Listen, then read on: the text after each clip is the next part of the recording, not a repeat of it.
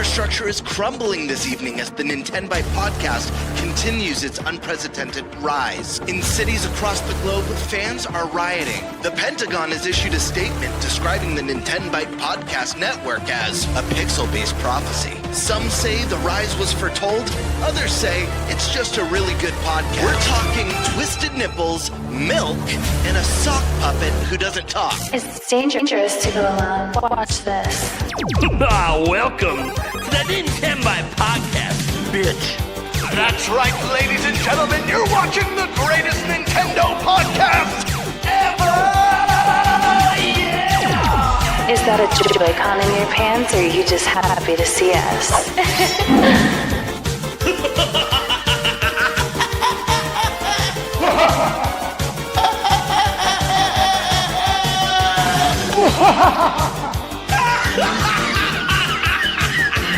Shut up!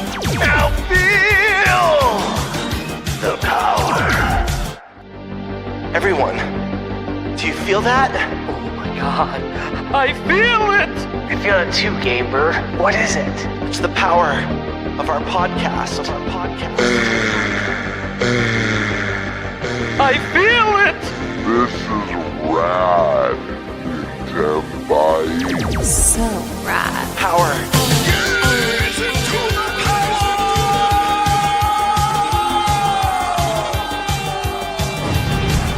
Now bask in their glory. I'm Nintendo Brian. Oh baby.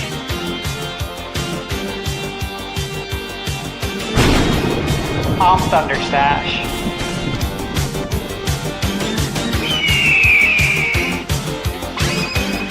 I'm Gamebird Classic.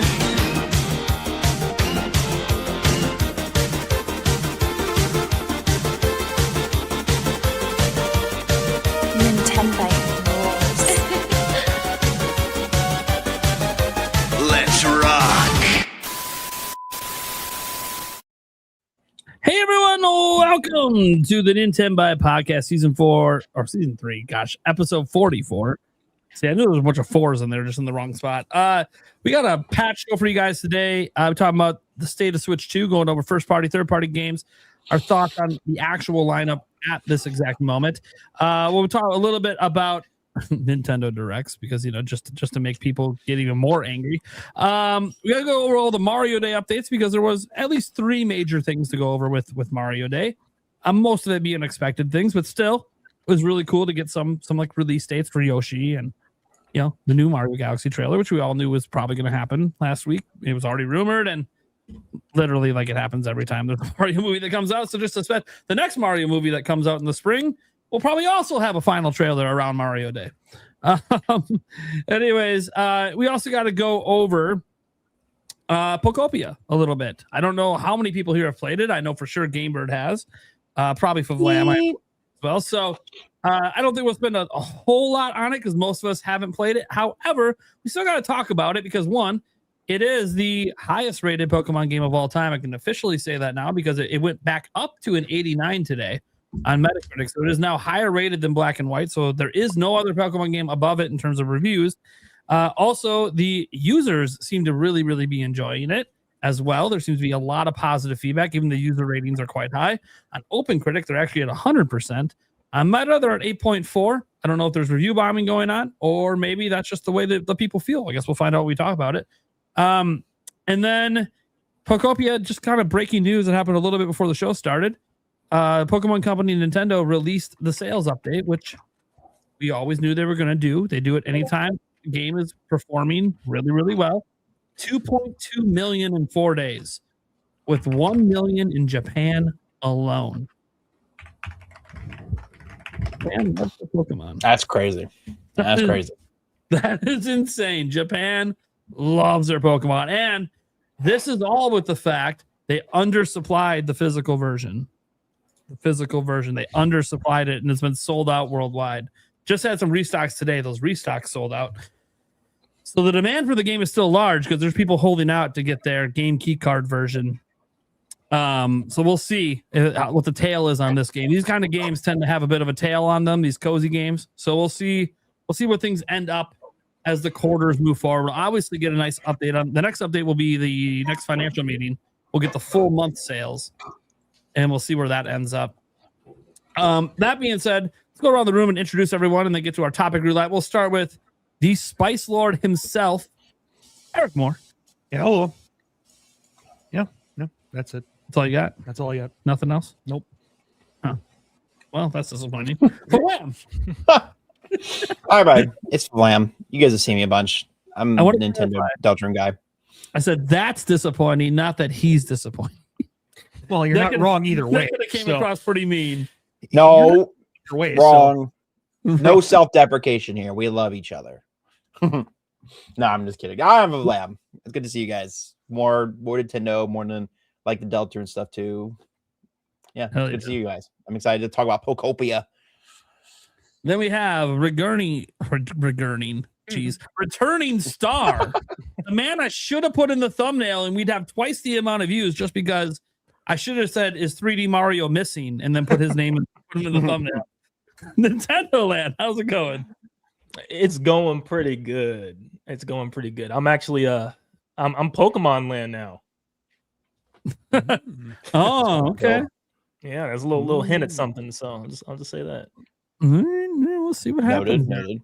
Yeah. Well, for the purpose of this podcast, I should have renamed it and then put your giant mug up. But Yeah. don't want to clickbait too much. Too much. They can't handle all that. Can't handle this too much. It already happens enough on your end. Exactly. What's up, guys? Happy to be here. Feeling a lot better today compared to last week. Still got something a little bit going on in the throat and in the sinuses, especially morning or night. I imagine I'll sound worse at the end of the show than I do now. But dude, I had that happen to me a couple weeks ago. Yeah, I get it. I gotta be clear. They say dress for success or dress for how you want to feel. You are wearing a pee pee poo poo shirt, so you should feel like shit. It's cool. It's kind of like 80s metal. It says pee pee poo poo. I'm all about it. Yeah, it's a great shirt. Well, I don't know if I'll go with great, but it is a shirt. I will say that. You know what is a great shirt? Thunderstash Gaming. Finally, we got Tim and Gaber the NintenByte merch. Bird, did you get yours? I did. It came maybe 30 minutes before the show started. I haven't opened the box yet, but I got it because I got off work rushed for the show. I'll be dressed for success next week, though. Yeah, I'm excited to see introduces everything. himself. How's the merch? Some outside perspective. How is it? I really like it. This shirt, especially, very nice quality. Yeah, that shirt was awesome. I saw that. I was like, oh, am I going to buy myself one? Dude, it's sick. I think there was one or two other colors. So, like, next time I put in an order, I'll get the other two now that I know the quality. Now that you know, yeah. Yeah, the patch is very high quality. Stash, I'm curious. I'm curious, man, because from what I understand, the merch that we use, at least the shirts that is those are made with real, Did you say all natural. I'm sorry? Did you say Wii U? I did. You did, yeah. I sure did. That's crazy. Okay, sorry, continue. The shirts that we use. Right on. Not a real Nintendo fan if you don't have your Wii U on hand. Absolutely. I take mine everywhere I go. Yeah, but, sir. Yes, sir. From what I understand, our shirts are made from real 100% all natural carrot fibers. Can you feel that? Can you feel the carrot fiber in the shirt? Yeah, I can, like, on my upper arms, but not my chest area. Because I'm wearing a wife beater underneath. Are we still allowed to call it that, by the way? Is that okay in 2026? Probably not, but Look, guys. Look at an Italian, that's what we call it. Look at our faces, consider our ages, and understand that's what we call the beaters that you wear underneath your shirt. I'm not trying to cancel you. I'm just trying to the audience. Hey, maybe we could avoid that common term, Right. My mom's been trying to bring back pantaloons. I don't know if that was ever a thing, but I don't like it. I don't like it at all. I actually find that more offensive. Yeah, I do So too. derpy actually. sounding. But Oh, fun. man. Yeah, Hey, happy to be here. Yes, lots to talk about, lots going on, so many games, not enough time in this lifetime. That's it. that's it. All right. There you go. And I'm Nintendo Prime. As you see it on here, $20. I have to grab it. It's over the red. Any $20 super chats, and I'll do a shot of red or blue. You'll see when I grab it. It's just been sitting here for days. You need to just get that shit out of my way. All right. So let's get into the topic roulette. We got some banger topics. So let's just go around the room. You know, let's see. Let's have no. Let's have Dash go first. Okay. I almost was gonna go first, but I'm like, I'll take topic 3, the big picture for Nintendo Switch 2. perfect. Since that has to happen before we do the Nintendo Direct topic anyway. So all right. Perfect. So that works out for that. Let's go to Eric. I'll do Mario Day. Mario Day. Yeah. I want to apologize ahead of time to people if you're watching the video version. We will not be playing the movie trailer. Ooh, I'm just kidding. Unfortunate. Universal will be on your You get ass in dinged. 5 seconds. Yeah, you get dinged. We're not getting the podcast dinged. We already had a slight ding last week for a sponsorship, so we're not gonna push the gods of Universal into being like, oh, come on, we're promoting your movie. Even though technically it's fair use. It doesn't matter. I'm not lawyering up. All right. And then let's go to, I guess, Gamebird. All right. I'll take topic number 4. Nintendo Direct. Ellipses. What now? Oh my gosh. And then I'll take topic 1, Pokopia, even though I never played. Well, that's perfect because you get to ask the questions first before you say anything. I have no thoughts on the game other than it does not interest me. Gamebird's leading 2 topics. And then people will be like, well, why won't you just play it? It's the highest rated game this year besides Resident Evil. And I'll be like, because I don't like Dragon Quest Builders 2. And I'm not a big Pokemon fan. So if I don't care about the Pokemon and I don't care about the gameplay, there ain't much left for me. Right. Unless I really like looking at cubes. If I had a cube obsession, that might do it. Cube. Happens. All right. Well, let's get this whole shindig going by tossing it over to the stash man. And I did not make banners yet. Whoops. Oh, yeah. I'll get it. Okay. What are we talking about? All right, guys. So, as always, it seems like there's an ongoing discussion about the Switch's lineup, the Switch 2's lineup. Okay. And I think it's important that we all kind of discuss the first party lineup here. We'll start with that, and then we're going to discuss the third party and go over its merits and its faults. Okay. And, what are we? What, 40 days? I mean, no, 50 days? 50 days into the year? Is that right? It's about right. Yeah. 50 sounds right. No. Not very many. Probably almost 60. Probably No, it almost 60. doesn't. No, because 30 with January, 28 with February. That's 58. And now we're at 68 70. days. 70. Yeah. We're Not very days many. into the year. Many days. Yeah. The point 365 being- days. And as we all know, look, and if you don't know, now you'll know, the slowest time of the year is January, Yep. February for retail. Yep. And there's a reason why. And we talked about this before. But for the most part, games don't release in December because money has already been spoken for by the time Black Friday is come and gone. That's why you don't release games in December. Because it usually means they're not going to sell well. That carries all the way to about spring break every year, which we're about a week or two away from spring break, give or take, depending on where you live. Developers really don't release a lot of games during this period also, because again, people don't have money. They're waiting for tax returns, right? There's a lot of things here. So I think taking that into consideration also, when we discuss this lineup of games that have come out so far. And, I got a list here. It's pretty encompassing. But let me ask you guys, is there anyone who would like to talk first about first-party games, what your thoughts were on them from Nintendo? First-party efforts. Is anyone prepared to give their piece on that? So is this year to date, like from launch to today, or future? No, just this year. Just this year? Yeah, what have we got so far, Yeah, from Nintendo, it's been Mario Tennis. And then we had Pokopia.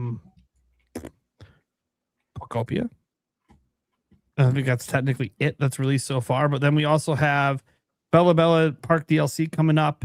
We have Yoshi coming up here in May.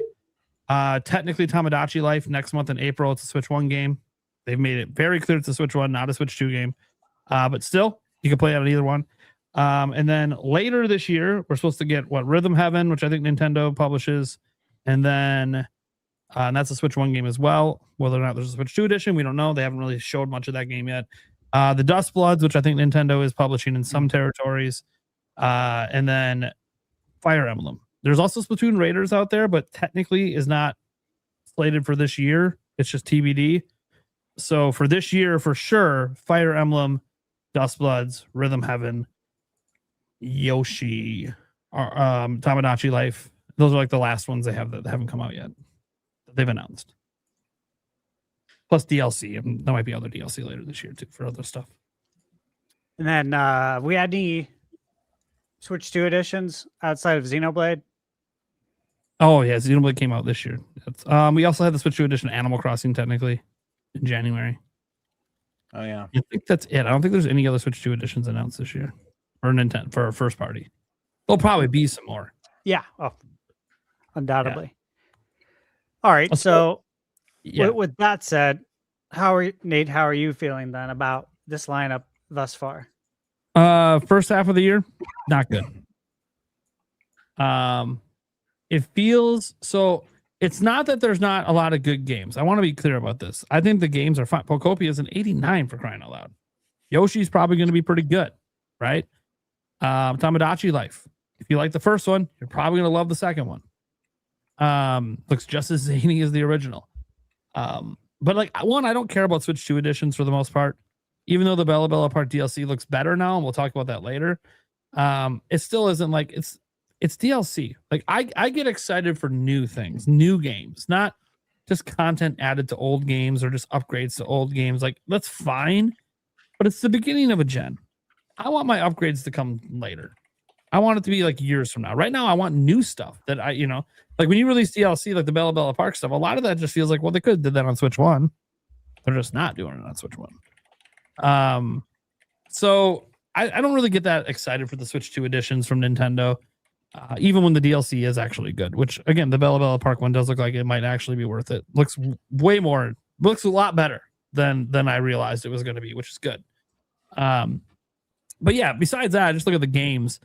And Mario, when Mario Tennis is the only game in the first half of the year that I have any mild interest in from Nintendo, to me, that's just, I said it before. So far, the lineup for the first half of this year has felt lackluster to me. Now, that doesn't mean the games are bad. It's just for me personally. Look at the lineup that we're getting right now, right? We got Pokopia, then Tamagotchi Life, then Yoshi. All of those feel like cozy games. Different types of cozy games, but still cozy games. Because Yoshi's just kind of become their cozy platformer too. And we've known this from the last few entries they put out there. We're not Yoshi Island days anymore. They've fully embraced it being sort of this more, I would say, more targeted at children, but more of a upbeat, very cozy, fun to look at and relax play, not a difficult game. which is fine. There's nothing wrong with those games existing, and I've enjoyed Yoshi games in the past. Just I'm kind of done with that style of Yoshi. They just keep doing it, and while the art style looks gorgeous, it just isn't doing it for me. The gameplay is not doing it for me. It just looks like even slower, cozy gameplay that I'm kind of done with that. I'm more excited for the third parties. Like I'm playing Requiem right now. It's great on Switch too. So yeah, from Nintendo side, this first half hasn't been great. The second half has Dust Bloods and Fire Emblem, and I'm really looking forward to those two games.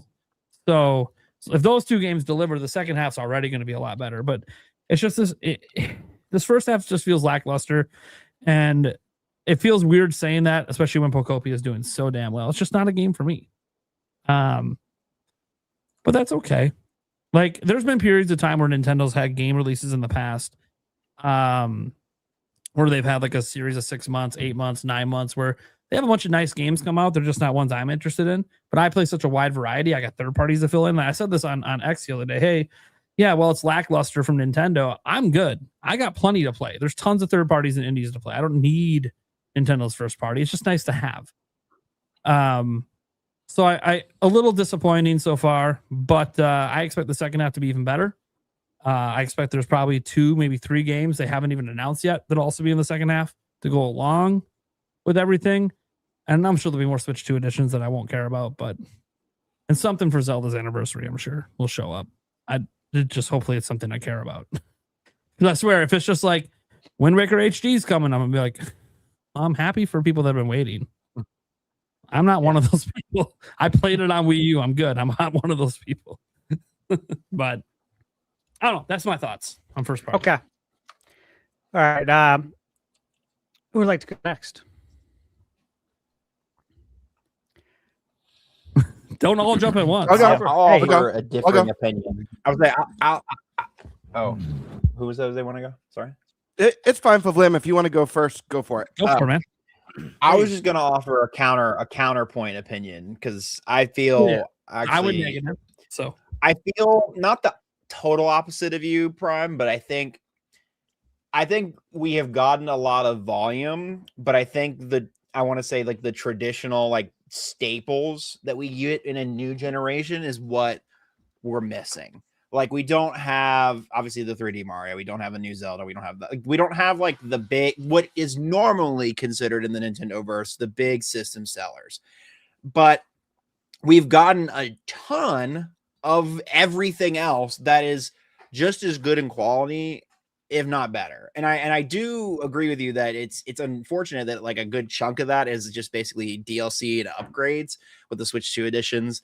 But I do think a lot of the stuff that we've gotten can stand on its own 2 legs, you know. But that's I don't know, like I think GK Bonanza is the biggest one that stands out to me, and then now Pokopia, obviously. I think also Prime 4 was supposed to be. I think they were expecting that to be more of a smash hit holiday thing than it was. It's fine. It's a great game, but I think that one unfortunately was suffered from the sunken cost fallacy of like it had this massive anticipation and it just didn't live up to whatever hype gamers wanted to give it, you know, or assign to it. Yeah, but I mean, I do agree though that I at least for this year, I think we'll get things that will be more, you know, okay, there's our holiday, there's our summer game, but I do think this might be a little bit more of a slimmer year than it was this past first year. I think we'll have like maybe 1 or 2 big hitters for the rest of the year, and I think that might be it. I don't know. The biggest thing that baffles me about this entire first year is how little like follow-up Mario Kart World has gotten. Like, am I crazy for saying that? Like, even just like DLC patches or just like a little bit additional content. Like, I'm not trying to say like a full-blown DLC. I just mean like little things. We've only gotten like 1 big update really that kind of adjusted that and addressed community concerns and all that kind of stuff. But I just feel like after you saw the success of like the DLC waves and everything and how iterative Mario Kart 8 was, I'm surprised you just wouldn't come out the gate with that strategy with Mario Kart World. There's a reason why. Sure. What's up? You tell me. June 5th. Expectations. Right. 1 year. That's when we'll get it. If we get it now, everyone's going to expect to get it again at the same time frame.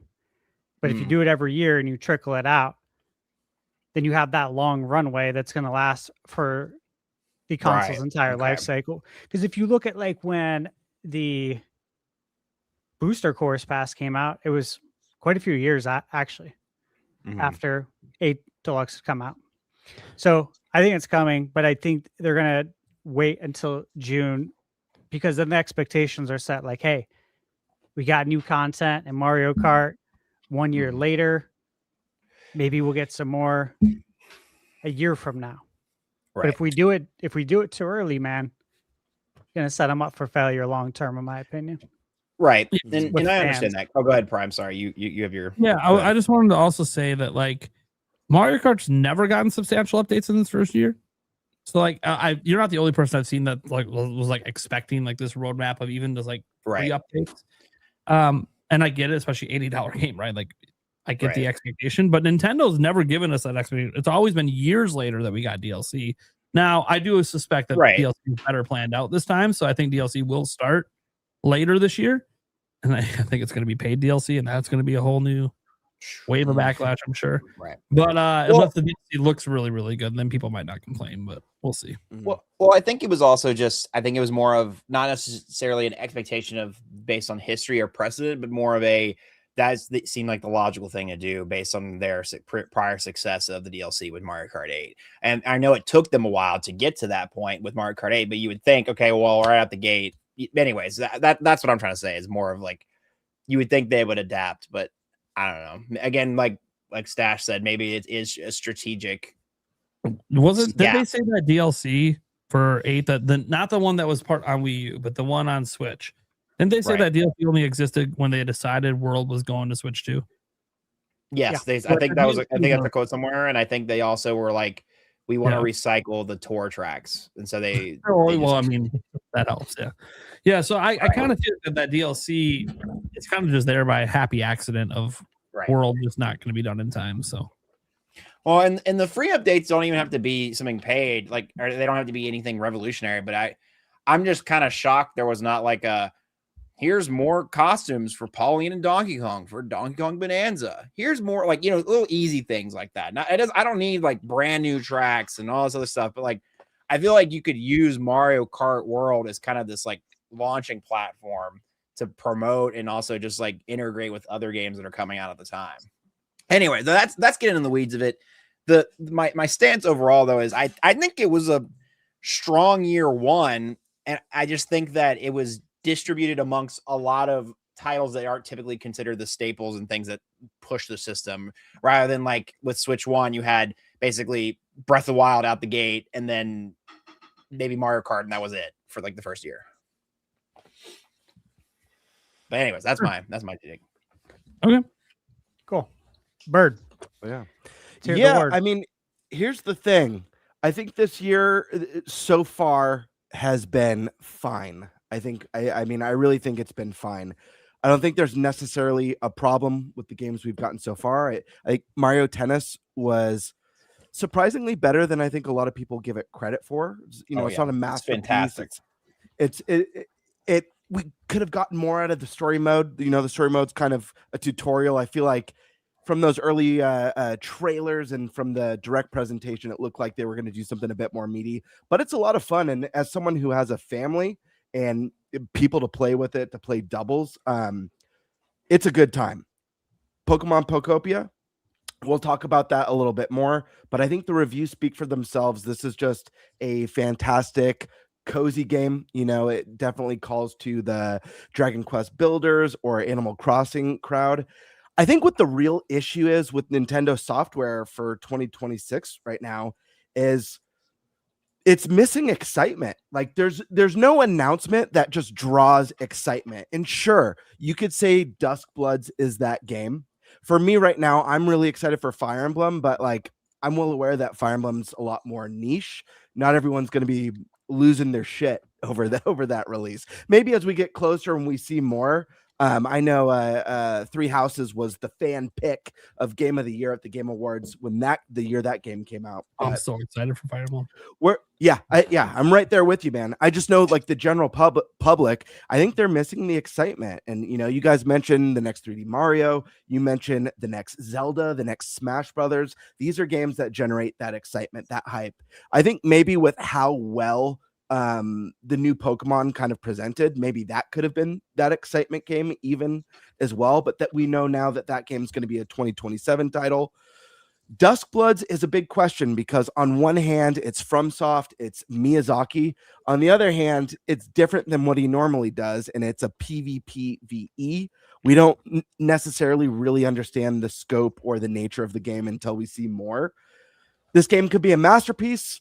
It could be a dud. We don't know. I think that's the gamble you take when you do these kind of online multiplayer games. So again, I think fine is defining Nintendo's current announced lineup that we know is coming for 2026.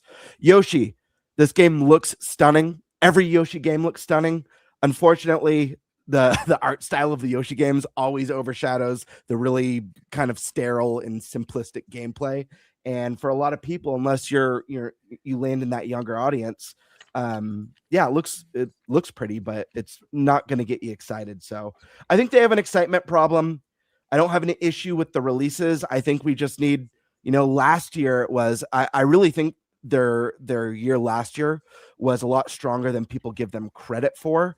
It was missing the big holiday title. That's what really kind of killed it last year for me. This year, I mean, we all assume they will have a holiday title this year, but I think we're all just kind of waiting. Like, what's the big thing that's going to draw people to the Switch 2? We already know, like the hardcore Nintendo fan base is already there.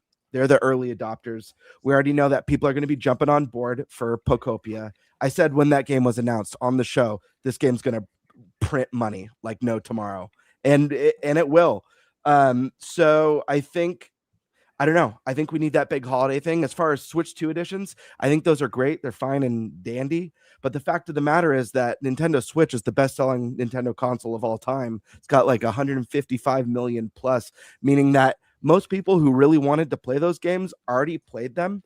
And anyone who's like Nintendo Prime, who doesn't go back and revisit games, probably isn't clamoring to start fresh with the Switch 2 edition. Maybe with Mario Wonder with the added content, but that's already a game that like played fantastic on Switch 1. So if you got your fill of that game, I could see like the curiosity. This is one that I think would benefit greatly from adding that DLC in Switch 2 edition for NSO expansion users.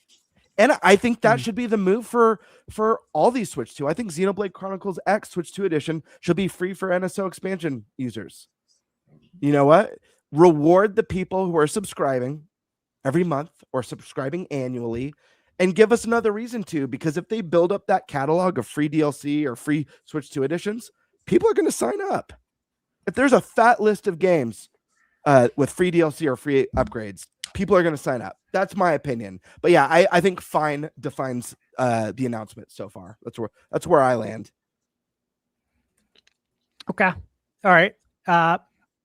Nintendo Land, how you feeling on Nintendo? Just the first party stuff right now. You guys really been hitting it on the head. I mean, it's fine.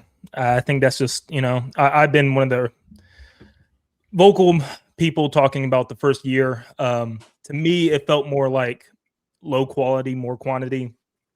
Just based on my opinion, based on the games that I played, I 100%ed every game that came out the first year. And someone that's been huge fan of Hyrule Warriors, it just felt like another Hyrule Warriors to me, nothing too special. Metroid was a little bit of a letdown for me. But I will say with the, smaller lineup of games we have this year, I actually feel the quality is up there. Like Mario Tennis Fever is one of the best sports games I've had in a long time. I feel like it's 100%. Very underrated. Very underrated. I was a huge Power Tennis fan, and I feel like this game to me probably even passes Power Tennis. So I was really impressed with that one. I see Pokemon's coming out swinging hard. I mean, everybody's actually really excited for the next gen. It looks good, finally. And then obviously Pokopia is huge. And as someone who's not a fan of Pokemon and not a fan of life sim games, sorry, Nate, I like it. I like it a lot. And yeah, it sucked me in, and we'll talk about that when we get there. But I mean, they're off to some pretty good quality right now, and that's, I can't complain. Yes, I would love a Nintendo Direct. I think that's the thing. We don't have a really good outlook into the future, but Nintendo's got games until June, pretty much until May. So I mean, do they need a Direct? Not necessarily. They could squeak by, but I mean, what are you going to do? I mean, they're going to keep pumping out these games. They got a game every month, and so far they're good. But like you guys have been saying, the holiday game, there's just no big holiday game right now. Everybody's looking for that next Mario. Some people looking for that 3D Mario. I'm just saying, people, somebody out there is losing their mind over. But Somebody cares. What's that? Where's the guy who's like in the hot dog? He's like, we gotta get to the bottom of this. Somebody wants a 3D Mario game. Someone out there is crazy. That's all I'm saying. But, but yeah, I mean, I don't know. I feel like I have no clue to even when to predict this thing. People are saying June. People are saying April. People are saying they have inside sources saying March. I mean, I don't know. I don't listen to anybody anymore. I'm just like, you know what? Nintendo's going to do what they're going to do. We'll get into it more, the direct part. The only leaker I trust is Nate the Hate. When Nate the Hate says it, that's the word. And otherwise, don't trust it. I don't know. I heard the bird is the word. Yeah. Standard. That's what I heard too. That is standard.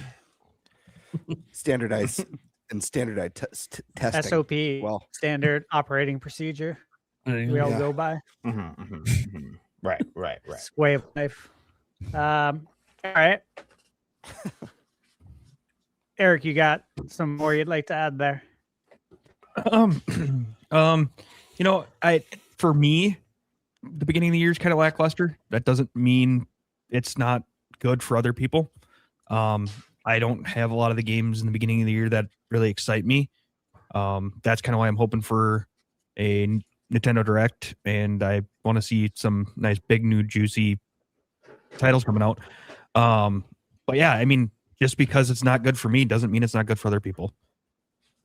So, which is actually probably a good thing for me that it's not good for me, because I can finally somewhat catch up on my backlog. So, true. Yeah, it's funny too. Nintendo's apologizing to me for enjoying the game. I'm like, dude, enjoy the game. I want people. Yeah. I want people to enjoy Pokopia just because it's not my kind of game. We're in the same situation. That's what's so funny. It's like you're not a big Pokemon fan. Because I was the same way. I was like, why am I buying this game? I'm not gonna like this thing. And it was like, shoot, maybe I will. I don't know. Did you play Dragon Quest Builders 2? I didn't.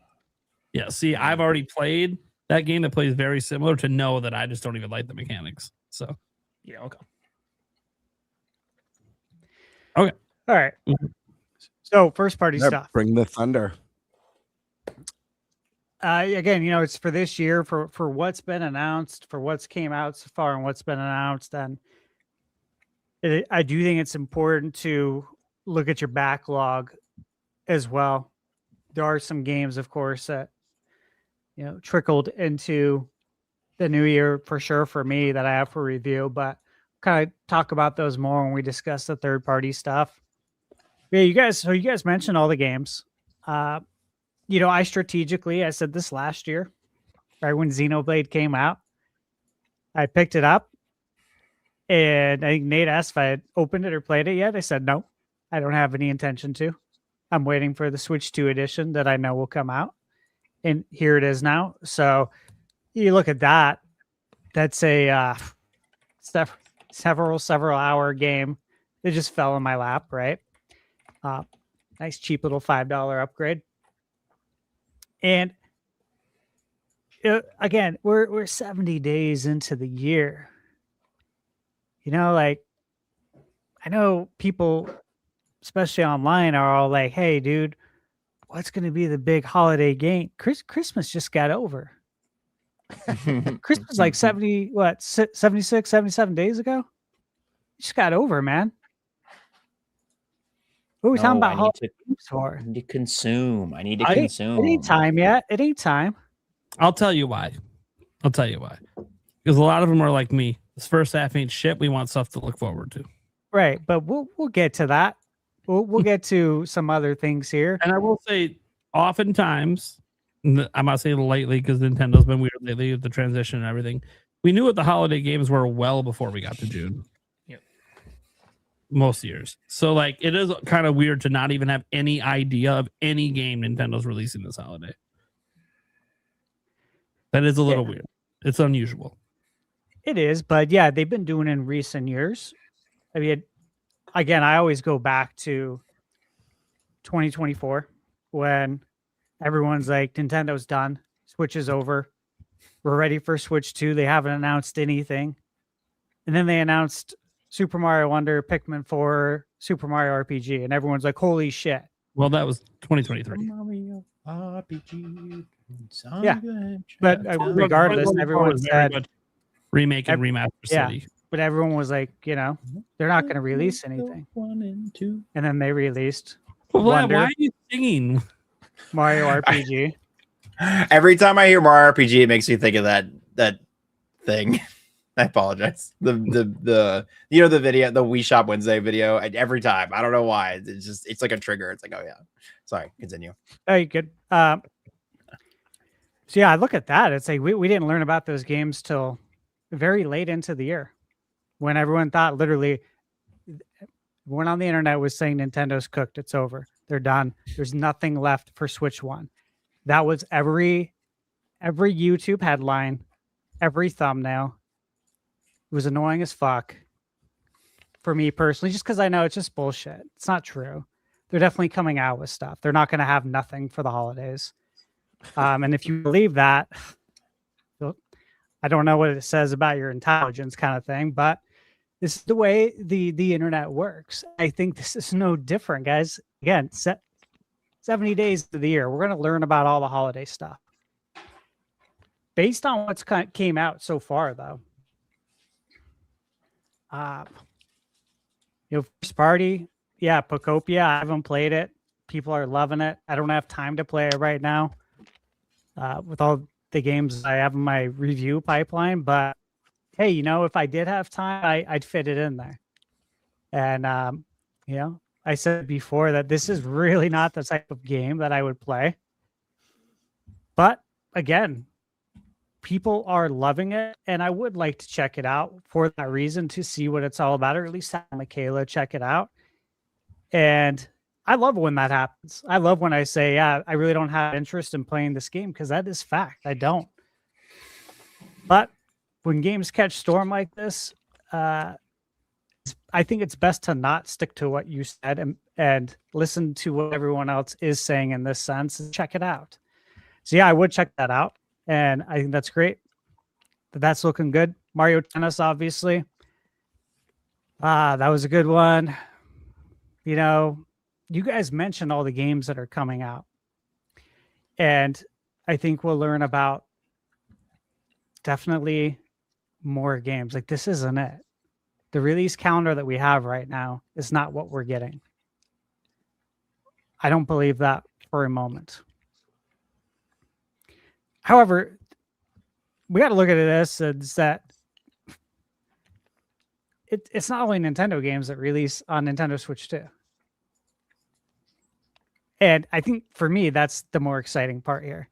Outside of the things that I've already talked about several times on this podcast, with like the backwards compatibility, playing Switch 1 games again, and now they're performing better. All these nice little surprises, the Switch 2 editions, all that good stuff. We're about the third-party games. So let's jump in to that aspect of it. And we'll go ahead and go in the same order. Nate, what do you think about the third-party lineup thus far this year? And then what we have planned for the rest of the year? Okay. So I think it's good to try to go over some of them. I don't know all of them off the top of my head. It's okay, because I do. Well, rattle them up for me then, so I don't have to try to look them up. Yeah. All right. Here we go, guys. Let's see here. Let me scroll. So this is what has come out so far, and I'll pause when I've announced everything that's came out so far, and then I'll go into the games coming out. Okay. This is gonna be like 40 minutes. Now, again, some of these games, they may not be household names to you. And that's because, not everyone plays third-party games on Nintendo. But these are games I've reviewed, so they're obviously on my list. Traveler's Refrain, nice little indie style Zelda game. We had Animal Crossing Switch 2. Legend of Heroes Trails Beyond the Horizon scored very high on Metacritic. Mio Memories in Orbit also scored very high on Metacritic. I drafted the game. I reviewed it. Great game. Final Fantasy VII Remake Integrate.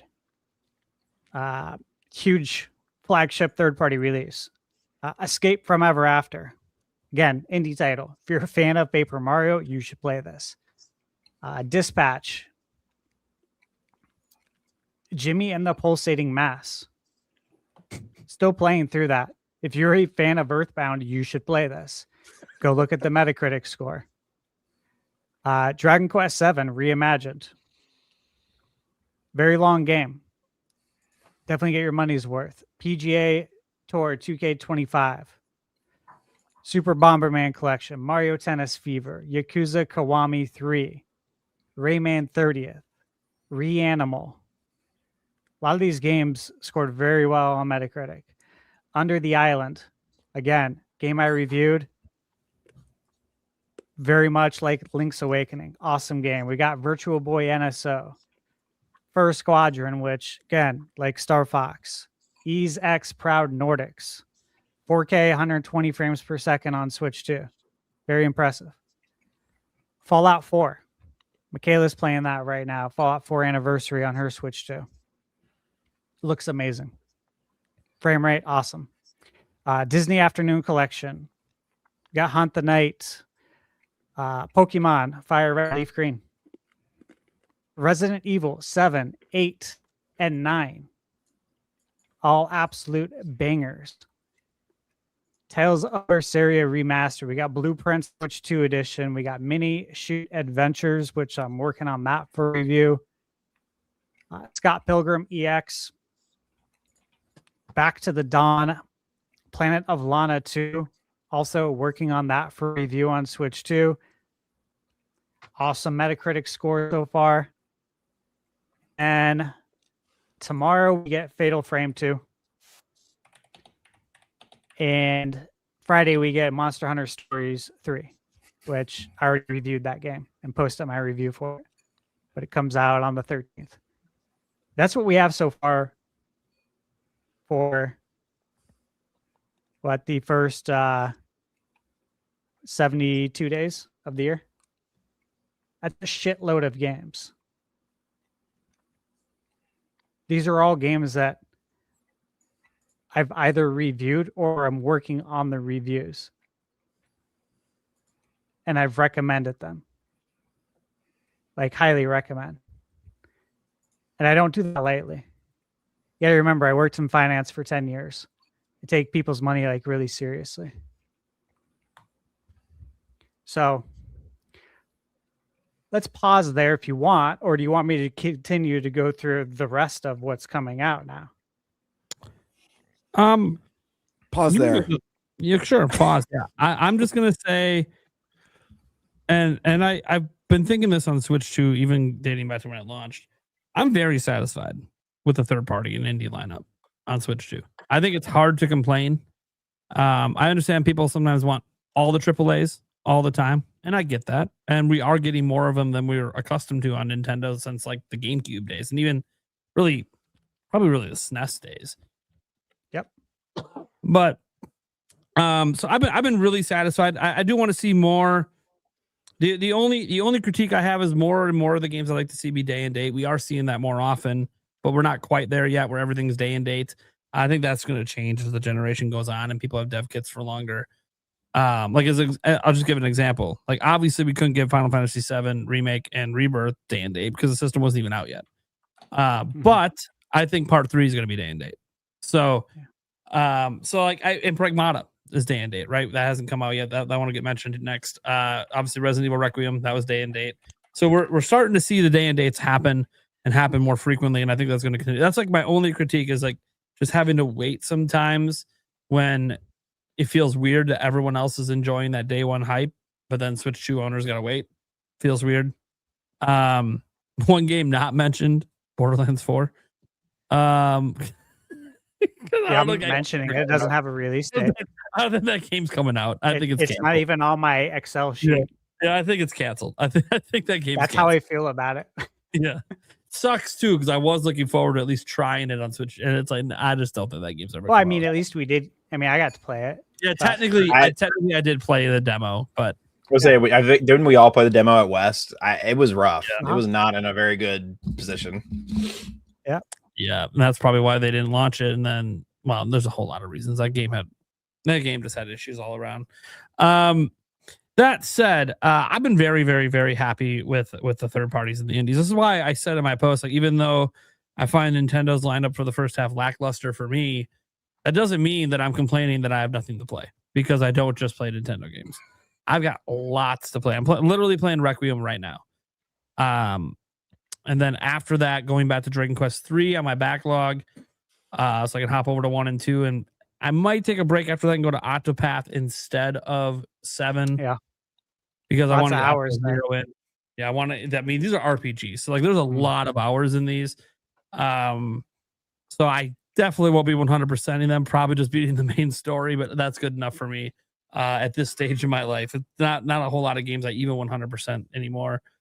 I think the last one I 100%ed was, I mean, Tears of the Kingdom, but besides that, Zelda's just different for me. Maybe Odyssey. That's how long it's been since I've 100%ed something. And I didn't really mean to. I just got kind of addicted to moon hunting for some reason. Yeah. I don't know why. That's like the best way to 100% a game. Yeah. Yeah, a lot of it wasn't even like hard. Like there's moons everywhere. It's like a little dopamine hit. So I'm like, oh no, I gotta find them all. I can't leave this level until I find every single one. But yeah, besides that, I look, the third party stuff I've been very pleased with. That's really all I have to say on it. It's not perfect if you're looking to get everything day and date and every single major third party over, but it's getting there. And the important part is when we do get them, they're looking and running well. And that's awesome. The indie wise, of course, that was always going to be the case, but the AAAs that everyone was worried about, they're looking and running just fine. Yeah. Even Fallout 4 Anniversary Edition that, Michaela's playing, that runs really well. That's without DLSS that they said they're adding to it still. Yeah, she was like showing it off to me. She was like, taking her Switch. She's like, look at this. Look how great it looks. I'm like, yeah, it's awesome. I'm happy you're happy. Awesome. Yeah, Fallout 4 is awesome. Yeah. Not my favorite Fallout, but I mean, look, the last taste of Fallout was 76. So I loved it, man. I saved it. I saved it for COVID. That's when I started it. And it was like, this is the perfect COVID game, dude. Perfect. Especially the apocalypse and everything. Yeah. So good, dude. This is what the world's gonna be like in a year. Yeah, it hit off my mountain. And we're all fighting for everything. Yeah, dude. It hit on a different level because of that. But yeah, no. I'm just very, very pleased. I don't have any real complaints. Even the few games that have come out that I'm like, oh, I wish they were on Switch too. That's all right. There's other stuff, but there's just so much. Like you even mentioned, I've watched a ton of your reviews this year. All it's done is make my wish list grow massively. Like when my game buying freeze is over, which might be when I peel through the rest of my backlog, I was like, I don't even know where to start on the wish. Probably the games that don't take as long to beat. but yeah. Thanks, man. Appreciate you watching them too. And happy to hear that. All right. So Nate, you get your piece on that. Let's say for Vlam, what are you thinking about? Again, this just those games I went over. We'll go around with everyone, and then I'll go with what's coming for third party. I mean, I think third party is the thing that's the most impressive about the Switch 2. I'll be real, especially within the first year. I think, like the fact Resident Evil is on, the brand new Resident Evil is on there day one. It looks as good as it does. It runs as well as it does. I mean, I'm like about to pick it up on the Switch just so I can do that. I think you probably saw my tweet about this. My Blueprint is on Switch 2 now. And I was Prince, talking yeah. about this on the podcast. I was saying that would be the perfect game to grab and play a run, do a run right before bed, and then call it a night. Yeah, which I've done multiple times now. Yeah, that's a great game of 20. That's like one of the best games of 2025, in my opinion. One of the best indie games. If you haven't played that, you should play that like yesterday. Yeah. Excuse me. Sorry, I'm having my dinner. But yeah, third party wise, it's been fantastic. Like, I can't think of a Nintendo console that's like done better with third party other than the Switch itself. But especially within the first year, I don't think any Nintendo console comes close to what Switch 2 is doing right now. I mean, it feels like you can play basically anything that's not a console exclusive. You can play it on Switch 2 now. And I agree with Prime that it is weird that there's this weird, like some games have this like delay with them. But I think it's just a developer kit. Like there's just a lack of them and like the developing issue. It's less about marketing and whatever. It's just more of a lack of resources and availability. So eventually we'll probably get there where it's all dropping the same day. But like it's mad impressive that we see the graphical fidelity and the games that we see on Switch 2. Period. Absolutely. Bar none. Yeah. All right, Bird, what are you thinking? Yeah, I mean, I've said it before on this show that especially after that first partner showcase we had this year, that they are following through on the promise of killer third-party content on the Switch 2 in a way we've never seen in a Nintendo console before. And I mean, Favlam's right. Like, in some ways, certain things are we're going to be waiting on. There's going to be some delays, but the fact that we're already seeing like huge day and date third-party releases like Resident Evil 9 that really pushed the envelope for what a lot of people thought was possible on the Switch 2 tells me that, yeah, maybe like this first year and a half, we're going to be getting some of those older ports that, a lot of us maybe would have wanted a couple years ago, your RE7s and 8s and Kingdom Come Deliverance and Cyberpunk.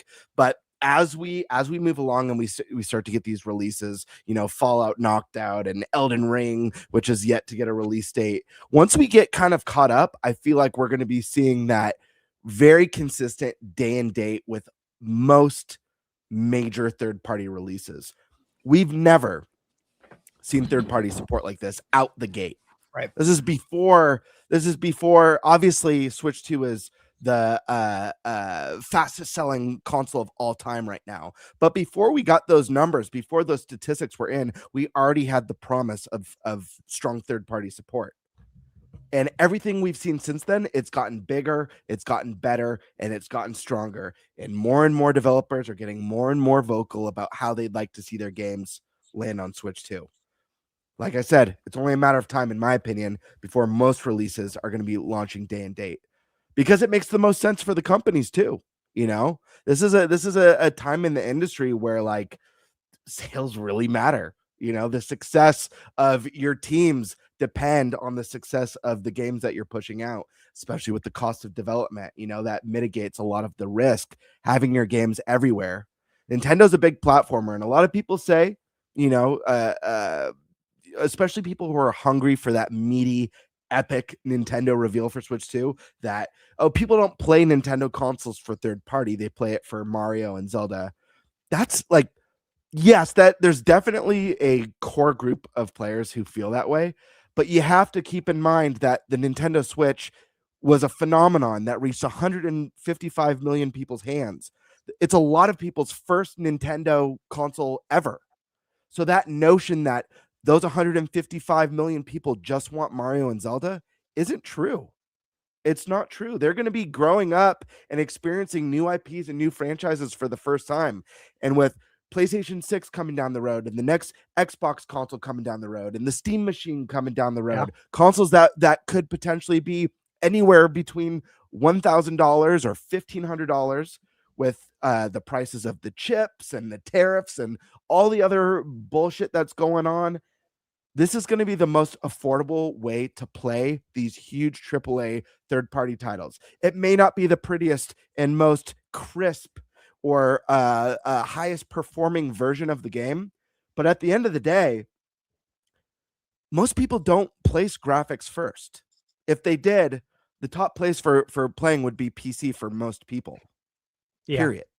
Yeah. Graphics matter to a degree, Yep. but they don't mean anything. And if they did mean everything, the Wii wouldn't have been the best-selling console its generation, and the Switch wouldn't have been the best-selling console this generation. People want a low barrier of entry with great games that are a ton of fun to play. The third-party support we're going to see is going to do that for Switch 2. There's room to improve, I feel, on the first-party side, and that's just like, again, like I said in the in the last part of this topic, I think it's been fine. I'm happy with what we've received. I full on understand that there's going to be big surprises to come. People are hungry though, and I get that. Third party should satiate that. And if you are a person who only, and I said this last week, if you're a person who only plays Nintendo consoles for first party games, the big ones like Mario, Animal Crossing, Zelda, or Smash Brothers, try and get out of your comfort zone, broaden your horizons. There's so many great offerings there, and not just from games like Resident Evil 9. We have phenomenal indie games. We just had an indie showcase, some really cool stuff that launched. All those games Shadow I just Drop mentioned, several that indie day. games. There's a game, you're a Zelda fan, there's a game that released that Stash reviewed on his channel. What is it called? Under the Island, yeah. Under the Island. 16-bit Zelda-like. Phenomenal reviews, not just Stash's review. I think it's like sitting at like an 84, 85. Yeah. That's excellent. That's a higher review than a handful of Nintendo's offerings so far on the Switch 2. So try and broaden your horizons, get out of your comfort zone a little bit. I do encourage it if you feel like you've got nothing to play. That being said, I think if there's anything while you wait for the big main courses from Nintendo's first party side, enjoy what's happening right now, because it's only going to be good for this platform. And not just that, it's going to be good for the industry as a whole. It's going to be great for these teams. If RE9 does well on Switch 2, that's going to be great for Capcom. And I don't know. I think we need that, especially at a time where there's so many studio closures, so many layoffs. Let's celebrate these successes. And in my opinion, this strong third-party support is a success for not just Nintendo, but for gamers and for the industry as a whole. So I'm feeling really great about the third-party stuff that's going on Switch 2. Okay, awesome. And I'll get into the games that are coming up after we go around here. So, Landon, Nintendo Land, how you feeling on the third-party offerings so far that have released this year? Yeah, I think this is the Switch 2's greatest feat, honestly, right now. I think it's hard to even complain about it. Like you guys have been saying, almost everything you could want right now is on Switch 2, and it runs really good. As someone who's already played like Final Fantasy VII Remake, I normally play my third parties on my PS5, but my friend, he got it on his Switch too, and I was impressed. I was like, wow, I knew I was watching the trailers and stuff and the gameplay, but I'm like watching it from him, and I was like, this thing can run this really, really well. And I think people, they go online and they say what they want to say without actually trying them out and seeing them firsthand. But yeah, Switch 2 it's pretty impressive. And the third-party lineup is, like I said, to me, I think it's just as strong, if not stronger, than most of the first-party they've released so far. And I'll be the third person to shout out Thunderstash, because you put me on, actually. Every now and then I see you just these games, like I never even heard of the Plucky Squire. That was one that you covered last year, and I was like, that was an amazing game. Like I was like, game. It's so unique. I've never played a game like that ever. And I was like, yeah, there's so many like little gems that like people are missing. And like every now and then I see you, like you'll post something like that and like an little small indie game, something I've never even heard of, and it ends up being one of my favorite games of the year. It's good to hear. So yeah, that's my goal. Stepping out of your comfort zone. That's the Switch 2 for you right there. Just trying stuff out that you may not even think you'll like. You never know. Yeah, absolutely, man. Well said. Eric, what do you got about just the games that have come out so far this year, third party? Yeah, third party wise, it's got to be one of the biggest years for third parties for Nintendo in a long time. You got some pretty big bangers with RE9, and things like that. So it's exciting. Probably not gonna play a ton of the games, but just because I don't have time. But I'm happy they're there. It is freaking fantastic to see this, and it's only hopefully going to get only better from here. Yeah, absolutely. And look, I'll briefly just give my piece on the first, chunk of games so far. I think I say it every week. I'm really busy. I'm not kidding. I'm like jam packed, and I'm trying to be as efficient as humanly possible and try and find new ways to be more efficient every day. I did this 20 years managing in restaurants and then in mortgage. Every day, like, you try and get a little bit better, try to get a little bit faster so you can reward yourself, right, with more time. That's the whole point, right? So you can enjoy your life a little bit more instead of working all the time. Now, for me, what I'm doing now, it's work, but I love it. Don't mind doing it at all day. For me, I'm just trying to fit in more games to review because there's just so many games I want to cover. There's so many games I'm aware of. And again, like indie titles that I know nobody knows about that I've been following. Some of these games I've been following for years. Like, you could look at my Steam wish list and it'll show you the date that I started following this game. Some of them are several years ago, and they're going to finally like break off this year. And I'm like, dude, can't wait. And again, some of these games, these indie games, they get signed up with a PR team. They'll hire a PR team to, go on social media, and some don't. And the ones that don't, fortunately, it's a major uphill battle. And the only way anyone's going to learn about these games is if someone covers it like me. And as you guys know, most review websites are not going to cover these games because they're not going to get the views that they want. And it's sad. But that's the reality of it.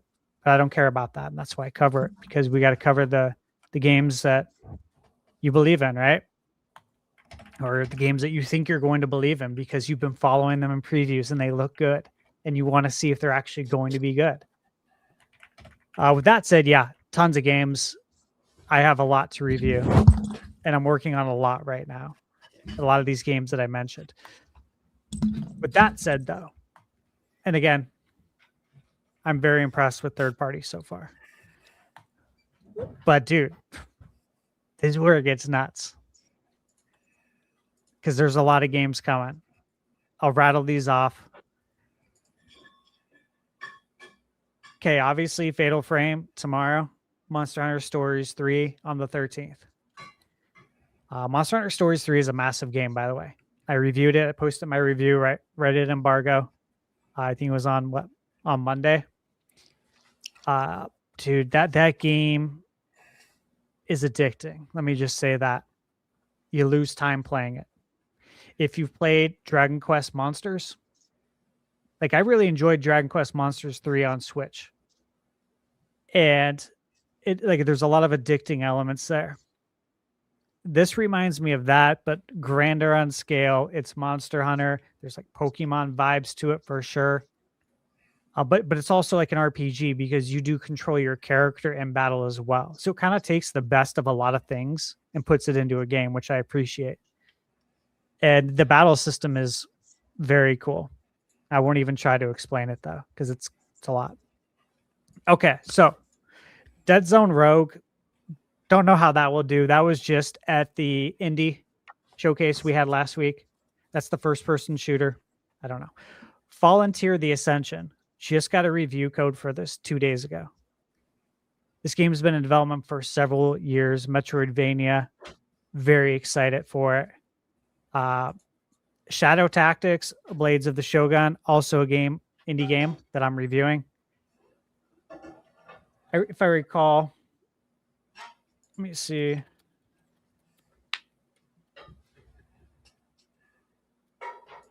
think that game did really well. 85% on Metacritic. Okay, that's coming to Switch 2 on the 18th. Mouse Joy-Con controls as well, which is nice for this type of game. Dynasty Warriors 3 Remastered. Ariana and the Elder Codex by Idea Factory. Looks very cool. Machine Gun Fury, which is a game you probably haven't heard of. And if you go through the eShop, you may have seen it, and you may have thought it looks like slop. I'm here to tell you it's not, because I've played it. Obviously, it's not out yet. But if you grew up with the NES, it combines a lot of really cool games like Cobra Triangle, Contra, Jackal, which, dude, I love Jackal by Konami. Love that game. It's the game where you control the tank. Great music. But it combines a bunch of games that we enjoyed, like Metal Slug, and puts it all into one. And it's super cheap. Mario Wonder Switch 2 edition.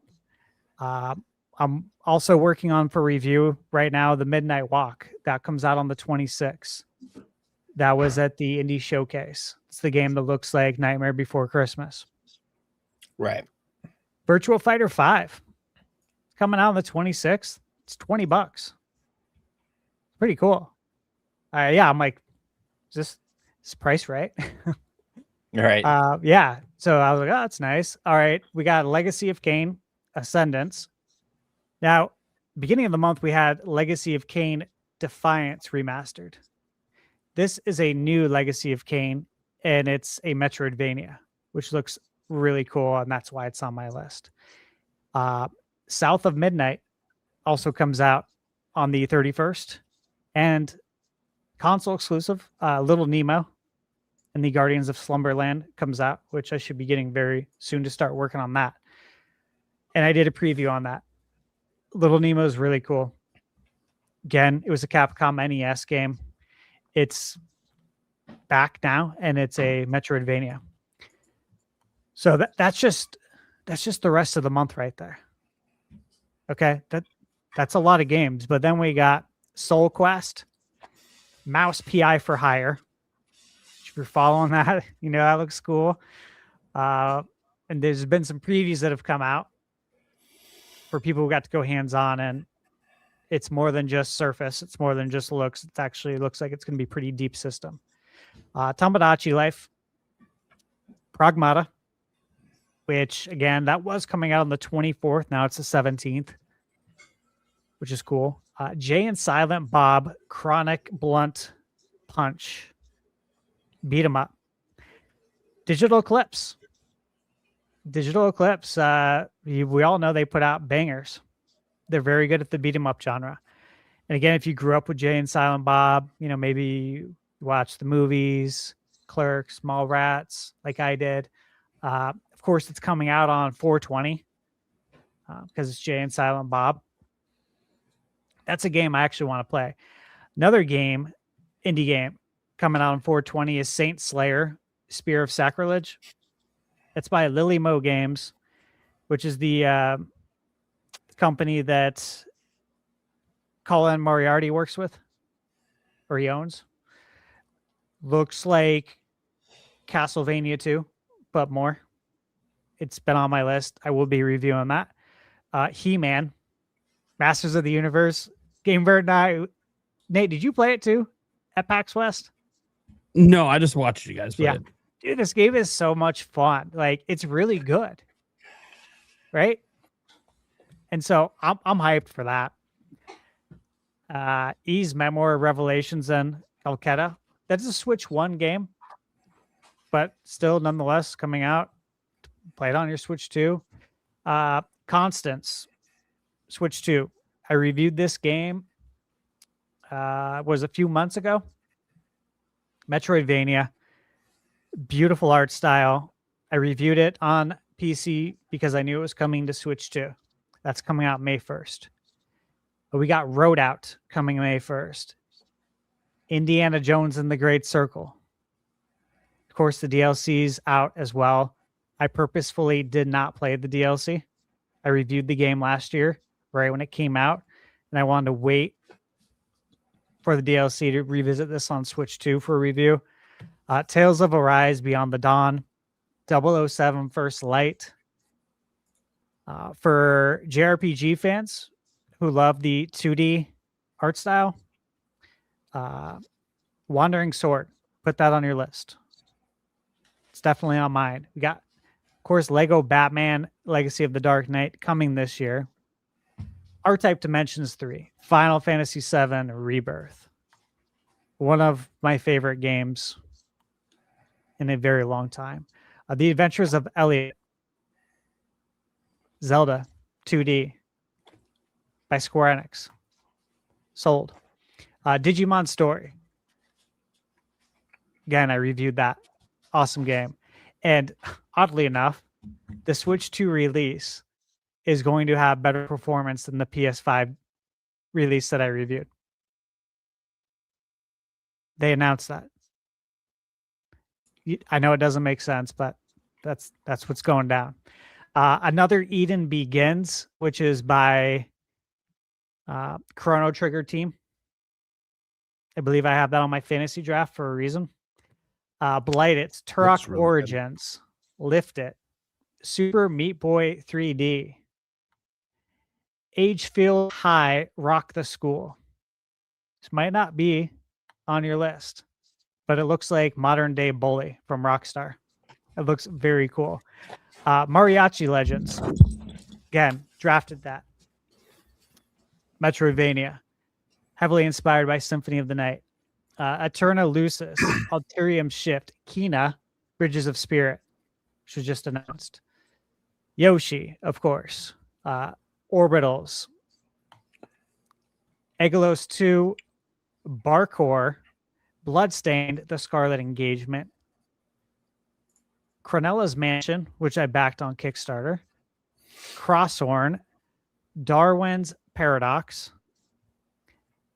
Data Police is still slated for TBA 2026. Deus Ex Remastered, Eden's Guardian, Elden Ring Tarnished Edition, Elementalist, which that's one of those games that's been on my wish list for several years, finally dropping this year. Enter the Gungeon 2, Hella, Kingdom of Night, Kingdoms of the Dump. Reviewed both of those games on PC because it was coming to Switch 2.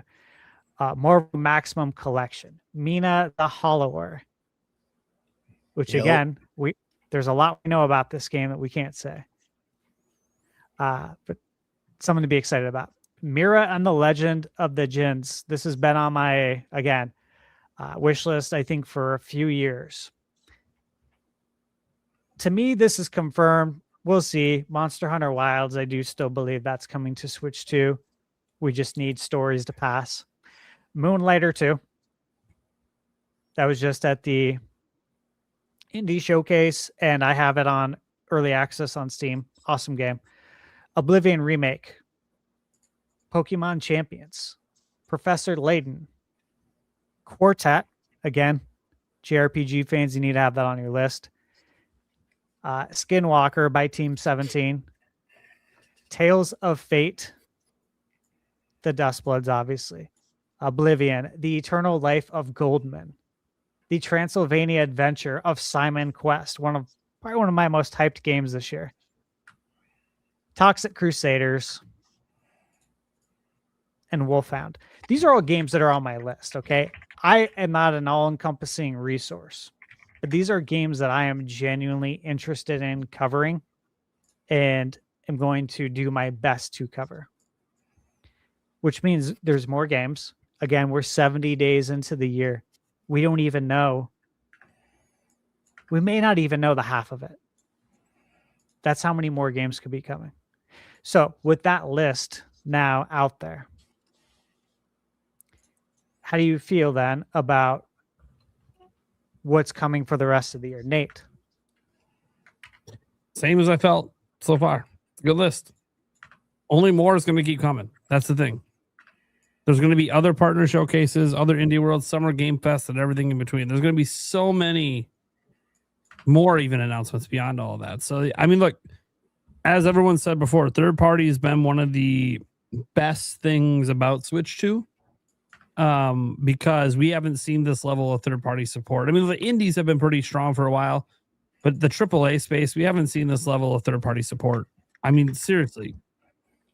It might be, I don't want to quite say it's a SNES days because SNES got literally everything and we're not there yet. But it feels already better than the N64 days that came right after it. So easy. So it's almost back to, like, let's just put it this way. Nintendo's almost back to just getting everything, which is awesome. Because then the only things they won't have will be the PlayStation exclusives. and obviously, PC exclusives as well. But anything multi-plat, we're getting to the point they're just going to have it, and that's awesome. And by the way, I remember us talking about this for a whole year. Well, one of the big hopes for this system was it just needed to be powerful enough to get the games. Yep. So far, so good. I agree. And again, like Resident Evil Requiem, I posted my review for that, and it was on Switch too. I cannot believe. I mean, I can't, but holy shit, the performance is insane. Like for me, I think for everybody, that should give you a lot of confidence about what the Switch 2 is capable of, because it's only going to get better. We all know this. As years go on, the games get better because you learn how to develop with the system. But Lamb, how you feeling about that list of games? Is there anything, does it excite you more? Is there specific games that excite you there? I mean, I've obviously Mina the Hollower. That was one that kind of perked my ears up. I was like, oh yeah.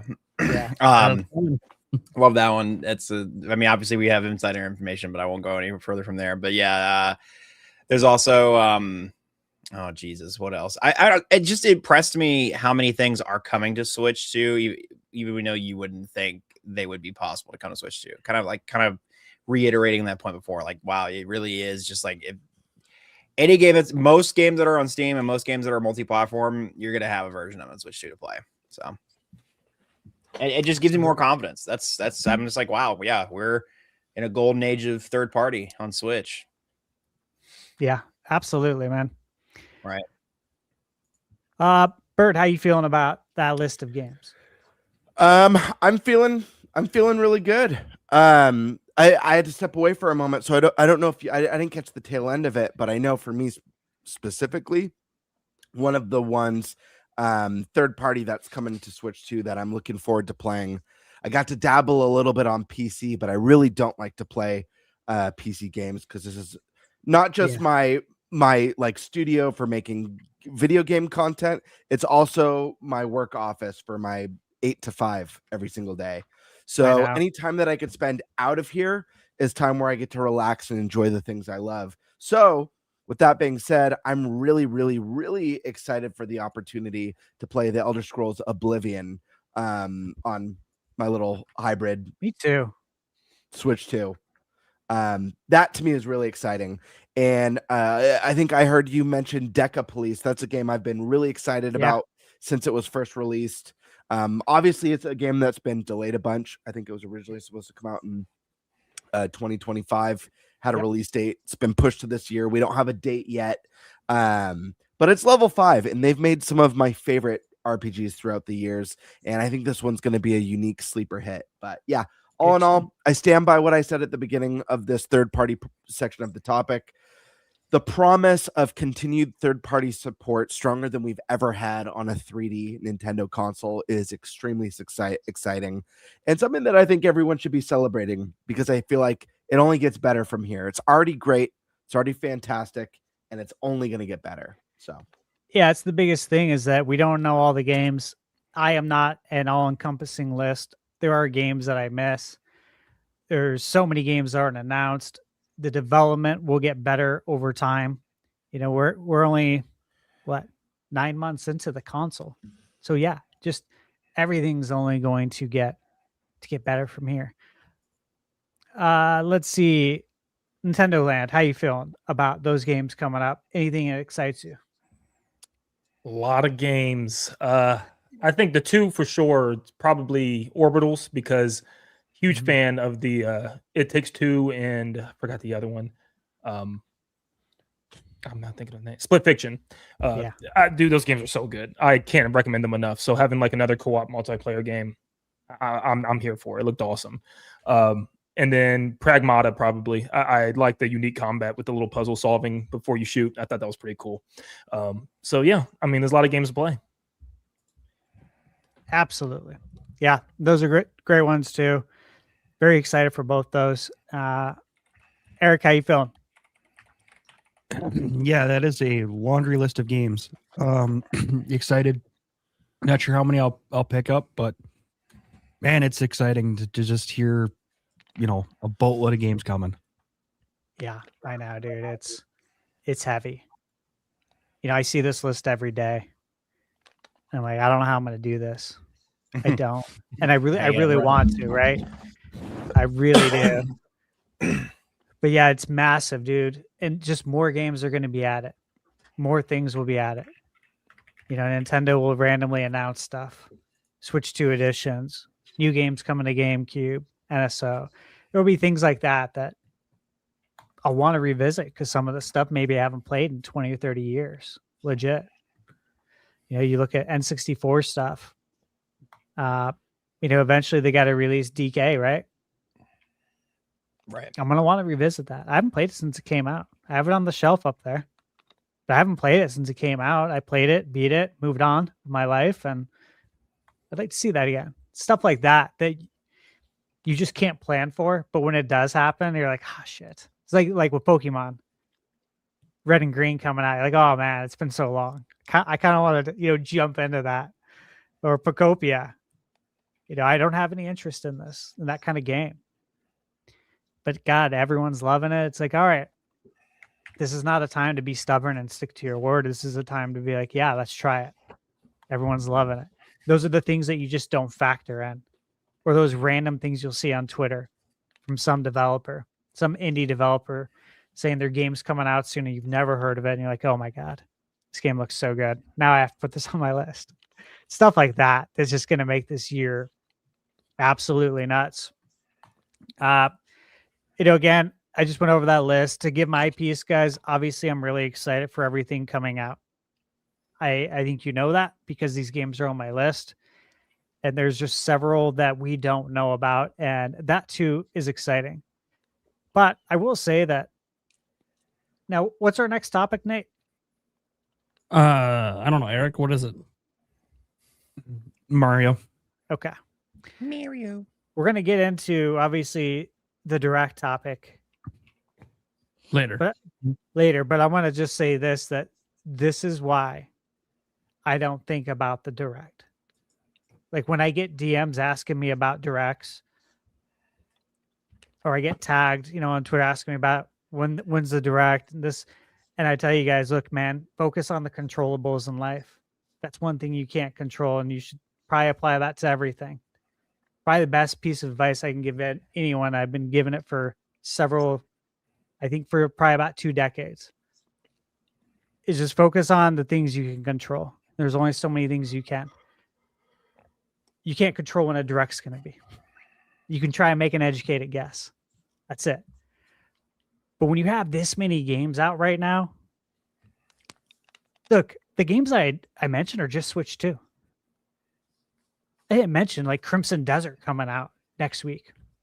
You know what I'm saying? Like if you own multiple consoles, holy crap. Like if you have, I would say Xbox, they only have one exclusive that I know of this year. But when you look at PC, PlayStation, Nintendo Switch, go ahead, Nate. Well, you mentioned Xbox. They have quietly retired the "This is an Xbox" campaign. They deleted all signs of it. Yep.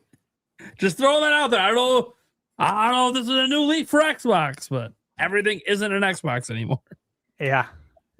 That'll be interesting to see how that plays out. And obviously we have the Steam machine coming out as well. Again, that was reiterated again in the last week or two that it is still coming in 2026 despite everything going on in the world. Yeah. And so it's like, dude, oh my God, if you game on everything, it's just incredibly busy and you have to pick and choose. But even if it's just Switch 2 going off those games, holy crap, that is massive. And I still feel like we only know maybe half of it. That's the craziest part, is that more games are going to come out that we don't know about yet. So if you're not busy playing, broaden your horizons, level up, grow your palette. That's how you level up as a gamer. You try new things, try things you normally wouldn't. And look, what did I say about Pokopia? The thing with that is that it's a time thing. and I have too much already to review. But it's like, you should try that, man. Everyone's loving it. People who normally don't like it are loving it. That's why you should try it, right? Favlam, aren't you going to play it? I think I saw you tweet like, oh shit, like I got to get this, right? Yep. There's nothing wrong with that. That's a good thing. Like, that's a great thing for us to have to say. Like, oh man, I wasn't planning on it, but I got to do it. So I know that's a blessing. I was surprised too. I was like, wow, I really thought $70 was gonna be the floor for this generation, but it's pleasant surprise it's not. Yeah, absolutely. All right, let's toss it over then. Let's get into the Mario Day stuff. Mario, it's me, Mario. Mario Day updates. Let's go. Let's kick it off with the new movie trailer. I'm pretty sure most everybody saw it here. I'm not sure about Stash, just because I know he likes to avoid those things. I gave in. Oh, you did? Okay. I gave in. I did. Okay. So that's at least good. Yeah. We can talk about it without giving you spoilers. So thoughts on how it looks, and do we like the new castings? Lamb, what are you thinking? Childish Gambino is the most surprising one there to me. I'm pleasantly surprised, but I was just like, oh, wow, didn't see that. Yoshi's gonna start coming out rapping. He's gonna start singing Bonfire before we know it, No, but sorry, I love Childish Gambino. He's a great artist. Do you see Yoshi and Bowser doing a song? Wait, what? There's a Yoshi Bowser song? No, I'm just saying. Do you see it happen? That would be cool. Got Childish Gambino and Jack Black. I'm just saying. I don't think Yoshi goes like full talking though. I don't think he does that in the movie. I don't. If Yoshi doesn't talk, why'd they go with such a high profile name for his voice actor if he doesn't talk? Well, I could see them doing a bit where he doesn't talk most of the movie, and then there's like one scene where it's just Childish Gambino. He's like, "What the?" And, like, and everyone's jaw just drops. In the exactly. He's like, "I've been able to talk like this the whole time." You fucker. It is just this smooth, like Marshall Lee voice from Adventure Time. Yeah, exactly. No, that I could see happening. Unironically, though, I don't think Yoshi. I don't think he says more than just like Yoshi. I don't know. I think that's just what I. But I mean, maybe who knows? We could see. Right. I know. I feel like they're gonna give us some sort of song or something. The movie looks visually impressive. I mean, like obviously, I figured it was going to be this massive like production. It was gonna have all these amazing visuals. The first one had a lot of really good visuals as well. But like, man, they're really doing the Galaxy name justice and just including all these different things. But man, I don't know. I'm trying. I'm being very tentative. I'm like, I just want to view as little as possible for the full theater experience. I'm going up to my friends in Philly. We're gonna go see it together. We're gonna go dress up. I got a Mario tie in the other room. It's nice. Really nice. Yeah, we're gonna dress up and do all the things. So it'll be good. Yeah, I guess this is their Mario anniversary thing. They're like, we're not giving you a game. We're gonna give you. I guess you could technically count Wonder, but they're like, we're gonna give you this movie. Here's your Mario Day, Mario anniversary thing, and the baseball bases. Don't worry about that. Maybe they're teasing Mario baseball this summer. Please. Dude, I hope I see the Titterland shaking his head over there. Oh my! When they showed Tennis Fever, man, my heart sunk to my butt, man. I was like, "Are you kidding me, man?" Dude, I want a Mario baseball game so bad. That I feel like would get some buzz. That would get some people talking. Just put like Shohei Ohtani in there, then they'll print 1 million of them. There you go. They did it with LeBron back in not LeBron. Who they did it? Was it Kobe? I think it was Kobe back in the day with the other Mario basketball game. Do it with Shohei baseball. Come on. No. Anyways, I've talked enough. It's late. I want to know what you think about the Mario trailer. I was on the fence of watching it because as I'm doing like these deep analyses of all the trailers, I'm like, dude, we've seen so much. Like, what is left? I know. And I'm like, and then of course I watched it, and of course, and I did all the deep diving and all the stuff, and I even looked into like the little it was the little website they put up showing all the different galaxies, and they showed like the Honey Hive galaxy and everything. I was like, dude, this is really like they are pulling from so many things. There's like little Easter eggs from like just different galaxies and stuff. Then they're like whole entire planets now. Like Honey Hive is one whole planet, and I was like, that's pretty cool. And they got all these different kids. They're throwing Rob in there. They're throwing in Sunshine references. There's Piantas in the movie. I'm like, this is like Galaxy plus like everything else. This is the ultimate. And as I'm watching this, I'm like, what in the world are they going to do for the third movie? Like, genuinely, of course, there's like characters like the Koopalings and Wario, but like, dude, they are going all out with this movie. And I'm one of the people like, dude, for one, let's be honest, it's a Mario movie. It's going to be focused for children first and foremost, but everybody can enjoy it.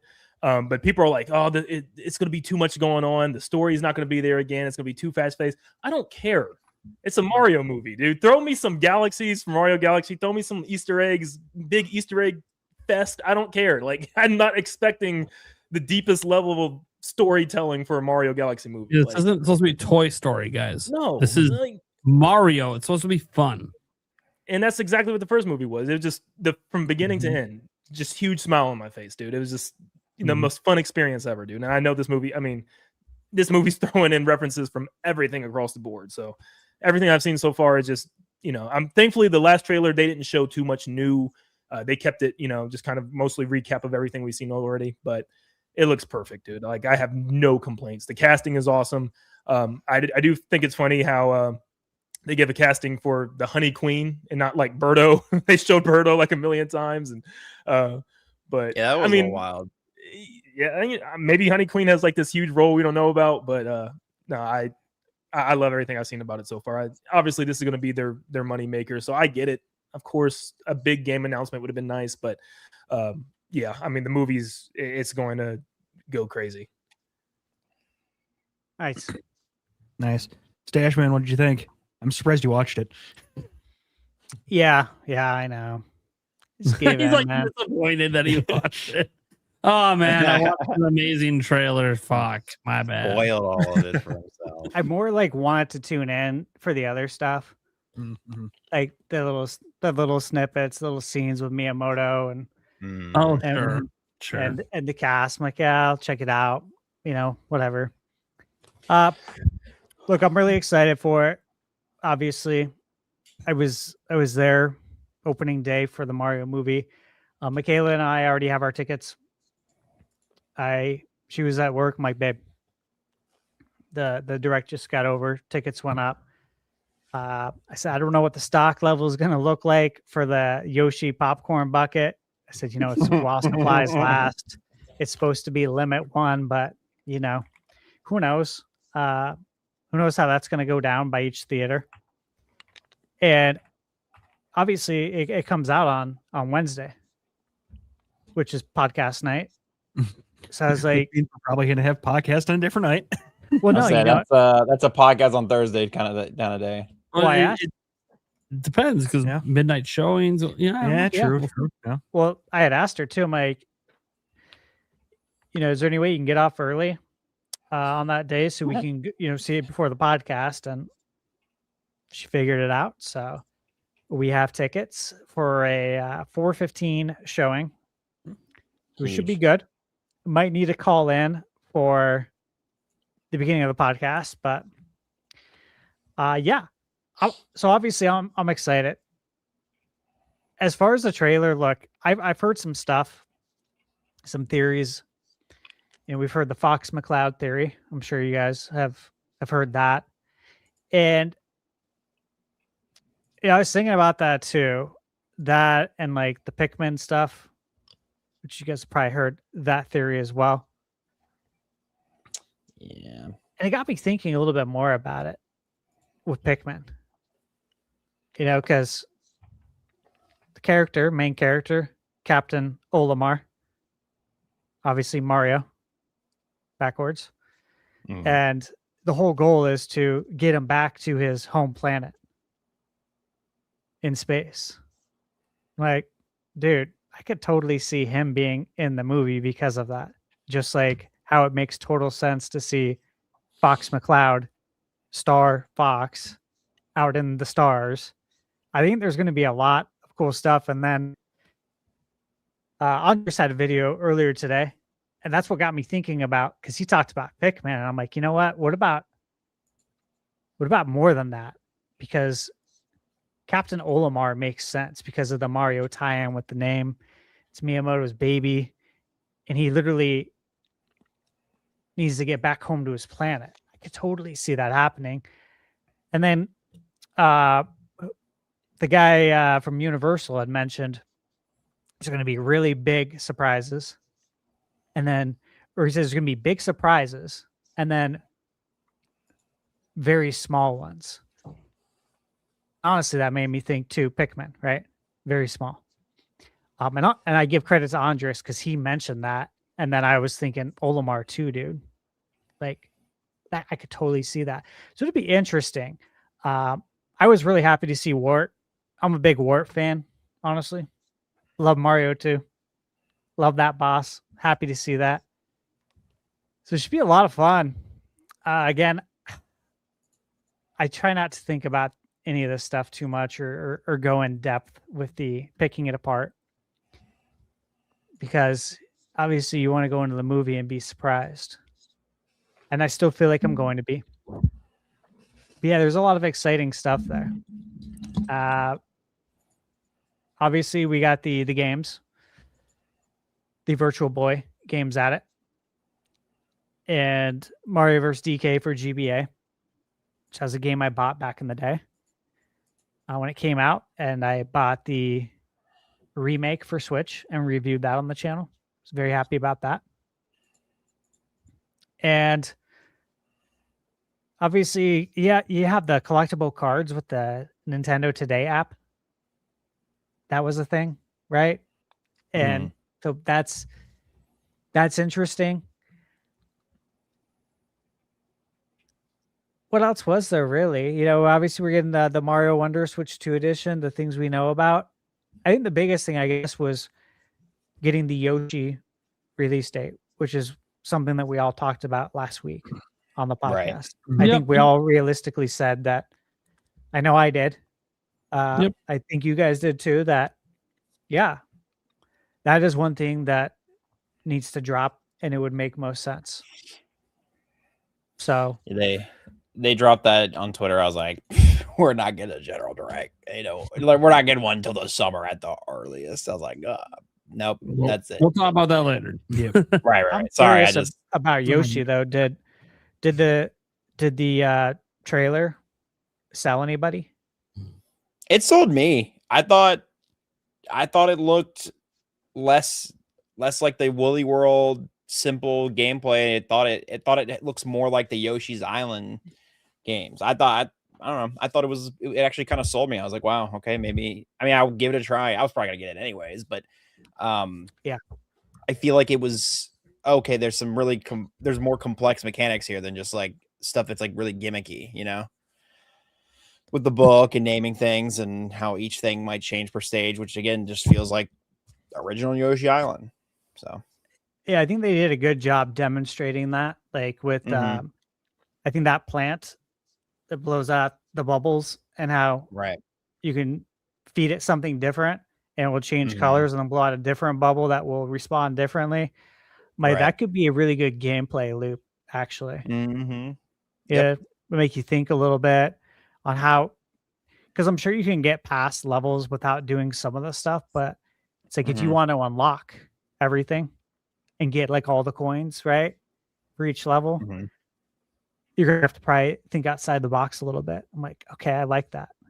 And that's how I think that's how they serve both audiences too, right? Right. It's like the more hardcore will go for the 100%. Yeah. Right. And they hadn't really been doing the hardcore 100% thing in the most recent entries of the Woolly World and whatnot, Crafted World. I don't know. At least that's what I felt like. I felt like it was way too simple. Or if there was that like challenge content there, it was like really deep into the game and not something that was like kind of built into the base experience from the get-go. So what about it being like 20 gigs? Some people have talked about that. And, you know, obviously when we were growing up, file size was more of a talking point, right? Like I think Resident Evil 2 on N64 was one of the biggest carts, and that was a big talking point, and it meant something. nowadays it can mean a lot of things, right? It could mean that the studio didn't optimize it, but we are talking about Nintendo, and they do optimize.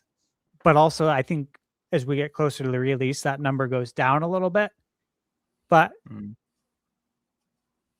based on what it's at right now, even if it goes down a little, it does make me wonder how big the game is, or what kind of assets are we using? Is it all 4K? Is that why? It'd be interesting. Yeah, we don't know yet. I think the hope is that it's big, right? Right. I mean, to compare, like Tears of the Kingdom is 18 gigs. So like that's just wild to me. I'm like, wow, it's a bigger game than Tears of the Kingdom. And Tears of the Kingdom is massive. Like I know they had a lot of time to compress, but it looks great. I was to say my hope would be that it's not 4K assets. That's like 1440p, which is great.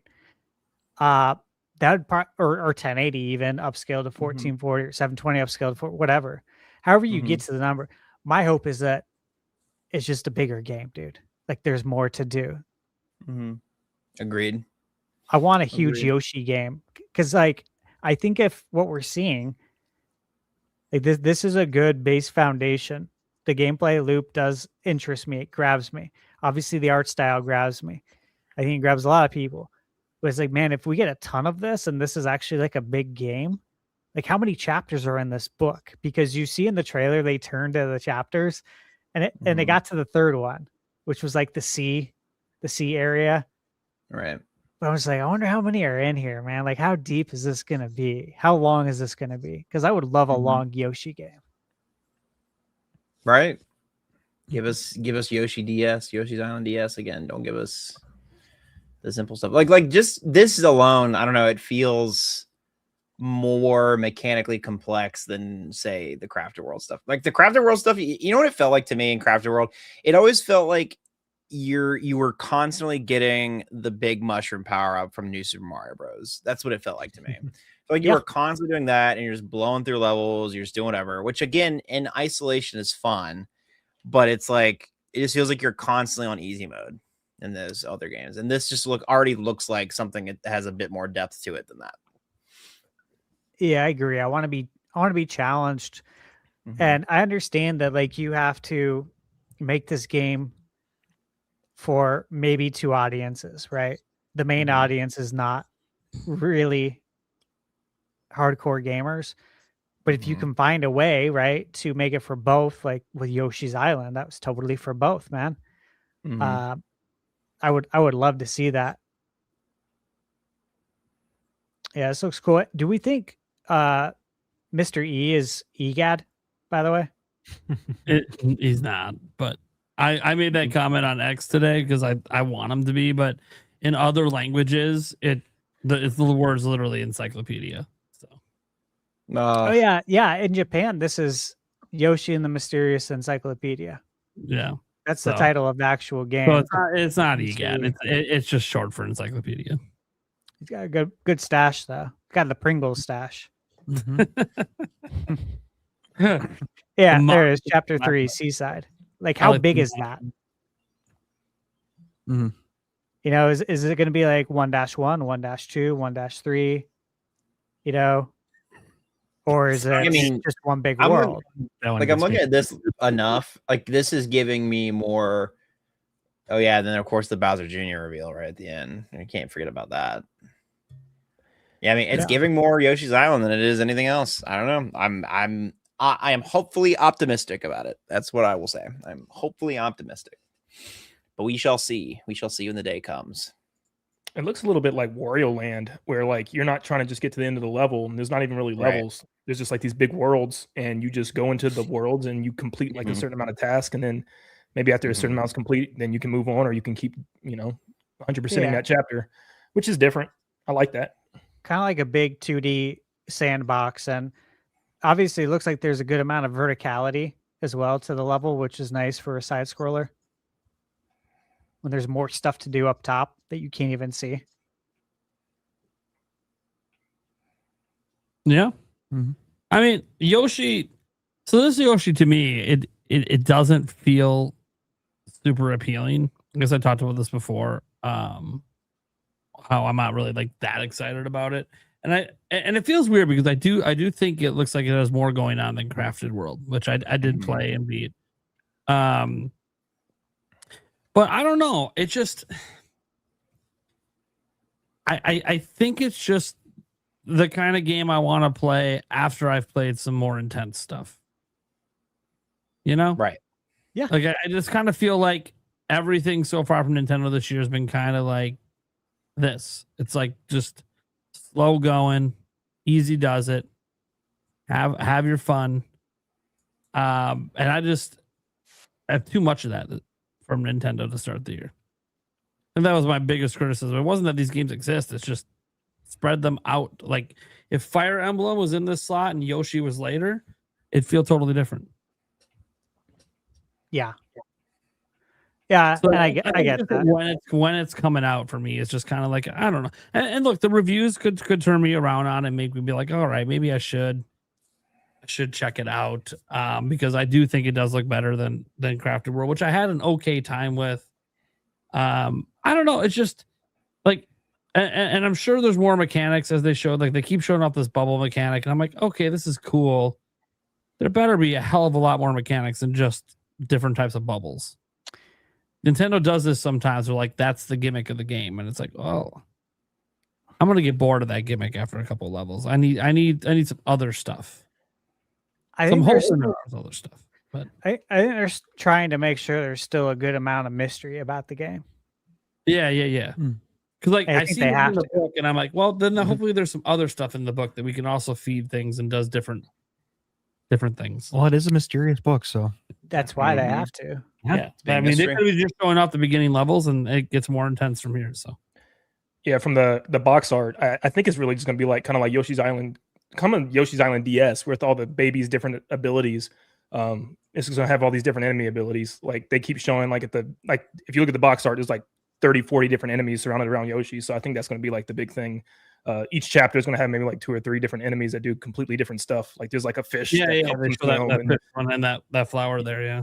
Yeah. So I mean, depends on how many of those there are.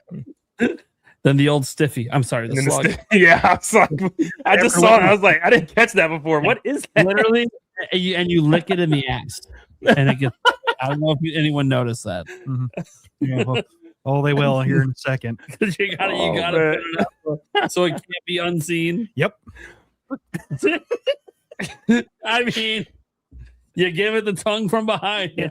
One more time, just for good measure, and then we'll. I'm sorry, like I can't be the only people who know. I know I got a dirty, dumbass brain. But Oh no, I laughed at it the first time I saw that. I'm like, wait a second, did that just happen? Okay, well, there's your SpongeBob moment. I think we all hope for the best for Yoshi, right? But I think we're all like cautious. We want to be cautiously optimistic. We all want to see 95 Yoshi. I've said it many times on this podcast. Yoshi peaked in 1995. It's 31 years ago. We've had 31 years worth of examples as to why it's not going to be Yoshi's Island, right? Yeah. And yet I still have hope. You have to. That's how you wake up every day. You got to be hopeful about the future and about possibility like this. Like, hey, maybe Nintendo will be like, you know what? Everyone did love Yoshi's Island. Why don't we do something like that again? Instead of trying to reinvent the wheel every time. Let's try something else. Let's see if we can serve both audiences. The only thing that kind of makes me worried about that though is like, and I know it's Nintendo and their pricing now, who knows what they're doing, but like it being $60 and Mario Tennis Fever being 70, is there a deeper reason? Like, is it maybe not that big of a game? I think it's the online probably aspect of tennis being a multiplayer game and having online servers, maintenance, possibly more content coming. But I feel like it's probably tied to stuff like that. Just like with Mario Kart or any like live service game. You know, you got to keep that staff on longer and pay them more versus keeping a staff for, you know, up until the final patch of the game, which even then they usually part ways with a good amount of staff by that point. I'm hoping that's what it is. And obviously the variable pricing, Mario's in the name of Mario Tennis. Even though Yoshi is synonymous with Mario, it's not Mario in the name, and it has a lot of power for the casual, I guess, the casual mainstream audience is what I would say. Yeah. I'm glad it's 60 though. I just hope it's like a good 60, right? Yeah. Okay. Yeah. Nate, you want to go ahead and we'll wrap it back to Mario movie trailer? Want to give your thoughts? Sure. Yeah, Mario movie trailer. Look, I think it looks great. I always thought the movie looked great. It looks insane because there's so many more locations here than they did in the first movie. I guess I don't know what I really expected when they decided to go the Galaxy route, because technically that opens up the whole Mario universe. And they are not shying away from that fact. And it's like, once you go here, how do you go back, or how do you go to something else? You know what? It ain't my problem to figure out. That's their problem to figure out. And I'm sure they've got plans. And who knows? There could be that new 3D Mario in the mix, and maybe that's the base for the new one, the new movie someday, 3-4 years ago. Never coming. Okay, never's a little strong. Never's a little strong. Yeah, it's only their mascot. They're never putting out a new mainline 3D Mario ever. They forgot. Yeah, they forgot about Mario. No, so I'm really excited for it. Tons of Easter eggs. I've seen lots of videos pointing out all the Easter eggs. It's one of these movies. There's so much going on that I'm going to be learning about new Easter eggs like a decade from now, which is pretty neat. Because I don't really, when I go see this movie, and I'll probably only see it once, maybe twice in theaters, but definitely once. I don't pay attention to the Easter eggs the first time I watch. I'm just enjoying the flick and what's going on. Other people in the theater might be freaking out. Did you see it? Did you see it? No, I did not, because there's so much going on. I'm just paying attention to the main thing. Once I get past that, you have to your second, third, fourth watch, which I'll inevitably have just because I have kids. And once this movie hits streaming, they're going to be watching it on repeat for like 3 weeks. That's just how it goes. That's when I'll start to pay more attention to a lot of the little Easter eggs from different games and stuff. But no, it looks great. The voice actors they added.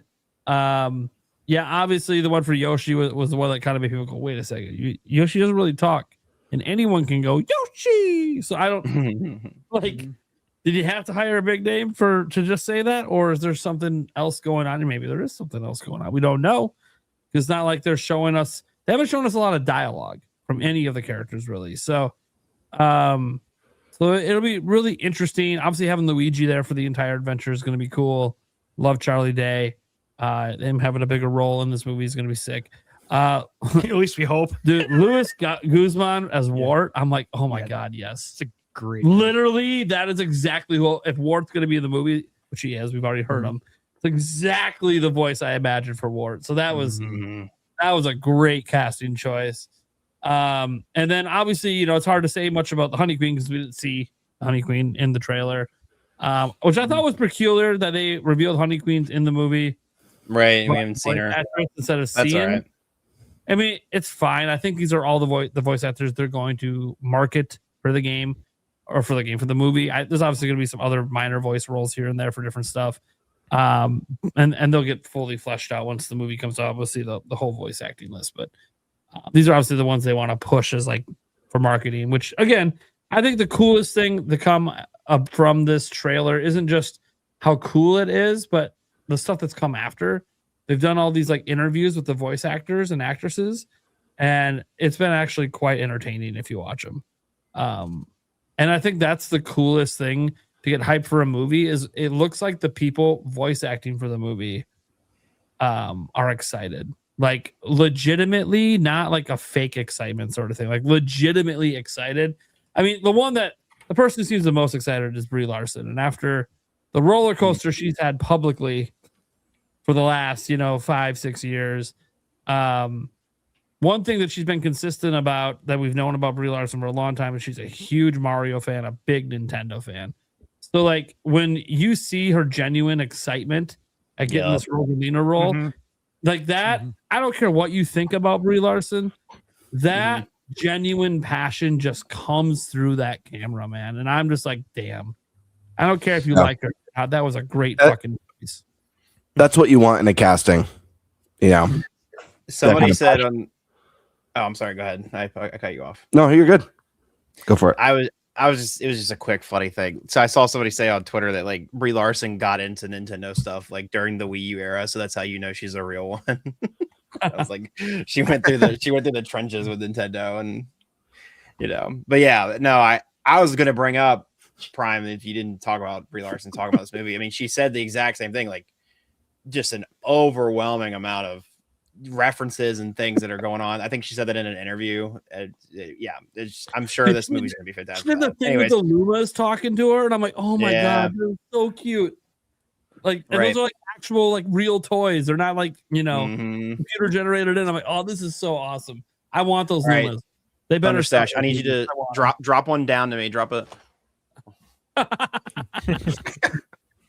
There we go. Got it. Sorry, you were showing them off. You made sure it was a nice long one for you too. Yeah. Fantastic. Sorry. Anyways. By the way, screw you, Stash, and screw you, Eric. I can't eat this shit right now. Oh, we gotta get to the end of this week before we have candy and snacks like that. Yeah. Anyways, Gamebird, thoughts on the Mario movie trailer, and then Yoshi and the Mysterious Book as well. Yeah, Yoshi and the Mysterious Book looks beautiful. It looks. Hold on. Am I coming in loud, guys? You're good. I think your gain's like just up. I think it's just your gain. Yeah, I don't think it's the mic position. Yeah, the quality sounds good. Just for some reason, when you came back, it's just louder. I don't know why. Yeah, weird. You might have bumped. Yeah, you're fine now. You're good. Good now. You could even go up just like a touch. Yeah, and I could edit it a little bit on this end too. Cool. Awesome. Yeah, Yoshi in the Mysterious Book. The game looks beautiful. The Yoshi games, they always do. Love the art style. Very creative. Makes you want to play it really bad, but this is definitely going to be a wait and see. Yoshi games, like I said, it's usually style over substance, unfortunately. And I do know these games target a younger audience, but it would be nice to see at least like the same amount of depth and care as maybe like Kirby and the Forgotten Land. That was like you could really enjoy it at all ages. I thoroughly enjoyed that last Kirby game, so I don't know. I'm not really hyped for it, but I do really appreciate the artistic direction and what went into making the game. Mario movie, I mean, wow, what is there to say? It looks awesome. It looks like it's going to be a much more action-packed adventure than the first game was, which is really exciting. It also takes, in my opinion, one of the best, if not, I think some could even argue the best Mario games, Mario Galaxy 1 or 2, and just incorporating those themes into it is going to make this movie out of this world. No pun intended. I think the voice casting for it is really fun. Donald Glover as Yoshi is really neat, and I love the idea of it just being like the Yoshi voice the whole movie, but then at the end he just talks, just sounds like Donald Glover. Looks really good. Hope we get to see. I don't know if it was fake or not. I feel like I saw like a leaked cookie package that had Wario on it. I don't know if that was AI or if it was like a fake leak, but would love it if that ends up being a thing. I really want Wario to make it into this universe. But yeah, I'm just really excited for it. I think the first movie was a nice little setup. I hope this one's has a little bit more substance with the storytelling. One of my favorite things in the first movie was seeing like kind of the back and forth in the relationship between the brothers, Mario and Luigi, but they get separated so quickly into the movie for basically the rest of the movie. So I think that's one element that's just going to be really, really strong in this one. Seeing them interact together for a full film is going to be a lot of fun. Yeah, I'm really excited for it. I don't know. There's going to be so many Easter eggs. I think the soundtrack too. I think back to the magic of watching that first movie and seeing all the little. I mean, it really was a childhood dream come true. Getting to see Mario on the big screen again for the second time after that killer live action spectacle we got. that was like a dystopian cyberpunk Mario movie, which is wild. I still stand by that movie. I know. I get it. I get it. But yeah, I'm really excited. It's going to be fun for the whole family. I'm really hoping to snag one of those popcorn buckets. I know they could be, I've never bought one before, and I know they could be really hard to get. I almost bought one when Alien Romulus came out. I went to go get one, and they're like, oh, the movie had I went on opening night to see the movie, and they're like, oh, we sold out of the popcorn buckets a month ago. So check with your, if you're looking to land one of these, call in your cinema, ask when they're going to get it. I did. People are asking about it because these buckets go fast. Collectors go crazy, not just because it's Mario. I think even more so because it's Mario. You're going to want to be on top of it. But yeah, I'm really excited.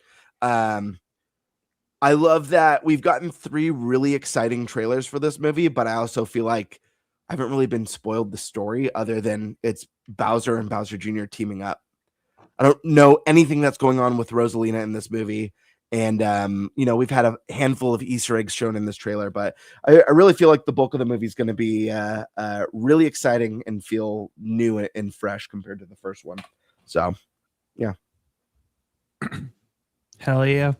No, for me, you guys pretty much said it all for the Mario movie trailer. I think my favorite part though is definitely seeing that Luma come back, the crazy Luma at the end there, where he's the guard in the jail cell. Like, yes, it's back. So I am definitely excited for that part of it. As for Yoshi, the style looks phenomenal. Not sure if I'm going to pick it up yet. I might need another trailer or so to just kind of see what it's fully about, or read some things about it. Leaning maybe, but again, won't know until it comes out and I kind of see what's going on with it to see if I'll pick it up. Mm-hmm. All right. Well, we got one more thing. That would be they also dropped a new trailer for the Mario Wonder DLC. Let me get that up here real quick. Right here. I'm excited for that. I'll just say that while you're getting that up. So the Koopa kids are in this as bosses. The Koopalings, as they call them. I call them the Koopa kids. I think that's what we've called them since Mario 3 and since the Mario cartoon. But I'm excited for that. I'm looking forward to this. Yeah. Flam, I know you're probably heading out here pretty soon, so I want to get your thoughts in on what you're thinking here. I'll be real. It's cool, but I also, the fact that there's just not, like, there's the online multiplayer in that one little area, but the fact that there's not more just makes me even more sad about this game. Like, I just want to be able to play through the normal worlds and with my friends. But I guess this looks good. Like, I mean, I'm not trying to say this like bad. It's just why is there these weird restrictions in, like, why didn't we just have the full online multiplayer to begin with? But same thing. I mean, it happened. They did the same thing with what's it called, the Mario Party Jamboree DLC.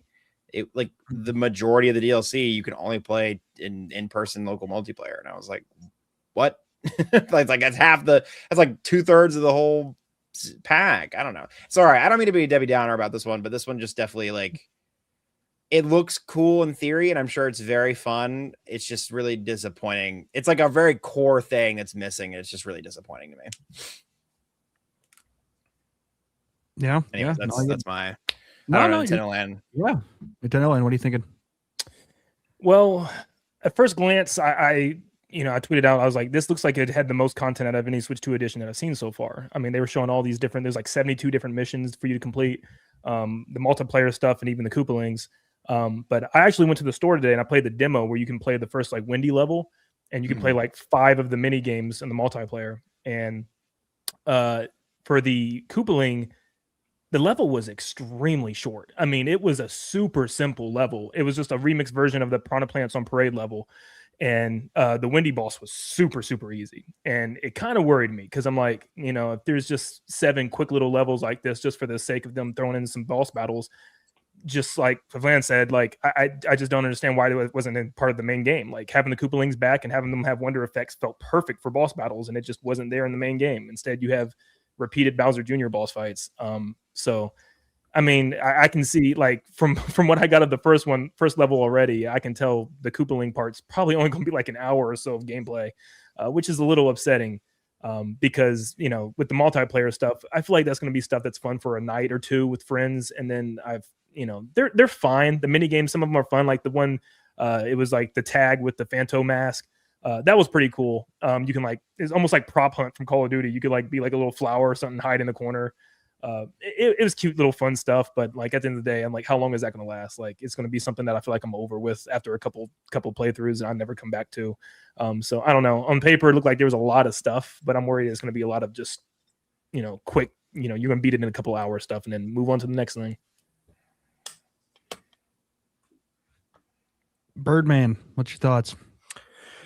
Yeah, this one. I haven't played it. I think it looks really cool. I agree with Landon, like his initial impressions that as far as like the Switch 2 editions, this seems to be the most substantial and most like feature packed that we've seen. I have a family, I've got 3 kids, and this one's going to be kind of a wait and see. They all loved Mario Wonder. We all had a ton of fun playing it, both single player and, together locally. So if these mini games, like if it's received well and the mini games are really good, I'll probably end up picking it up. But if I was a bachelor, I don't know that this one would entice me at all, to be honest. Just like if I was a bachelor, I don't know that I'd buy a Mario Party game for that matter. I do agree with Fablam as well. I do think there's a miss not having that online multiplayer just like across the board. Like forcing certain things to be local only is a missed opportunity. Especially on a console that's a hybrid where it's like you could take it with you, Well, and half the selling point of the damn consoles, or at least initially, was the game chat. But anyway, that's just me. Yeah. No, I mean, I think you make a fair point. It feels like a missed opportunity. But I mean, what I'm seeing looks good. Some of the stuff looks really fun. I was excited to hear that a lot of the Koopalings are returning. But yeah, I'll have to see what people say when it releases. From what Landon experienced, if the Koopa levels are really short, like little. How long would you say that level was? Like 5 minutes or? Well, that's like really quick. There wasn't even like collectibles, like those 3 purple coins that you collect. It was just kind of like a very basic throw, like this really simple enemy at you like 20 times, and then you were at the end. And it was like I wasn't like speed running it, but I was like going through it at a decent pace. It took me about maybe 2 minutes, if that. Interesting. Yeah. So like if it's just like if that's like the first one, it's like, hey, this is kind of what you're going to be doing. And then the other ones get bigger and better and crazier and have collectibles that you're trying to get while you do it. That'll be pretty cool. But if this is representative and indicative of what's to come with just these Koopa levels, that won't be for me. I do think the bosses are going to get better. I mean, like for instance, with the windy one, it's not a 3-hit boss anymore. They made it like a 6-hit. It's like a 2 phase, which I was like, okay, that's cool. But I mean, it's still 2 easy phases at the end of the day. So that gives me hope that maybe the later bosses and the other Koopalings get kind of crazier. So yeah, I mean, we'll have to wait and see. Stash, are you going to be reviewing this? Yes. All right, I'll be watching your review, man. Thanks, dude. I'm excited. I'm also gonna. You gotta look at this from the perspective of people that haven't played it. I think that's really important that you cover it in that sense in your review. And do look for people who have not played this game. This is hype, right? I would presume people are really excited. They're getting, for them, a new 2D Mario for people that are new to this. So that's exciting stuff. I love the Koopa kids. I like Wendy. I like Wendy a lot. She's tough. Oh yeah. She had that the rings that she would fire at you. You guys remember that in Mario 3? How can I 3 at a time, bounce off the walls. Yeah, dude. She was a good little boss fight. Real quick, everyone's favorite Koopaling. We got Stash. Wendy's your favorite? Yeah, I think Wendy, special shout out to Ludwig von Koopa. Took Classic. mine. Yeah. Yeah, that's mine. Ludwig said it. I also like Iggy. Iggy's funny looking. Yeah, Iggy's good Anyways. too, man. Sorry, Landon, you got a favorite Koopaling? Probably would go Roy or Lemmy. I feel like no one likes Larry. Does anybody like Larry? I feel like he doesn't have a gimmick. That's probably, if I had to guess, it's Prime's favorite. I think Prime likes Morton. Morton, right? Nah. Roy, baby. Okay. Ooh, Okay. Base. Eric, Luchador do you have a looking, favorite yeah. Koopaling? I mean, Lemmy just because he's goofy looking, but Morton because he's kind of got that kiss. It's pretty great. Face mask going. Is that the right. Paul Stanley going on? Yeah, I've always been a Roy fan. I love Roy. I love the sick 80s pink shades. Roy's just super cool. But they're all great. It was very exciting to see them making a return here. I wish it was an epic return. It sounds like it might not be, unfortunately. I was disappointed. Like, I love Mario Wonder. I think that game deserves all the laurels that it got. I had so much fun with it, and probably the most fun I've had in many generations of 2D Mario. Way better than the sterile and bland New Super Mario Bros. Wii and New Super Mario Brothers Wii U for sure. But it would have been nice to have like the unique boss at the end of each world instead of the same Bowser Jr. fight each time. And that's, I think, like back, in the old school days was so cool, getting the different Koopalings. But oh my god. Yeah. Sorry, I was comparing the sales because I know the 2D Marios fly off the shelf. 30 million back in the day is what New Super Mario Bros. Wii sold, and Mario Wonder hasn't even cracked 20. It's at 17 mil. Just interesting because I mean it's still a ton. Don't get me wrong, but I just knew that the new Super Mario Brothers series that stuff just flew off the shelves. Even the ones, even like the Wii U ones are like really lackluster. New Super Mario Bros. U, yeah. Okay, well, when there's only like 10 million Wii U owners, I guess it's 13 million. This one was only 6 million, but anyways, it's still half the console install base. But yeah, anyways, just some fun numbers there. Nate, thoughts? It does look like some of the best DLC they've done so far with Switch 2 editions. To me, the gold standard is Starcross World with Kirby. That was some really good DLC. It felt like proper DLC, I guess is the way to put it, where most of the Switch 2 edition DLC doesn't really feel like proper DLC. I'm not saying they're all as bad as Jamboree, but they're not exciting. I mean, even Animal Crossing, like we paid $5 and you get some multiplayer and some stuff, but like the real content was added for free to all versions. So, which is fine. Actually, I don't want to. I'd rather they hand out the content for free than charge for it. Yeah, I think I'm a little tepid on the single player. I'm glad we finally saw some of it. Which they haven't really been showing. They've just been kind of showing the mini games. I mean, guys, we did a whole Nintendo Treehouse. They didn't show any of the single player in the entire Treehouse. It was all multiplayer, which is just wild to me, given that it was a single player game. Like, how do you not show the single player part of the DLC in a single player game? Beats the hell out of me. I know say single player. I know you can do couch co-op. I know you know online with the ghost friend. I get all that, but it's a single player game. Yeah. So that you can just happen to be able to play with other Mario. Side-scrolling Mario has been that way for a while, where it's like it's a single player game that you can play with others. So it is interesting because more than my thoughts on this, because I don't know if it's going to be worth it. I'll wait for the reviews and everything. I don't usually pick up the Switch 2 editions for much of anything. Is the comment Stash made about having to review it from the perspective of people who haven't played. And I find that interesting because we're talking about a game that's only like 2.5 years old that had 150 million install base to sell to. I don't think there's anyone who owns a Switch 2 who hasn't played this game or been having the opportunity to play it. Like To me, the Switch 2 editions are just about squeezing a little bit more juice out of games that have already sold. I don't see, unless like super hardcore people, but I don't see a lot of people picking up the full Switch 2 version of this, because if that's the case, the selling points, the same selling points as 2 years ago. It was a fantastic game in 2023. Those same selling points are the selling points for this game for new people, and those aren't the selling points they're showing off. They're showing off the DLC, which is not what a majority of the game is like. So it just, even marketing wise, it doesn't really feel like they're trying to sell it to new people. They're just trying to sell the DLC to people who already love the game. Which, by the way, that's pretty much what they've done with all the Switch 2 editions. They've pretty much just marketed the new stuff and not the end of the old, because I think they realize, especially this early in the life of the system, the people that own Switch 2 are the same people who own Switch 1 for the most part. And when you look at the price point of some of these Switch 2 editions, they're like $80-$90 for some of them. And that is not very appealing to new consumers.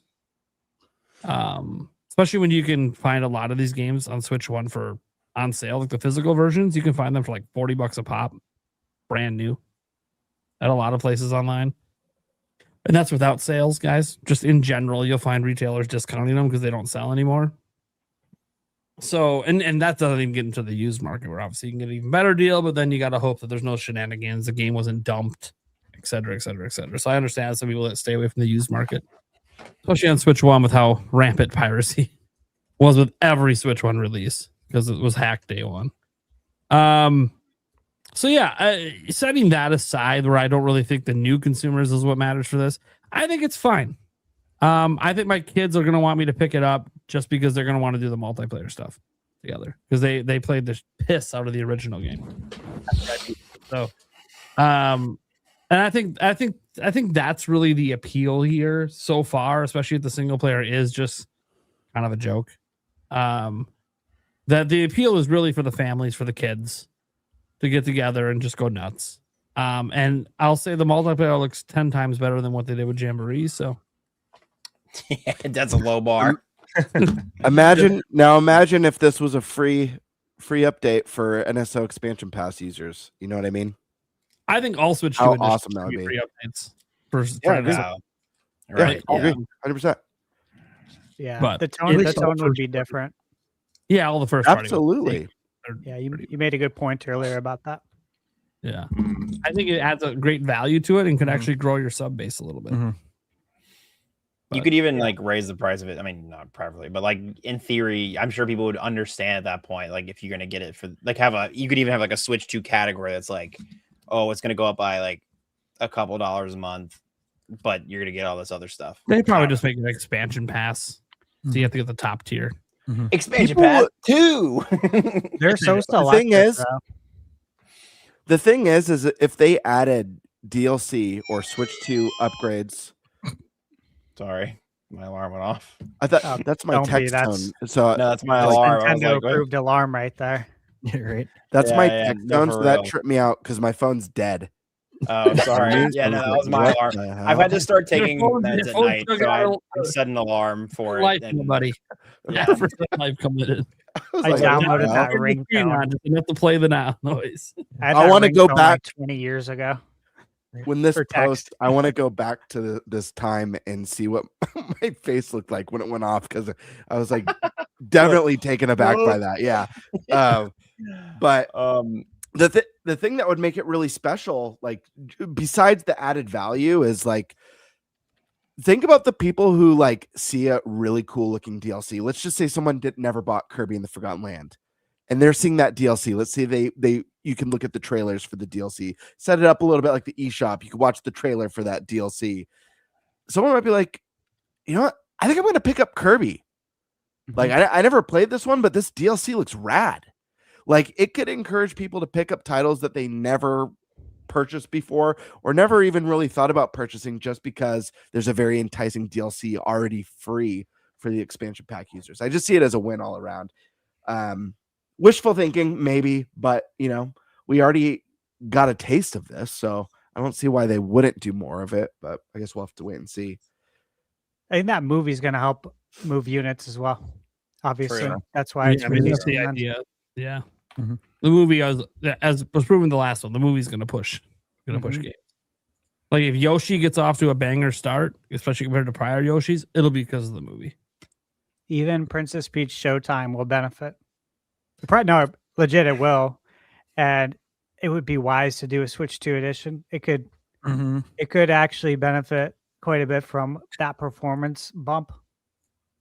You know, sorry, I'm just the game's not for us. You know, no, I know, but you know can't even find physical copies in the store anymore. They don't even carry them anymore. The Princess Peach Encore Edition. That's how bad it's sold. It's like it's not even in stores. Oh man. Let me give Vlam. I know you're gonna head out here. Let me give my comments here real quick, and then I'll turn it over to you. For Mario Wonder, for some odd reason, I couldn't get into this game, which is really weird for me. Especially with the Mario game. I plan on going back to it to try to see if I can actually get into it. But so that this DLC is not really for me right now. Yeah, that's pretty much all I got. Okay. Vlam, I think you're heading out, right? Yeah, a professional Nintendo enjoyer.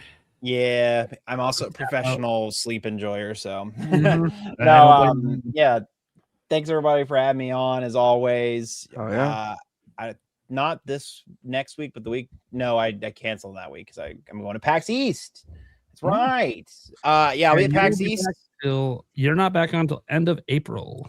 That's right. That's right. Oh man, I could do a big. We could talk. Anyways, I'll be at PAX East. So if you're at PAX East, hit me up. I'll be there. Feel free to say hi to me. I'm the big, tall, blonde guy. So if you see me in the crowd somewhere, I'll be like, I saw you on this or whatever. I'm also going to be on a panel on Sunday. So that'll be really cool. Nice. My first panel ever. Yeah. It's about like making Pokemon evolutions. I have a lot of really dumb ideas. It's going to be really funny. I'm excited. No, but and then I got a video coming out sometime early next week about the entire of the rise and fall of the Mario Sports franchise. So I'm excited to see.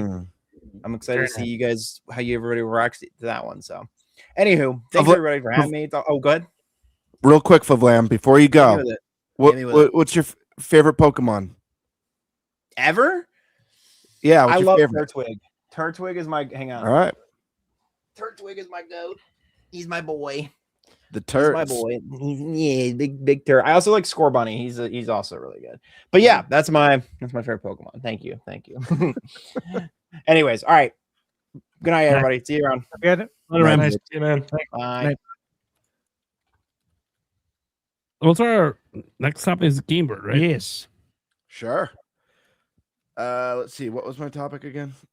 I don't know. I have no idea what you picked. Oh yeah, that's right. I don't remember what mine is. I just know I have the last topic. That's right. Okay. Nintendo Direct. What now? So that's right. I have the topic on the game that I didn't play. Right. Sorry. The direct. No. Currently, sorry, I gotta recalibrate. Currently, there is no mainline direct scheduled or happening anytime soon, at least as far as we're aware. Unless Nash is right about one before the end of the month, which if that's the case, we'll know pretty soon. So with that being said, what now? A Nintendo Direct keeps getting brought up publicly. Fans and content creators alike are anxiously awaiting its announcement. Almost every single announcement Nintendo makes, people are wondering what's going on with the Direct. And we have a new date right now. We got a trailer for the Yoshi game that we talked about earlier. So it just, for a lot of people, feels like no Direct until June. So let's set aside all the rumors and talk about when we realistically think a Direct could happen. The first Direct of the year. And what, after going over all the games in our prior topic, do we think this Direct needs to do beyond giving release dates for already announced games? Plus anything else that you guys wish to discuss that pertains to this Direct.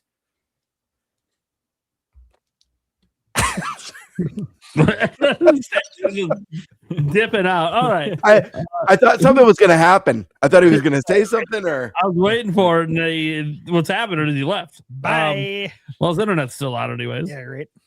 Someone break into his house. He's about to He's about to kick some ass. Anyway. So, yeah, this is a really interesting one. I think a lot of us were ready for January, then June. But it's been a little while now. People are definitely feeling anxious. We've got the June party. We've got the before June party. We've got the Nash party. We've got the there is no direct party. Switch 2 has already failed, and Nintendo's getting ready to release their next console. Full brand new concept. Landon, where do you land on this? What do you think's going on? When do you honestly believe we'll be getting the next mainline direct? What are your hopes and expectations or concerns for it? What do you really believe Nintendo needs to do here? Hold on. Before we go, Stash, should you really run off just because you needed an RC Cola? Yeah. We all thought there was like something major going down, and the major is I'm getting a cola. Yeah, man. I mean, it's the king of colas. It's something to be excited about. Who doesn't run off for an RC Cola? What's wrong with me? Why don't I run off of that one? All right. Sorry, go Led. Man, I don't know. This is a weird year for Nintendo. I'm sensing you sound defeated, man. What's going on here? Not defeated, but kind of just like, oh man. Yeah. So one of you guys brought it up earlier. It's not the fact that there's not games, because Nintendo is giving us the information that we need for the games that are, coming up in the next couple months. They give us Yoshi now for May. They're filling out gaps.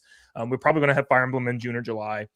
So like they're keeping us, they're keeping games coming out, but there's just that lack of like excitement in the community. You jump into a lot of people say 2018 was like really bad for Nintendo. It was the year they slowed down after that, incredible 2017. But I'm like, but also it was the year that we were so hyped for Smash Ultimate the whole year.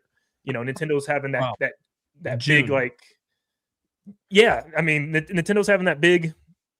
What was that thing they was going around all the different campuses and stuff for like game day and having the Smash truck, and like me and my friends went to that at Ohio State, and it was so much hype about the game, like just the whole year. Even though there wasn't a lot to play, we had something to all be excited for, something to speculate, something to talk about nonstop, and it's just that's just I think something that everybody wants right now, that next big thing. And for me, I was just really happy because I'm one of the few people that think that if Nintendo has already a lot of games that they have announced already, that's where I found the Nintendo Directs to be the most, interesting. When they have stuff like they had Splatoon Raiders, Fire Emblem Fortune's Weave, Yoshi before they started talking about it even more, Rhythm Heaven Groove. They have all these games that you can fill in because we know Nintendo Directs, mostly the new announcements are the beginning of the show and the end of the show. Maybe the middle of the show as well, sometimes occasionally, but those are going to be your big heavy hitter announcements, lots of smaller stuff in between. So when you have all the stuff that we don't have any information about, that's normally when your directs are like pretty good. You're getting new stuff, you're getting informational stuff that you don't know about that's already been announced. So I was thinking like, man, now's the time. Like this is a really good time to start, fleshing out the rest of the year. Zelda anniversary. You could do so much stuff right here. And on top of that, it's the end of Mario's anniversary. You have Mario Day right around the time. So I really thought, beginning of March was a really good time frame to have some really good announcements and stuff with the direct, but it never happened. And I don't even know when to expect. I mean, a lot of people are saying June. I'm not 100% sure.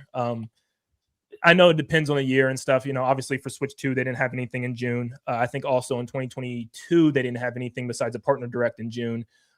So I'm like, you don't know. I mean, they could just say, we're not going to do anything in June. Let's just give more trailers for the Splatoon, for Fire Emblem. I personally think they kind of have to, though. I'm saying April or May for me personally. I'm thinking for sure before June still. But I mean, yeah, I just think we want that hype back in the community right now. We don't need a direct, no, because there's stuff coming out. But I mean, it's just something that would shut people up with certain things, with prices and with game key cards and stuff that Nintendo is doing. Just having those big, exciting things to look forward to again. So I'm hoping April or May. I just want to see Splatoon Raiders, for crying out loud. Like, I want to see what this game is. I've been asking for a single player focused Splatoon game since the beginning. So like, I just want to see that. And that's a game that I wouldn't be surprised, Landon, to. I feel like whether or not that appears in a mainline direct, I wouldn't be surprised if it did. It makes sense to be there, but it's also a game that I fully expect to have an announcement for like a standalone direct as well to talk, do that full breakdown of we're doing a Splatoon Raiders focused direct to go over what makes this game unique and special and what separates it from the mainline series. I think we'll get a good dose of that. I'm very anxious as well to see what that game is. I have a lot of speculation and thoughts on what it could be, but I'm with you there. I don't think enough people are hyped at what that could be, given that the Splatoon single player has been more of kind of like a training type courses to get you prepared for the multiplayer. So I hear you.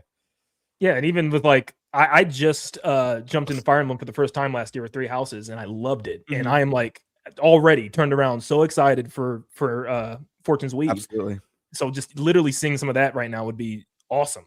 And Totally. it's looking like it's going to pull, be very similar to 3 houses. There's even like story tie-ins I've seen, and I'm like, yeah, let's learn about it. I feel like this is the time. And it's just weird because when they're really like conservative with their directs, their general directs, it's because of a reason. It's because it's like, there's nothing to show.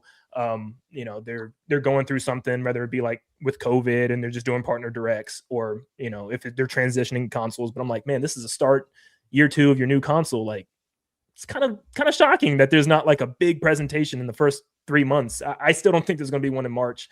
We could be surprised, who knows? But I just, it's a little shocking to me. I hear you. Good stuff. Eric, what are your thoughts on this, man? Do you think when do you expect us to get our first mainline direct of the year? Do you think we'll be waiting until June? Do you think we'll be getting something sooner? What are you hoping and expecting to see there? And like what are your overall thoughts on this? What I'm hoping versus what I'm expecting is probably about as far apart as you possibly can get. I want it now because I want to see what Nintendo has up their sleeve for the future. Just because I'm excited for it. And when I'm expecting it, at this point with Nintendo, like Landon said, this is just an odd year. I have no clue what they're doing. And it's both exciting and nerve-wracking at the same time. So this is just kind of toss the cards up in the air and play 52 card pickup, and we're going to get what we get. So, all right. Let's see. Let's go with Thunder. Let's go with the Thunder Man. Thoughts on this? When are you expecting this? Do you think we'll be waiting until June? Do you think it's possible we'll get it sooner? What do you think Nintendo needs to have there to get everyone excited? And what are your kind of hopes or expectations for the first direct? Okay, so to get everyone excited, everyone, for everyone, you would need Mario, 3D Mario or Zelda to get everyone excited. Possibly both, if you really want to get everyone excited. But again, look, hey man, there's no pleasing everyone. We know that. For how many decades have I been watching? I mean, E3, Nintendo Directs, PlayStation State of Plays, all of that. Nobody ever leaves completely happy. Like as a group, there's always people who are upset and think it's not a good grade or this or that. And so I don't think you're ever going to reach pleasing everyone. There was a year during the GameCube era, had a great E3. It was Wind Waker, Prime, and Sunshine. Mm-hmm. And this is when we hadn't had Metroid since Super Metroid, because Fusion wasn't out yet. That came out the same day as Prime. So we waited a very long time for Metroid. That's like as close probably as you're ever going to get to that. But even then, people were still upset with Wind Waker's art style. Because they hadn't played the game. They just judged the crap out of it as usual. And then Sunshine, people weren't sold on the mechanics. So it's like you had the big three there, but still people weren't satisfied. never enough. So that is my answer to that. You'll never reach that paradigm. Let's see. As far as when the Direct's going to be, Nintendo really likes to own the headlines. That keeps them relevant throughout the year. They're gonna own the headlines with the movie until they don't own the headlines, right? Because there will be a time where that falls off. How long that's going to be, we don't know. But there will be a point where it starts to fall. And that's a good time to remind everybody about Nintendo again and get back in the headlines.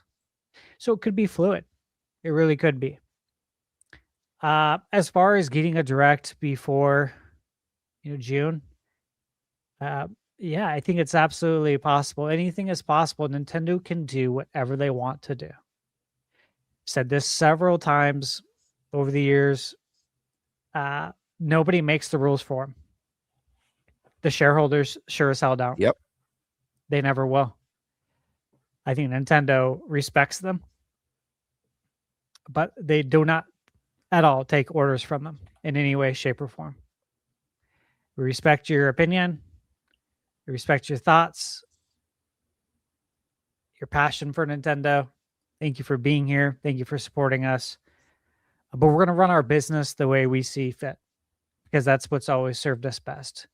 We know what's best for you more than you know what's best for you. That's how Nintendo operates. And in my opinion, they're allowed to do that. And I sometimes wish more companies would do that, because then we'd probably get some cooler stuff. We'd see some more riskier things instead of listening to people who just pony up the cash, your shareholders. So, yeah, hey, dude, any time's possible. Obviously, we have what Nash Weedle said, and I do believe Nash Weedle has insights, certain insights. Kind of leave it at that, but his reputation hasn't changed with me at all. Again, things are fluid. They're always fluid. This is how things work behind the scenes. Again, I worked in management for 20 years. If everything I was told about, that didn't happen, that was like all the time. Only so many things actually happen. Monthly, and you're best to keep your mouth shut always and keep it private, because things change all the time. And that's why you don't talk about it until you have to talk about it. That's why you have to go that way, because things do change. You don't want to start a fire when you don't have to. It's really important.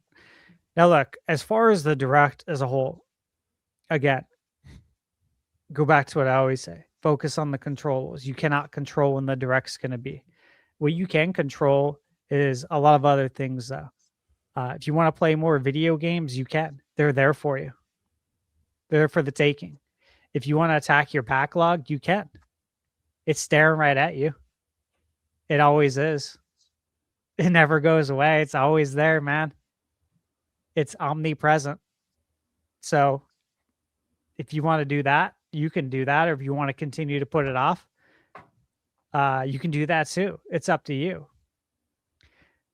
Point is, there's plenty to do in the world of gaming. That's not even to mention other things you can do in life, like different hobbies. But there's plenty to do as far as entertainment goes.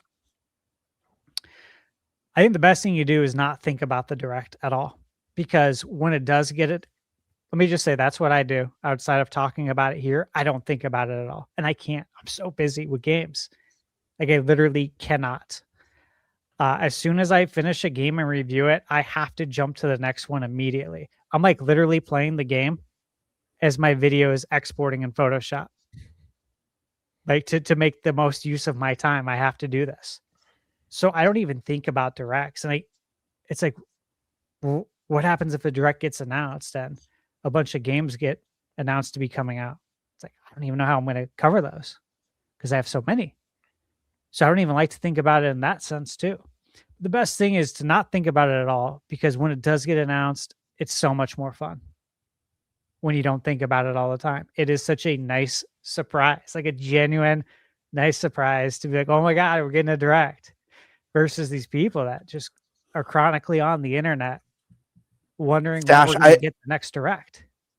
Stash, I think part of the problem is that a lot of people these days don't like surprises. You know, I've talked about it on the podcast multiple times, how I love when games have lots of unlockable characters, unlockable courses.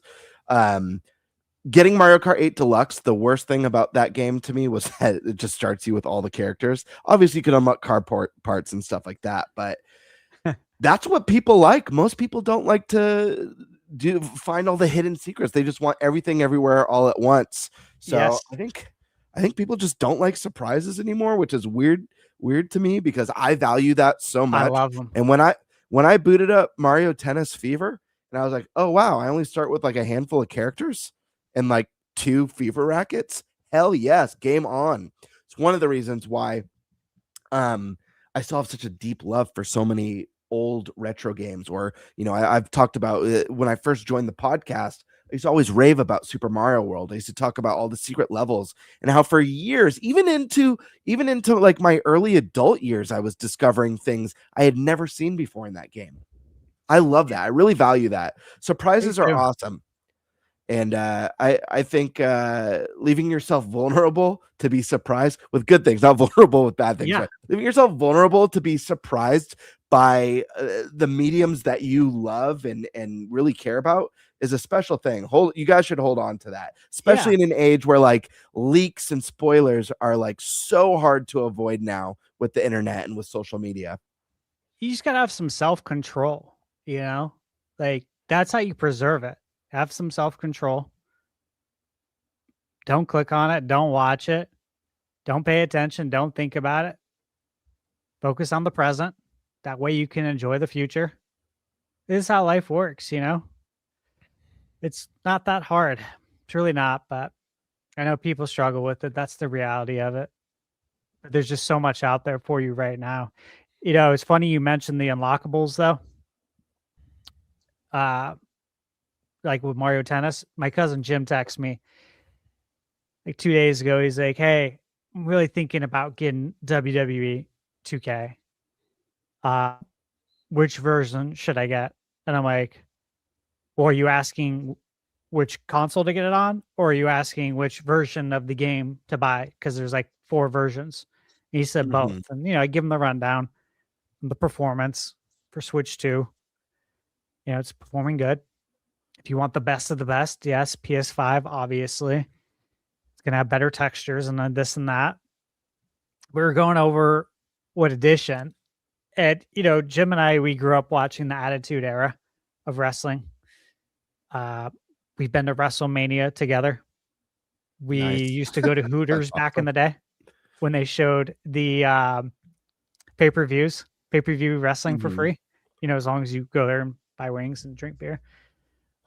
This was when we were a little bit younger, though, which made it even more fun when I was like 15, 16. Was not supposed to be there.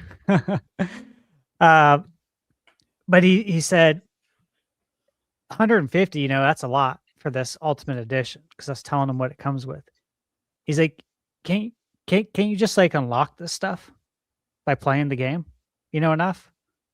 I'm doing challenges. I'm like, Jim, those days, man, those are long gone, my friend. I hate to break that to you, but the days of unlocking things in a lot of these games is gone. You got to buy packs now. Random elements. You got to buy packs of cards to hope you can get whatever it is you think you're going to unlock. But he was hoping that it was like back in the day with Revenge and No Mercy on 64, where you could, you know, play the game and unlock all the good stuff. And I'm glad Nintendo still does that. Yeah. I just wanted to say that. I'm glad that you could still, you know, I got Mario Tennis right over here. And it's like, I'm glad that I can still boot that up. And there's things for me to do, like unlocking characters and rackets. And I don't have to pay for it and be nickel and dimed for it. after I already spent absolutely X amount of money on it. So that's kind of where I'm at with the direct. I don't think about it, and I think that serves me really well. So when it happens, it's a ton of fun, and I know that I'll be jumping right on with Nate, no matter what time it is here. No matter how early I got to get up, it feels like Christmas morning every time for a big, for a big direct. It doesn't have to be a general.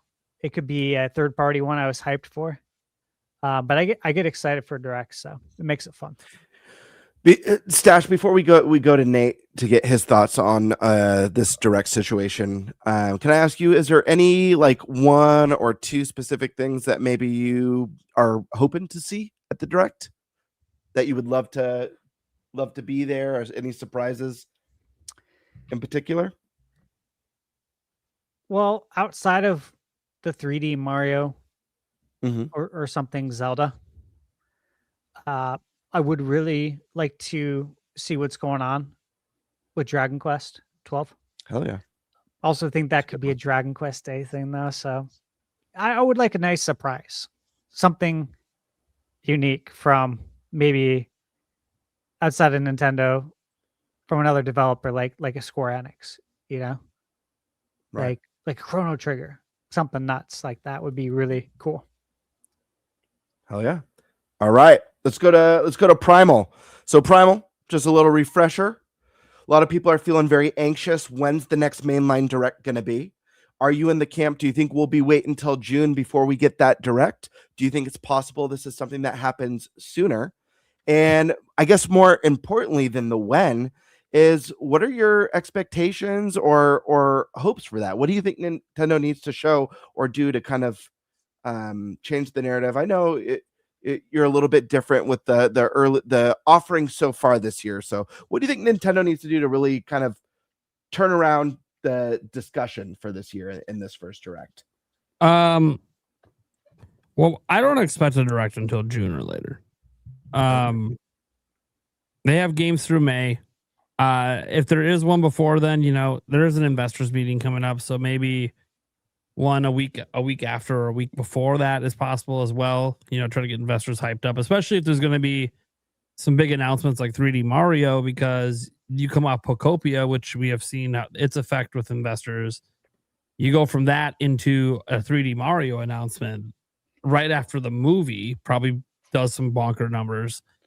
That's just a back-to-back way to really, really please investors. And people talk about how, you got to please them. So maybe, or they can wait till June. Because Nintendo with their video game announcements, well, sometimes you can argue they're timed around the investor stuff. It's really only the September one that is. It just so happens that they do one every September usually, and that happens to line up around investor meeting time. I think it's just more of a coincidence than it is like they just planned for it to be that way. Like, no, September sounds like a good month to advertise your holiday stuff. And maybe tease one big thing for the next year, just to give people who are picking one up this holiday to know, hey, don't just get excited about now. You're going to be excited for next year too. Give you that extra confidence boost to buy a system. And even saying June, I would say, well, maybe not. If it wasn't for the fact that I do believe Nintendo's doing something for Zelda's 40th. And I think they will reveal that in June. And so if not for that, I would say they could even get away not doing June. They could literally do a Nintendo Treehouse in end of April, feature, Yoshi, and then toss in Fire Emblem, and there's your June game. Right? Like so there's just other ways they can go about this. They don't necessarily need directs in order to even announce games. Technically, they don't need directs. But that would mean that Nintendo's done with the direct format. And that's not the case. They're still using it all over the place. They're using it for third-party games. They're using it for indies, although they call them Indie Worlds now. They used to be called Nintendo Directs, the indie showcases. And then they changed it to Nindies, and then obviously now Indie Worlds. They're still using it for advertising individual games. So the thing about them still using the word direct and the way they're using directs now, because we are getting, I don't know if people paid attention. I started counting. We are getting a shitload more events called Direct than at any point in Nintendo's history the last year. We're getting a piss load of them. And Nintendo isn't stupid. The last General Direct they did was in September last year, and it was not very well received. And Nintendo saw that. They saw that since that Direct, their stock basically has been dipping until now. So Pokopia came out. So Nintendo's acutely aware of all of this. And Furukawa is a big numbers guy. So he knows, okay, Directs can hurt or help. Well, let's make sure a Direct helps. And maybe we're just going to change things up and we're just not going to do 3 big General Directs a year. We're going to stick to the holiday advertising one, which, I mean, maybe they stick to it or not. I have no idea. They might decide to do tree houses or something instead. But you look at the history, September is the safest month for a Direct.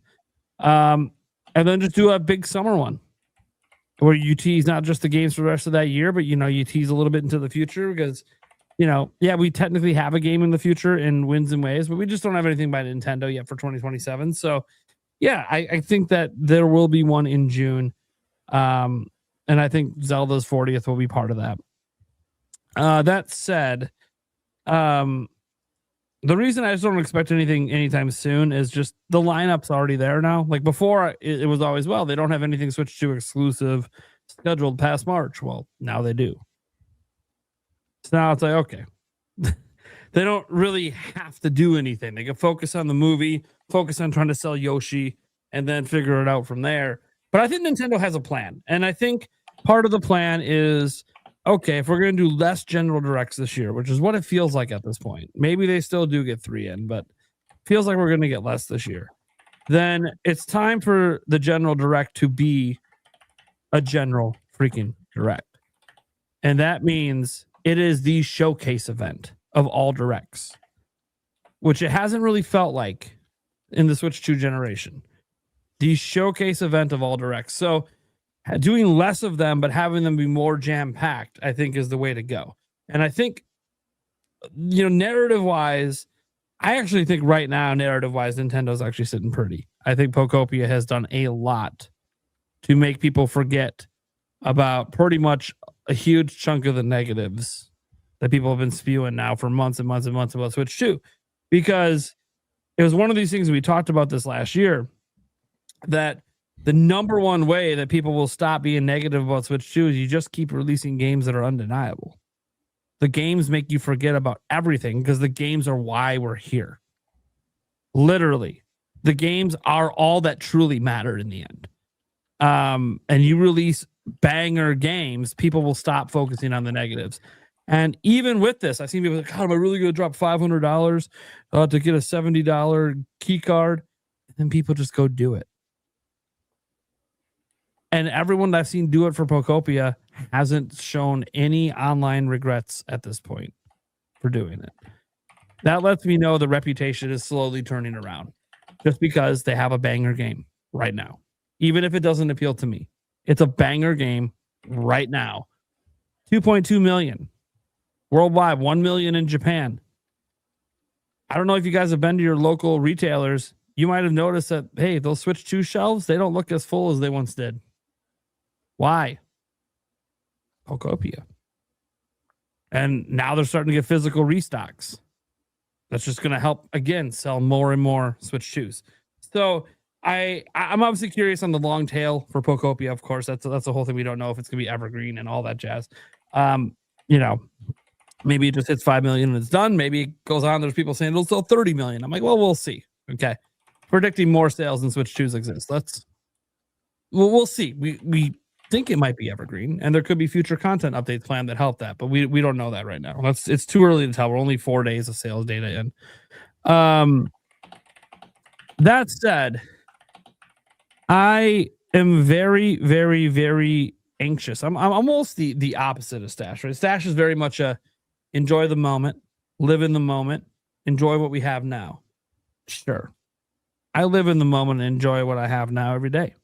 Love it. Obviously, I love my life. I love who I am. But I also like to live in the moment while looking forward to the future. And maybe this is just because of the way I've ran my whole life. My whole life's always been about, enjoy the now, but have the goals in the future. So whether it's my weight loss goals and my surgery, right? That's like a now thing, a medical thing. Whether it's scheduling my next cruise 2 years out, go on with my lovely fiance. Everything in my life has to be planned, which means I have to constantly think about the future. I can't just focus on the now. Now, there's many days I do just focus on the now. I don't have to think about the future every single day, right? But I have to plan ahead. I have a family. I got 3 kids. Everything's got to be planned. I want time to do anything. I got a plan. I can't just decide on a whim, I'm going to do nothing but play video games right now. That's not how that works out. I even have to plan my video game time. So since I'm someone that's got to be so forward looking, that also means I got to be forward looking with my games and my purchases and my budgets for the purchases. Games are expensive. They're not cheap. And for me to not know, I can just assume, Nintendo will have 3 holiday games I'm going to want. So I better save up, $250 so I have that covered plus tax if there's any deluxe editions or whatever. Cool. But then if those games don't come, well, then that budget could have went towards something else. So I got to think about these kind of things. I think a lot of people got to think about these kind of things, about budgets for games as gaming is getting more expensive than ever. And I don't even just mean the entry price. There's DLC, paid DLC. We have microtransactions. And while Nintendo doesn't go the microtransaction route as much, a lot of other companies do. Like, people talk about how GTA 6 might be a $100 game. I don't know if it will be, but I do know there'll be microtransactions in the multiplayer. I do know that. Hell, V-Bucks just went up in price. Virtual currency just went up in price. That's wild to me to think that inflation's hitting virtual currency. And it's because you're using real world money to buy it, and that money's not worth what it once was. So I'm in this situation where I really want a direct really, really bad. Like Eric said earlier, the want is now. Yesterday, last month. The want was in February. Give me the Zelda 40 a blowout. Give me everything else. Reveal 3D Mario. Get me super hyped. But that's obviously not what happened. So while I'm not panicking because I can enjoy the now and I enjoy some of the upcoming slate of games, especially from third parties, it's still one of those. Yeah, but I like to be excited about the future because, and maybe it's just as I get older now. But there's a lot of things that go into being excited about the future because it makes when it arrives even that much more exciting. And it feels weird at the moment that there's not a major Nintendo game announced right now that I am super hyped about. It's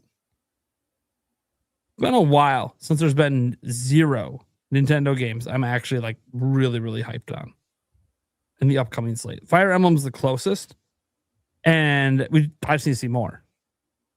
So I have concerns too. What if it's not what I want it to be? And that we barely saw the game. So it looks exciting, but we barely saw it. What if the social aspects aren't what we hope to be? What if they're very pared back? What if they're more like Engage? Oof. Don't say I that. like Engage because Engage is like old school Fire Emblem before all the social features. Sure. And that is fine. But Fire Emblem's evolved for the modern age. And if they're still doing that Engage thing, which they yanked off shelves a year later, literally, Nintendo never does that. A year later, Nintendo yanked it off. Yeah. They took it off shelves in January of 2024, never brought it back. Remember the speculation? Oh, maybe they're going to do Nintendo Selects. Nope. They just didn't bring it back on the store shelves. You can still buy it on the eShop. But they stopped making the physical version because it wasn't selling. So I'm hoping that was obviously a lesson that, hey, we're going to go with a more social style. Please.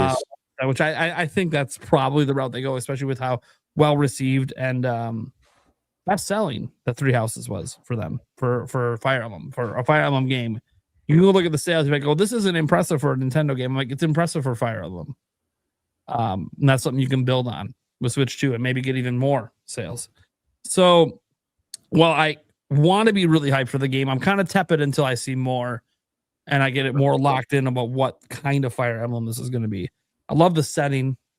so far, and the visuals look amazing. But I need to see more. So barring that, there just isn't anything like I'm just really, really hyped for. And that feels weird because we said for all this time, especially in the content creation space, we just needed to get to Switch 2, right? 2024, it's kind of like remakes, remasters, and then your B tier, C tier games, your Echoes of Wisdom. That's really awesome. That ain't no Tears of the Kingdom, right? Your Mario and Luigi, really awesome to see it come back. Might be the worst in the series. Like, it's not, because the original developer is gone. So no surprise that there was actually a fallback on it where they're doing a new developer. Maybe the next one, if they do it again, will be better because that developer gets better and better at making them. So I'm willing to give it like more chances. I like the Mario and Luigi series, but it's just one of the most hyped games that year was Thousand Year Door coming back, and it's like, okay. I mean, I'm glad it's coming back. A lot of people haven't played that game, but also it's not new. And it was a transition year. And I thought when we got the Switch 2, we'd be done with just feeling like a transition. And it kind of still feels like once we got past Bonanza, it's just a bunch of B and C tier games. Even Pokopia that's blowing up right now, it's a spin-off game by Koei Tecmo. You guys know when the last mainline Nintendo game came out? Like from the main line of the franchise? Was it Wonder? Wonder for Mario, yeah. I don't know. I guess Donkey Kong, if you count that as its own series, obviously, but a lot of people do count it as its own series. So I guess Bonanza. But even then, that's July. It's March heading on to April. We haven't had a mainline Nintendo game release outside of Donkey Kong. And Donkey Kong took 25 years to get to us. So, like, it's very weird to me to not have... And I guess you want to count new IPs like Dragon Drive, fine. But, like I would count ARMS from 2017. But we haven't had a game even on the level of ARMS. So, it just feels really weird because I thought we were done with the B and C tier Nintendo stuff being the primary releases, and here we are, and we had Kirby Air Riders and Age of Imprisonment as our big exclusive holiday games. Now, some people are going to point out in the chat, well, what about Metroid Prime 4? Yes, that is mainline, not an exclusive. I'm obviously talking about Switch 2 exclusives, just like Legends EA. It's mainline, but it's not an exclusive. I'm looking at just the Switch 2. Forget cross-platform games. Just Switch 2 because exclusive sell platforms. That's what Nintendo told us. Exclusive sell platforms. Okay. Well, then I'm still waiting for the next mainline game after Donkey Kong. And what is it? Is it Yoshi? Is Yoshi considered mainline now? When it was a spinoff from Mario? Donkey Kong I'm counting because Donkey Kong technically existed before Mario. Mario could arguably be a spinoff off of Donkey Kong, but not going to go on that rabbit hole. So it's like Wind and Waves and Fire Emblem. Those are the two next mainline ones announced. It just feels very weird to me, is all. So in order to get excited with a direct, all they got to do is announce some mainline fucking games. It doesn't even have to be Mario. Just to mainline anything. Animal Crossing. I think that might be a little too much cozy this soon. Maybe spread that out a bit, but even Animal Crossing, right? What about Nintendogs? Sure. All right. Still kind of their B tier, but whatever. At least it's mainline to that franchise. Open world Nintendogs. They take it to the next level. There we go. Next level. Everything's open world. But you know what I mean? Just like mainline games. I love the spinoffs. I love the side series. Those are supposed to be what we play between mainline games. But we're not supposed to be waiting a whole year between mainline games. Right now, there's not a single mainline game that we know coming out before July. That's a whole year. That's crazy to me. We're on a new generation, and we just came off 2024 where the same thing happened and there was no mainline. We haven't had mainline since Mario Wonder until almost 2 years later with Donkey Kong. And now here we are in 2020. Switch 2 has arrived, Nintendo. Switch 2 is here. Now show us why we needed this damn thing to play your games. You're not showing it. Everything you've shown started on Switch 1. Show me why we bought this fucking thing for your games. Now, I'm not actually like buyer's remorse here. I love my Switch 2. I felt it on day one because of all the upgrades to Switch 1 games. That's not the point. My point is for hype levels to fix, quote unquote, fix things, you got to show mainline IPs that people are excited for. They don't have to be your 40-year-old franchises like Mario, although I think that obviously would work. Mario is just as, maybe even more popular today than ever. You just got to show the mainline stuff to get people excited. And it could even be a new IP. I mean, my new IP is fine. Show a new Monolith Soft IP. Like, it's incredibly frustrating that there's a lot of people out there that don't give a shit about the spinoffs. And I think you're missing out when you don't give a shit. But I can also understand that the balance of Nintendo releases has not been good. It's spinoff after spinoff after spinoff. Hell, it's not even games made by Nintendo. Yoshi's not made by Nintendo. Pokopia is not made by Nintendo. Mario Tennis isn't made by Nintendo. By the way, Nintendo has yet to release a game this year that they actually made. Fucking wild. Oh, by the way, the last game Nintendo made was Metroid Prime 4. The last game they made internally for Switch 2 was what, Dragon Drive? Because the two exclusive holiday games last year were also made by third parties. Like, think about this for a little while and realize that Nintendo's internal teams have shown us jack shit for Switch 2. And that's fucking wild. Even Fire Emblem, that's a third party. Dust Floods, it's a third party. Where the fuck are Nintendo's teams doing?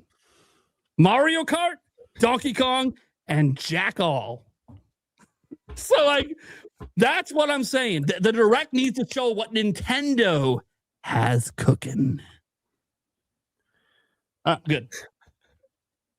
Had to give the opposite perspective of Stash there. I went a little far there, but, I think I made my point. Also, huge apologies to Prime's kids who are in bed for early day of school tomorrow. No, they're still sleeping. They sleep through this shit every night. They're used to it. Just in case. I had to actually soundproof their floors in their room. That's so funny. I just picture them like in a dead coma, and their eyes just shooting open as their dad's just screaming. No.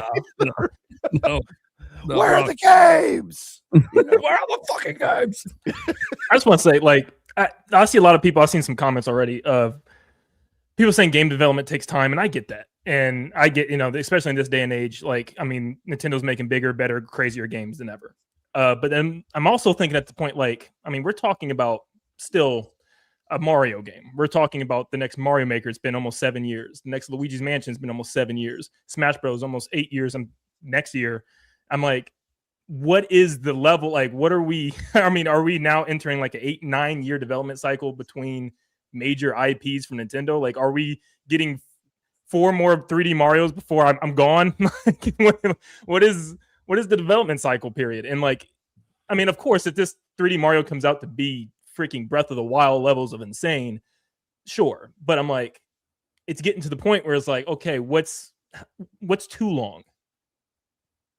But, all right. Yeah, well, it really got to me because I hadn't thought about this for a while. The fact that Nintendo's internal teams haven't done anything in 2026. I didn't even realize that until I went on that little rant. And I'm like, dude, and even the upcoming game I'm excited for, Fire Emblem, isn't made by internal Nintendo either. What the fuck is happening? Like, what is going on? And I know game development takes more time, but we literally weren't getting mainline games last year besides Mario Kart and Donkey Kong. And the year before, we didn't get any. So, like, I don't know. To me, it's just a little wild. And I think that's where some of the frustration comes from with some people is this was supposed to end with Switch 2. At least we hoped it would. It's Switch 2. It's a new gen. And it was a really exciting start. Mario Kart, whether you liked it or not, whatever. Here's Donkey Kong. Oh, it's great. 91. And now just nothing from their internal teams for nearly 6 months. With nothing announced, by the way. upcoming from their internal team. That's the crazy part. It's not just in 6 months. Like they've had plenty of periods. They've had 9-month periods where nothing internal from Nintendo released. It was all spinoffs or side stuff. But we at least knew about a big internal game, and we don't even know. We're guessing 3D Mario, maybe. We're guessing Luigi's Mansion 4, which would now count as internal because they own the studio. We're guessing, but we don't know, and that's wild. Yeah, I think just knowing is very important. I mean, I was thinking about the fact, like, I think we talked about it on Twitter real quick for yesterday, but it was just like, yeah, of course, we're out of the Mario anniversary at the end of March, but I'm like, I mean, they could have just threw a bone and just said, hey, here's something to look forward to, and just gave us a tease or something. I mean, Pokemon did it. I mean, that's not coming out until 2027. So, I mean, like something for the anniversary, something to just tease. That could have been a good little excitement thing. Even if the Mario game isn't until 2027, just having a tease would have been just like, ooh, just like a little feel-good feeling. Having everybody talking about it again, everybody excited about something together. But yeah, I agree. Landon, I get the impression you would have even taken, like, even if they didn't show anything, but they said, oh, and by the way, I know a lot of people are anxious to see what's next for Mario's next big 3D adventure. We're not ready to show anything for a little while, but know that things are developing nicely. Like, even if it was a mention, I kind of feel like you'd probably be happy with that. Just an acknowledgement of its existence, or am I wrong? Are you wanting a little bit something more meaty? I'm ready to see the thing. I'm ready to see it. Just like, even if it's just like, I remember they showed Odyssey, like Mario running for 2 seconds on the reveal of the Switch. Right. I'm like, something to be like, oh, what is that? Like, you know, they gave us a little tidbit, like with that Switch 1 reveal, there was like little tidbit of Splatoon 2, a little sneak peek at Mario, you know, Mario Kart 8 Deluxe, getting something like just something to give us the, you know, even if it's just a screenshot, something with the developments, like you just said, maybe they just come out and say, hey, we're developing it. Here's like a little mock-up sketch or something in the game, something to just to get, okay, let's give us some, we can lay back and be excited about this thing. But yeah, just like, ooh. Gotcha. You're ready. All right, Prime, before I share my thoughts on this, was your hopes / expectations just to see Nintendo, like first party Nintendo developed stuff, or do you have anything like specific that you're really hoping to see in this first main line? Look, I always want to see 3D Zelda teased, even though it's years away. But I mean, whether or not they decide to do that now or not, I don't know. Tradition says they will, but traditions are made to be broken. Just anything first party. I mean, obviously Mario is the big one that I think a lot of people like to see just because 2017 since the last one. But as I said, it doesn't have to be that. Just anything that's mainline series made by first party, or if you guys want to call their own studios that they didn't found, second party, whatever. Just something like that. And this is not, I'm not trying to slight games made by their partners and all the side stuff. I mean, Pokopia is literally highest rated Pokemon game ever, right? Like, I'm not bitching about that game's existence. I'm so glad games like that exist. It's just, it should be in addition to big stuff from Nintendo. And I understand like they should reveal their games when they're ready, and I don't want them to rush reveals. Like that's fine. I think the plan is weird. They released the Switch 2 at a weird time, and their plan for their cadence of games for it has also been equally weird. Gotcha. All right. It feels like maybe a good way to put it is it feels like a complacent Nintendo. Which, by the way, the nice thing about the complacency is that does mean future years of Switch 2 are going to have a bunch of fucking bangers. So the longer we wait for them, the more the middle to back half, maybe we're in a PlayStation situation now where it's more like the middle, the back half of the system is just loaded. And that could be true. But this is why you enjoy the present. Stop worrying about the future. I'm serious. I knew you were going to say that. It's true. I was singing it the whole time. But it's true. I know. One other thing I would tell everyone is practice having some faith. I've been playing Nintendo since the 80s. Have faith. They always deliver. May not be on your timeline, but that's how the world works. It's how God works. It's always been this way. You guys got to accept it. Life's a lot easier that way. Absolutely. True. Well, I feel like this direct situation is it's tough because I feel like it's very multi-layered. On one hand, I think a lot of us were expecting Nintendo to follow what's been a pretty common pattern of having that early beginning of the year, whether it was January or February direct, that kind of sets the stage for 2026. We got the third-party showcase, which I think was great, just showing that the strength of third-party support on Switch 2. I think it was lacking that big one more thing at the end. And while I do think that not Fallout, but Bethesda in general blowout was really awesome to see. I think anytime you end a direct on a known quantity, and in the case of the Bethesda games, with excluding the Oblivion remake, which is fairly recent, it's older games. It's hard to get that hype and that excitement as opposed to a brand new announcement, something no one's played before that's either coming exclusively to Nintendo Switch or revealed first on Nintendo Switch. Plus, two of those games were already previously announced for Switch 2. Right. Sure. Yeah. So I think as great as the promise that direct guaranteed, a lot of people were used to something different and expecting something different. Now, I'm kind of I'm stuck on both sides because part of me is in the same boat of Stash, where it's like, I'm not worried because I know it's coming. It's a matter of when, not if. It's coming. There's going to be, period, a big major mainline direct that lands this year that's going to show off a bunch of great Nintendo games and most likely show off what we might expect for this year's big holiday game, whether it's Mario, whether it's Zelda, whether it's the next Monolith game. I don't know what it is. We won't know until we see it. It's coming. So live in the moment. Enjoy your backlog. I'm with you. At the same time, I think that we're kind of missing that excitement and hype that we've been used to for a while. Like Prime said, we usually have an idea of some big first-party game that's coming.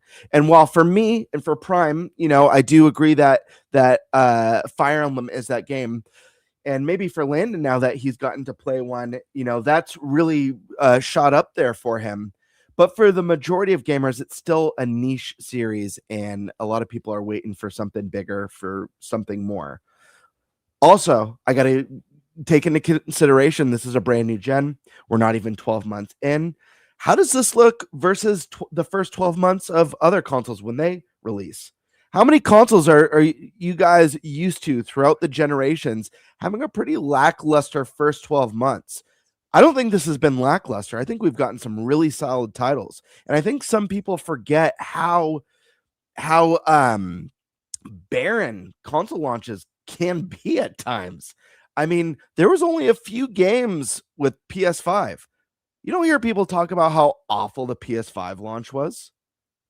When was the last time you heard someone talk about that? We didn't have that much first-party stuff. 2021.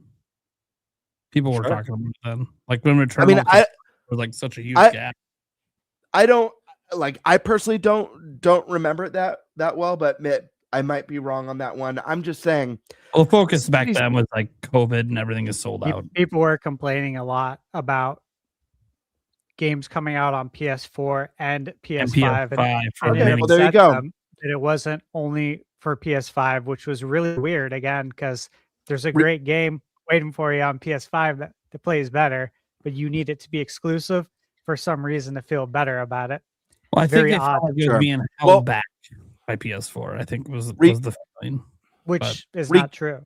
Yeah. Regardless, it doesn't even affect my argument, because my argument is if you take a look back at other console launches, the first 12 months, there's many barren months. There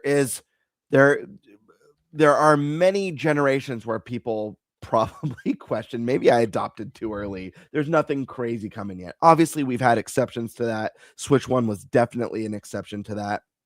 But I think the other part is that, this is something that's been mentioned here. I know Kiwi talks about it, and it makes a lot of sense. Nintendo's has a console that's 10 times more powerful than the Switch 1 now. And development's more expensive. It's a lot more work, and it takes a lot longer. The biggest games of last year for Switch 2, we know started on Switch 1. They were originally Switch 1 games. We have not had a major mainline true Switch 2 exclusive that started development on Switch 2. We haven't had that yet. That's coming. I think we're in for some really special releases, and I think we're going through just the growing pains of a brand new generation. I think some of the messaging has been a little bit odd. That helps. Yeah. And that's something that I stand by since the announcement. I think some of the messaging has been a little bit odd, and I don't think it's done them any favors. Oh, Devin, you run the show now here. Let's get some better messaging, please. But the thing is that whether or not this is going to be in June or sooner, I have no idea, and I don't lean towards either.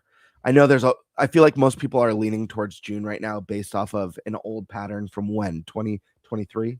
Is that when they did the beginning? The E3 patterns. Ever since E3 ended, so they did the final digital presentation in 2020. Nintendo's only had 2 of the last whatever amounts of Junes, the last 4 or 5 Junes that I've done a general in. Got it. So there is a little bit of a pattern with this. But the thing is, and I've said this a million times on this show, Nintendo's the king of curveballs. It doesn't even matter that there's past patterns because Nintendo is faster than any other company in the industry will throw a pattern out at the drop of a dime for something new. So, yeah, maybe it is not till June. And maybe they're going to have a massive blowout to cover the whole second half of the year and teasing what's coming in 2027. Maybe that's the case. Maybe next week they're going to have a massive blowout. I have no idea. Sit back, enjoy the ride, and you know what? Enjoy speculation, because as a fan of Nintendo, as a fan of PlayStation, as a fan of gaming in general, that's part of the fun, talking about what we think we might see or what we hope to see or what we think the next Mario game.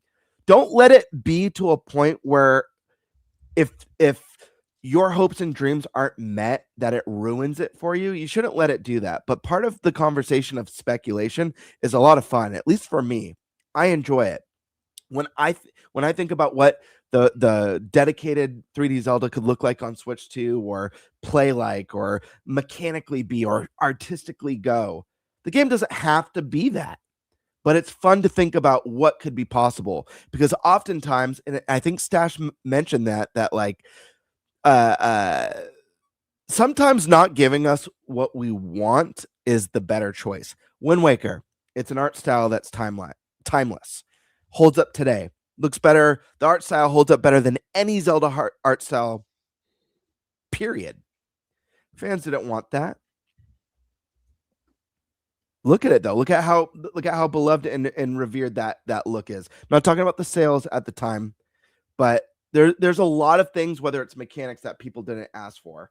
I'm sure a lot of people who were excited for what Zelda could be on Switch or on the Wii U weren't like, you know what I really want from Zelda is for them to get rid of dungeons, get rid of items, get rid of story. That's my hopes and dreams.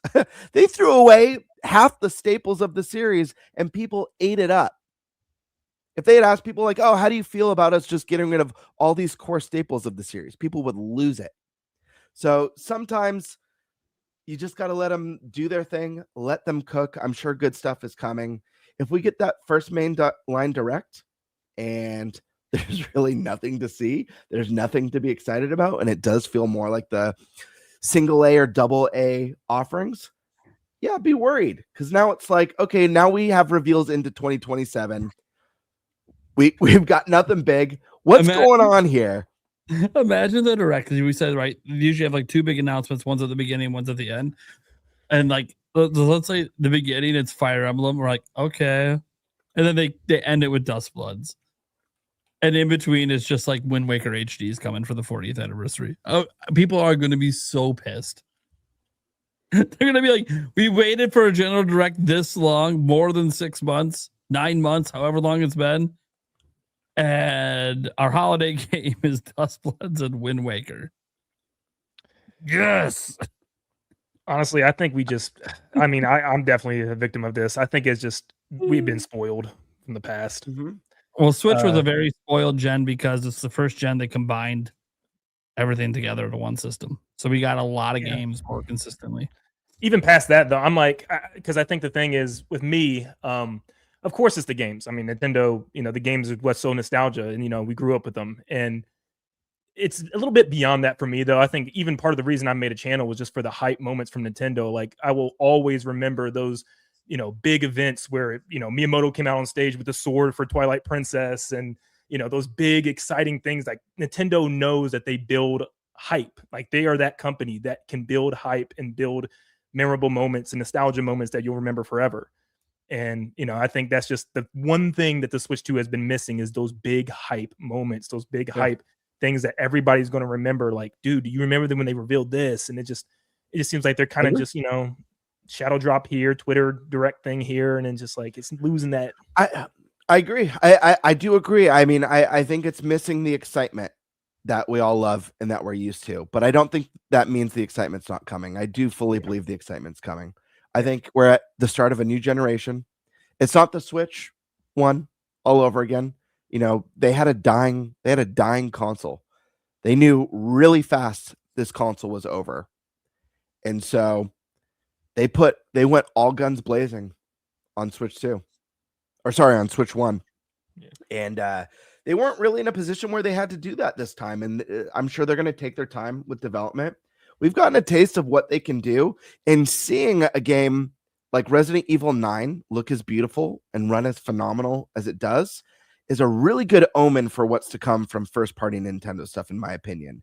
Because when I think about Nintendo hardware and what third-party titles usually look like compared to first-party, people are always like, dude, the Nintendo devs are wizards. What secret knowledge do they have that they're able to make their games look and perform so well on their content that third parties just can't recreate?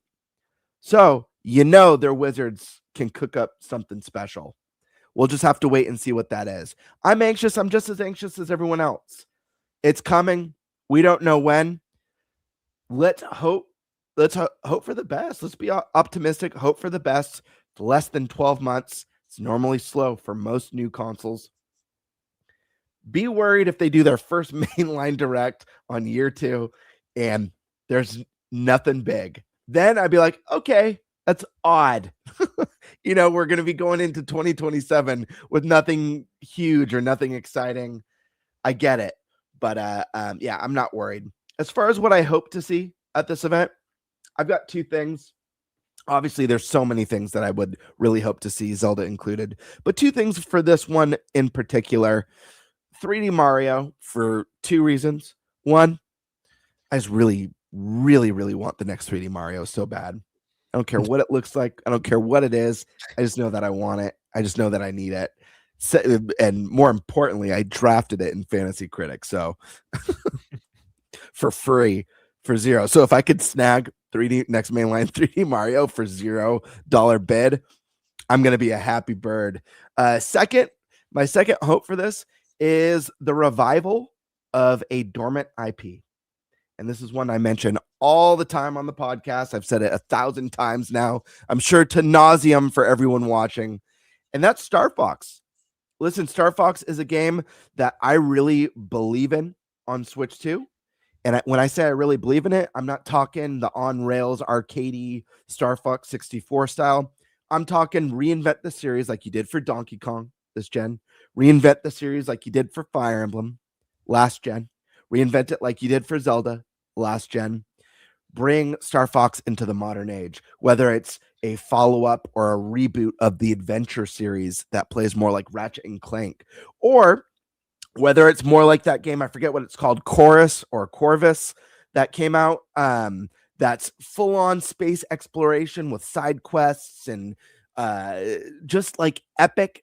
I want epic space opera, space exploration that's story focused and character driven with these fantastic characters with side quests. Maybe you could dock in space stations, talk in space taverns, even like add some like Mass Effect level storytelling to it. I don't know. Do something to bring Star Fox back in the modern age in a way that's going to appeal to a wider array of gamers.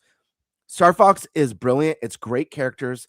People love it. I just don't think in today's gaming age, it makes sense to charge full price for a short on-rails arcade shooter. I think it's time for Star Fox to grow up. And I think it's a series that greatly deserves it. So that's one of the things I'm really hoping for. Knock on wood.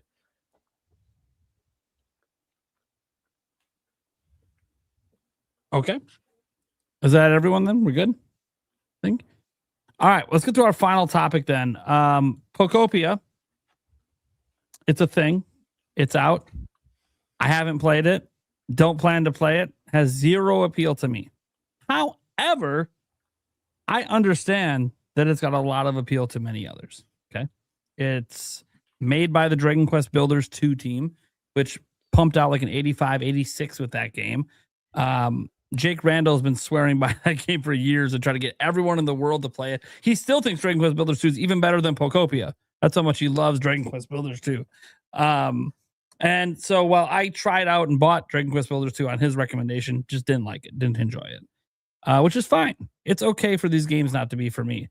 But I understand the appeal of these kind of games in so much that there's a huge audience of people that are cozy gamers that love these kind of games, these kind of living in a world and creating connections to different characters and building things and having your own town and village. Like I get it from the perspective of the cozy gamer, but Landon is not one of those people.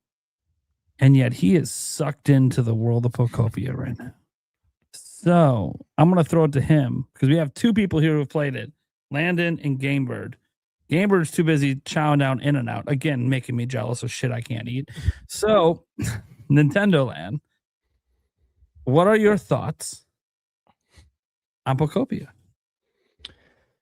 Yeah, I'll try to keep it not too long. It's already 1 a.m. almost for me, so I gotta hurry up and get to bed. Yeah, I figured I'd get to you first because you can also get this. There's a lot to talk about though, but I'll try to keep it a little brief. So yeah, like I said previously, I'm not a big fan of Pokemon. I didn't even start until like Sword and Shield. So that's like my first kind of entry into it. Not even a big live sim person. Animal Crossing New Horizons, I just couldn't get into it. I tried it, I put them in like 15, 20 hours, and I think I rolled the credits and just stopped. I hated the fact that I had to keep coming back every day and keeping track of like turnips and stuff, or they'd go bad. It just felt like it was a job more than a game. But dude, yeah, I got FOMO. I feel like everybody was just posting stuff, and I was like, okay, I'll give it a try. I went to go get the game physical key card, but sold out everywhere, like literally everywhere, 100-mile radius. I was like, fine, I'll just get digital. And I played it all night, all the way until like 5 a.m. And dude, yeah, it's just it sucked me in so much. One of my biggest issues with Pokemon, I've never been a big fan of the battle system with Pokemon games. But I was really, really hooked on like completing a dex. And I thought that was the coolest aspect of it. And this game just kind of like, it's that without the battles, without, the actual catching Pokemon, you're just finding them. You're exploring this giant world, finding them, building them, civilizations. And it's like, I don't know why it really, really stuck with me. The way I can compare it, some reviewers did, is like, it's almost like Legos. You get like these like little instructions of what type of environments to build. It'll be like, put this sandbag beside this bench and a Hitmonchan will come. And it's stuff like that. And it's so addicting to try to find all the pieces, build these little Lego sets and watch these Pokemon appear. And like, it's just, there's so much on top of that. There's an actual story, unlike what Animal Crossing gave. that I like a lot because it's kind of like Splatoon's lore, where it's a post-apocalyptic world and humans are gone, and it actually has me engaged to see what happened, like where do they go and all that. So you got this really good story. You got this awesome exploration aspect where there's like this giant open world that's separated into different regions. And the whole time I'm thinking like, there's like a million things I could be doing right now. Like I could choose to stop completely with the story and just build this town, or I can choose to just go into this mountain, and there's some sections you can walk for hours just deep underground and find like there's actual stuff to find, and like lore, little implications, little notebooks left back by past humans and stuff that kind of tie into the story. And I just find myself like, immediately just soaking in hours. So much of this game, there's so much to do. It was one of those games too that just came out of nowhere. I didn't have any expectation to play this game. I had a huge backlog of like 50 games I need to get to, and then it just came up and just ruined everything for me, but in a good way. So this was definitely a surprise for me. And I will say, with everything that I've played so far, this is the second Nintendo Switch 2 game that I think is completely worth it. I don't think it's going to connect with everybody. Like you said, Nate, if you just don't like that type of stuff, you don't like it. Like I didn't like Animal Crossing. I recognize it was a huge game, perfect timing for that game to come out as well. It just wasn't for me. And I feel like this kind of takes the worry that I had with Animal Crossing, where you don't have to make sure you come back every single day, or your turnips will go bad, or make sure you talk to villagers every day. Like you can take it at your own speed. You can spend an entire week if you want, just ignoring the story, going exploring and stuff. And yeah, I love everything I've been playing so far. I'm really excited to see the ending, and it's been great. Okay. Awesome. Yeah, I'd say the one thing that has a smidge of appeal to me is story, because story is universal across games. And the more I hear about the story, the more it's like, okay, I kind of am intrigued for the story. The problem is I don't like any of the gameplay around it. So it's like, am I going to make myself suffer just to experience the Pokemon story I've always wanted? I don't know. Now, I mean, apparently you could slam through the story, I guess. Apparently some people said you could actually slam through it quickly if you want. But I'm like, I could also just watch it for free on YouTube. I don't actually enjoy playing. I wouldn't recommend. Yeah, I wouldn't recommend it then, because like you could slam through the story, but I can definitely feel like the main appeal is after, the post game of just taking hundreds of hours to just build each area out and flesh it out to your own liking, like build houses and stuff. And if that's not your thing, you probably won't want to waste your time. I swear, Nintendo. I did say I'd play the game if Nintendo sent me a copy. I swear, if you guys send me the copy, I play it and I get hooked. You might. I'm not going to know who I am anymore. I will literally forget who I am. I would add. I will add too. I think like as far as like when you mentioned like watching the story online, I feel like just from my experience with the game so far, I'm Landon. Maybe you agree, maybe you disagree. I feel like the way the story is delivered in this game lends itself to actually playing it. Whereas I feel like if you're just reading up on it or just like watching about it, I feel like the impact is going to be much lesser, if there's any even at all. That's just like my impressions from playing it, because I feel like part of like being in this world and immersing yourself in this world is what makes the mystery so intriguing. Yeah, I thought I had 100%, because I thought I had, off the bat, I was like, I know what's going to be the story. It's simple enough. And then I came across one note deep in the caverns, and I was like, oh my gosh, that's not what I was thinking was going on. I was like, that changes a lot. Like, if this is what's going on, that's crazy. There's so much little lore drops and there's even like little Easter eggs to past games. I don't even know them, because like I said, I started Sword and Shield, so I'm not catching everything, but I'm like, there's some cool stuff here for fans and non-fans alike. But yeah. But yeah, it's my bedtime, so I'm heading out. Later, man. Thanks for having me, guys. Wait, quick plug. Plug. Nintendo Land, Twitter, YouTube. I'll probably do some Pokemon Pokopia stuff. I did a video today, and maybe just kind of my journey, and since it's one of the first Pokemon games I've ever covered on the channel. So yeah, we're talking about that, and Ready for that next direct? Oh yeah. Because I'm looking to the future. So much to Stash's chagrin. We're all like, next direct, let's go. I'm enjoying the present. I'm enjoying the present too. Oh, I'm doing a little bit of both. I'm over here. No, fuck the present. All right, man. See you later, Landon. See you guys. Thanks for having me. Yo, man. That's why I like this show, though. We have multiple perspectives. It's fun. Yeah. It'd be boring if we all just agreed. So. All right, Fuck so you. Birdman. I disagree. It'd be great if we all agreed. Wait. Fuck you. All right. Gamebird. Now you're the only resident Pokopia player here. Yeah, I've got some thoughts, man. And listen, we've heard people say tonight, I'm not really a fan of these games. I don't like cozy games. I'm not into like the sim life games. Landon was that until Pokopia. Nate is that. I used to label myself that too. Pokopia didn't change that, but I didn't become a cozy or sim life game because a lot of the biggest and most beloved cozy life sim games have not hooked me. And I've tried. Animal Crossing, never got into. I've played, whether it was the GameCube, the DS, or the Switch version. Could not get its hooks in me. I did not enjoy it. I just didn't have fun with it. Stardew Valley, huge. I tried multiple times, just didn't resonate with me. The first time one of these games connected with me was Dragon Quest Builders 2. And it's because it added an element that's missing from all those previous cozy life sim games. And that was RPG elements. There's RPG elements for one of my favorite genres of all time. And there was combat. Getting combat in Dragon Quest Builders is awesome. Then another game came along just last year. Fantasy Life. The new Fantasy Life. And then that became my favorite. Again, the RPG mechanics. So when Pokopia was announced, I knew I was going to get it because I have a family and I have a kid who loves those games. He's obsessed with Minecraft. It was one of the first things I did was showed up like, hey, bud, check out this trailer for this game. I think you're going to go nuts for. He already likes Pokemon. And of course, he was super, super into it. Could not wait for it to come out. I already knew I was there. The sell for me was Pokemon because I've always loved Pokemon since I was a kid.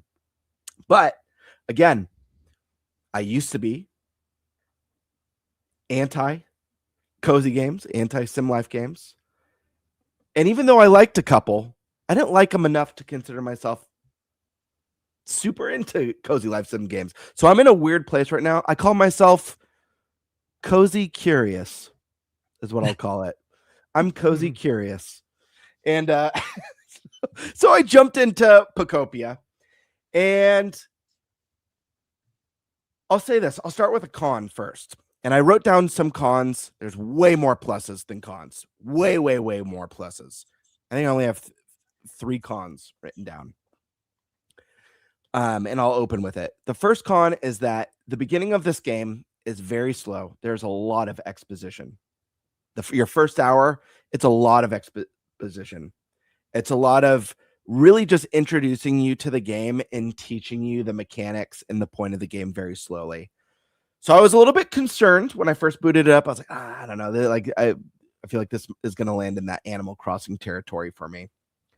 That being said, if you let this game like cook and you give it a chance, it really opens up to something very, very special. I think part of it is if you're a Pokemon fan, there is a lot of love to love here. The core mechanic of this game is creating habitats, and habitats could be all sorts of things. It could be, a square of 4 bushes, or it could be 4 bushes next to a tree, or 4 bushes next to water, or it could be even items like a wheelbarrow next to a bench, next to a bush. Could be a habitat. And you're creating habitats with the chance for a certain Pokemon that's lives or is attracted to that type of habitat to show up. So there's a really fun catch 'em all mechanic. No evolutions with, I believe, 300 Pokemon in the game. So it's you creating all these unique habitats in the different lands. Each land has different habitats that you can create in hopes to kind of catch them all. With that comes abilities that you learn as Ditto. You play as Ditto as the main character that you're able to adapt to. You get Scyther's hand blades to chop crops and grass and harvest. You get Hitmonchan's punch abilities to break blocks and do terraforming. You get Squirtle's water gun to water plants, and there's a bunch of others. I haven't even unlocked all of the abilities for Ditto yet. I think I still have 3 or 4 that I need to unlock still. But you feel some sort of a character progression in this game that's really, really nice. Not to mention that every Pokemon kind of serves its purpose. There's like typings for like certain Pokemon are builder types that will aid in building your structures, your houses and huts, and rebuilding Pokemarts throughout the world. You have some that are they're called litterers, and like, for example, you'll have a Pokemon who will drop honey occasionally for you to gather. And then there's a Pokemon that, like, if you give them 3 honey, they give you a decoration, and they'll have a list of decorations daily. Charmander has the ability to light things on fire. So if you bring him with you, if you have him follow you and you take him near like torches or stuff like that, he'll light the torches or light the candles. Sometimes needed to create new habitats for Pokemon who need certain things to be on fire for their habitat. Electric Pokemon can help you light up things that no longer have power. So everything kind of serves a purpose, and the Pokemon have a lot of personality in this. They hang out, they have conversations with speech bubbles that are really comical and charming. So it has all the cutesy stuff that you'd want from a Stardew Valley or a Dragon Quest Builders or an Animal Crossing, but with the Pokemon and the fun habitat system. The art style looks great. I'll say that. Like, it looks better than the modern Pokemon games. Looks better than Scarlet and Violet. Looks better than Sword and Shield. So that's a huge plus. The story is really interesting. Like Landon said, it sets up this world where you wake up and you have no idea what's happened.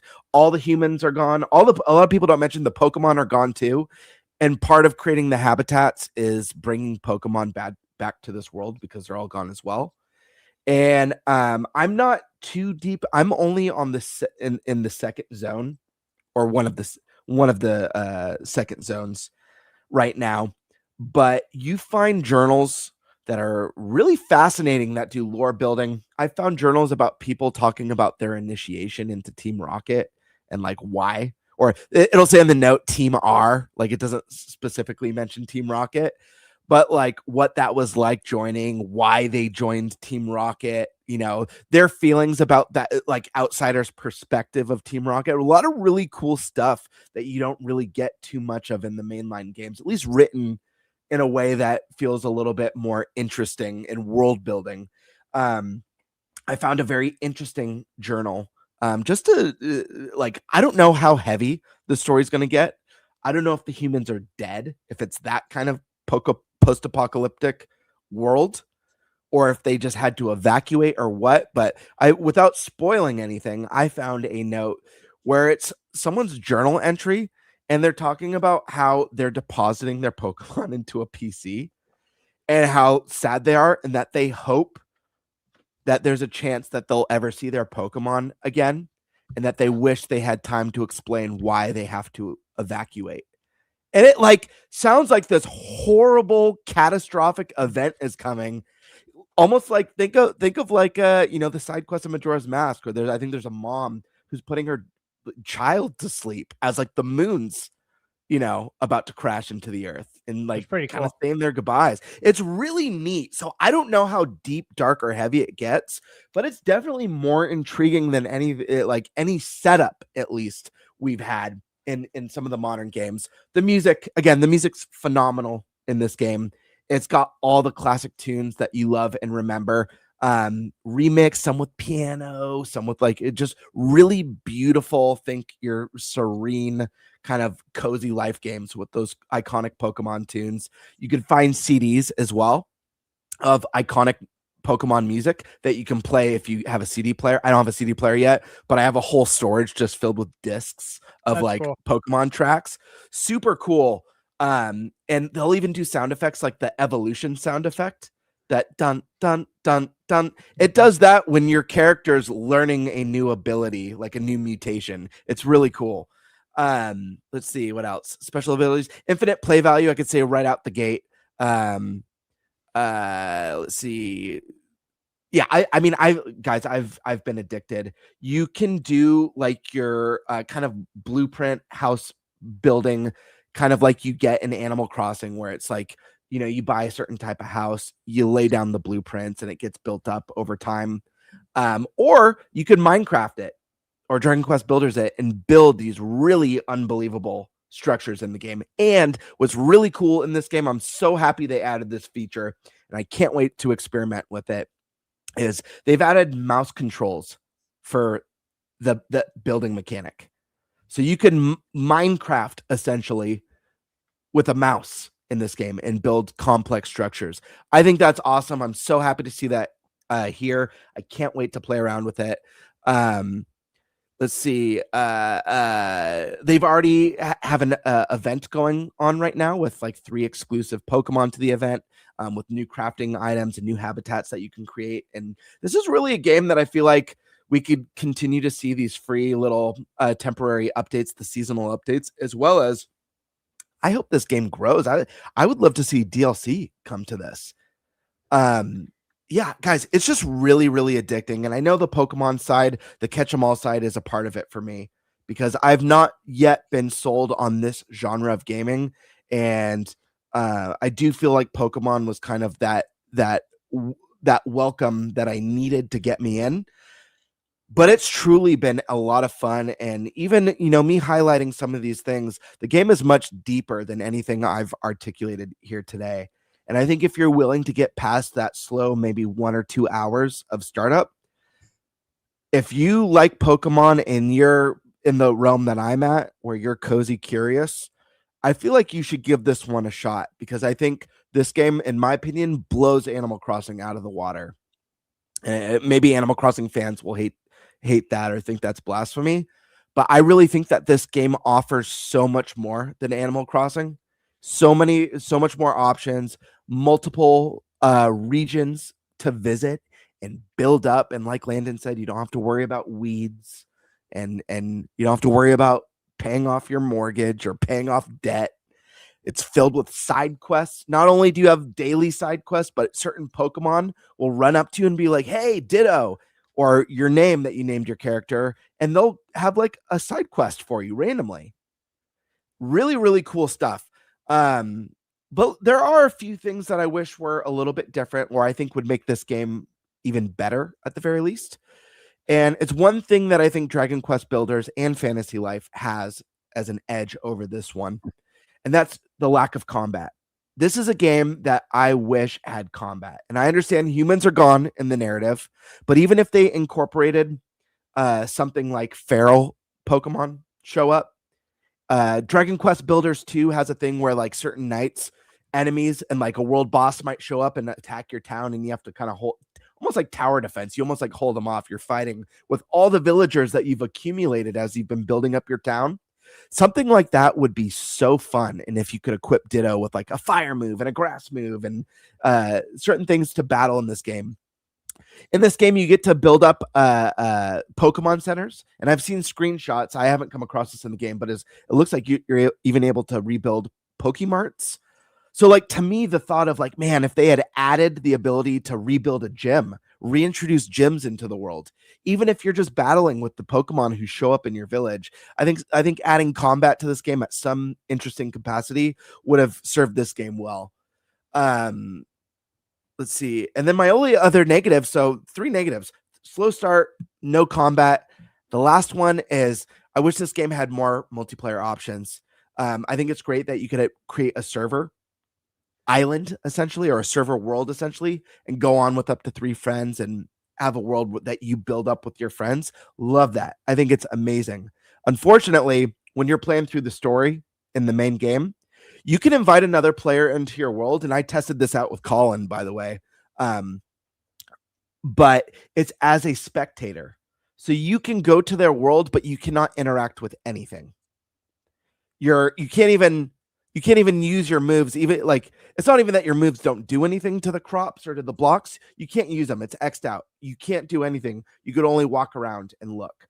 So I do feel like that's a missed opportunity. I feel like getting to experience this story with a friend and build up this world together would have been a huge plus for the game. Maybe it's something they add in an update down the road if people are clamoring for it. But that being said, I'm loving this game. I've sunk, I don't know how many hours. If I had to guess, I'd say at least 15, maybe more, maybe like 18, maybe 20 even. And I'm not done with it. So I think that says a lot for someone who's not generally, the target audience for this. It helps being a Pokemon fan. It helps that I'm curious about the genre. I don't think this is going to win over anyone who hates this type of game, but I think if you're interested and you're open to it, I think there's a lot to love here. And I think, like me, you'll be really pleasantly surprised as you get deeper. And one tip of advice for anyone who's just picking up this game or plans to pick it up this weekend, you could get stuck in that first zone for probably 100 hours, because I was like, I'm not leaving this place until I've made this like my dream place, and I've found every Pokemon here and found all the secrets, because there's a lot of secrets. I found a hidden underground area that requires ancient relics to unlock the purpose of it. Cool stuff like that. The problem is you barely have any tools. You think you have all the tools of like an Animal Crossing in the first zone. Go to the next zone. Your tools and your abilities and the things that you're capable of doing grow exponentially. And from what I understand, that happens as you reach each new zone. So don't trap yourself in that first area as a completionist, because I could see myself getting stuck there for 50 hours and then moving on and be like, holy crap, why did I stay there? I'm burnt out. Forget this. But yeah, I listen, I recommend it. Bottom line, this is a great game. I hope Game Freak is watching. I hope this is kind of a call for them to be like, hey, like, third parties doing Pokemon better than we're doing Pokemon. Let's step it up. Let's kick some butt with this next one. And maybe they're planning on it. This is going to be the longest development time, getting this next game in 2027. I hope they're watching. But yeah, those are my thoughts. Interesting. Good insight, dude. Yeah. Interesting. I swear. Nope, I'm not buying this game. Sorry, the temptation popped up for a moment while he was talking. But it's also not financially in the cards regardless. So it's pretty easy for me to not give it the temptation when it's like, well, I don't have the finances to buy this thing right now anyways. I'd be worried recommending it to you for two reasons. One, you don't like cozy games. This game does share a lot in common with DQ Builders, and you didn't like that one. And second, you're not a big Pokemon game. So it's like kind of like it might be a 3 strikes you're out situation for you. Not big Pokemon, not a Builders fan, and not really a Cozy Life fan. But I don't know. Colin doesn't like cozy games at all. He picked it up. He was feeling the FOMO. I saw him playing like all night. He was online all night. I was like, dude played for like 10 hours straight. So I don't know. Maybe there's something special about this one that's just grabbing people. Yeah, I think maybe so. Multiplayer wise, can you visit each other's like towns as a spectator? Yeah. See, one thing I because the one thing that could get me potentially to consider would be the reason I play Animal Crossing. Me and Yulia play it together. And so you can like go to people's towns, and yeah, you don't live there per se, but you can do things there, and it stays as part of it. So like being the spectator, like can't really do anything, and is in like their own instance of your town. So like whatever they do is like reverted when they leave. It's like that sucks. Yeah, the plus side of the multiplayer on this one is you can create like a server world essentially for you and your friends. And I believe, I haven't done it, I believe you or your friends can enter that world and expand on it and build up on it at any time. You don't need if I recall, you don't need the creator of the world to do it. There'll just be like a world password or something like that, I think. Yeah. I read about that. I gotta get some more information on it, because the only thing I've seen come out from people talking about that dream thing or whatever is that if you bring your Pokemon there, you lose them. They don't come back with you. And that would suck, especially if if you go back to the world and they're no longer around. Might be an oversight. I don't know if that was an intended mechanic, because that feels not good to like just lose Pokemon because you wanted to play with friends together. That said, I don't know much about the dream thing. I think that would be the one instance where Yulia and I could play together, but also it feels weird because when you're playing by yourself, you're not, I mean, I know you can go there anyways, but you know, I don't know. The spectator mode just feels weird. It just feels like it should just be just straight up let people in. And then when they leave, give the main player the option, I guess, if they don't like what the spectator did, to revert. Just have like a save state. But if you like what they did because they were helping you do things, even if you can't progress the story, they were helping you build habitats, helping you clear things out. Cool. That should just all be there. Feels weird. Like I just feel like it should be like it should be more like Animal Crossing with that aspect of it. But I agree. So recently didn't have Animal Crossing. Now has the multiplayer where people can come together and do a thing at a separate area. So I'm glad it has that. I guess I gotta get some more information on that, because that is the one thing where if Yulia really enjoys it, then she's gonna want me to play. Like, guys, why do I play Fortnite? Because Yulia likes Fortnite. It's not because I choose to play Fortnite. But I do have fun playing with her. And if it's one of those games that, like Animal Crossing, that we can just get sucked into and like relax at the end of the day playing together. But then you started describing how it's like a spectator mode and it's like this. I'm like, oh, well, that's lame. Yeah, like, I agree. That's really lame, actually. That's why I say like one of the pros. I mean, it's kind of a wishful thinking pro, I guess, because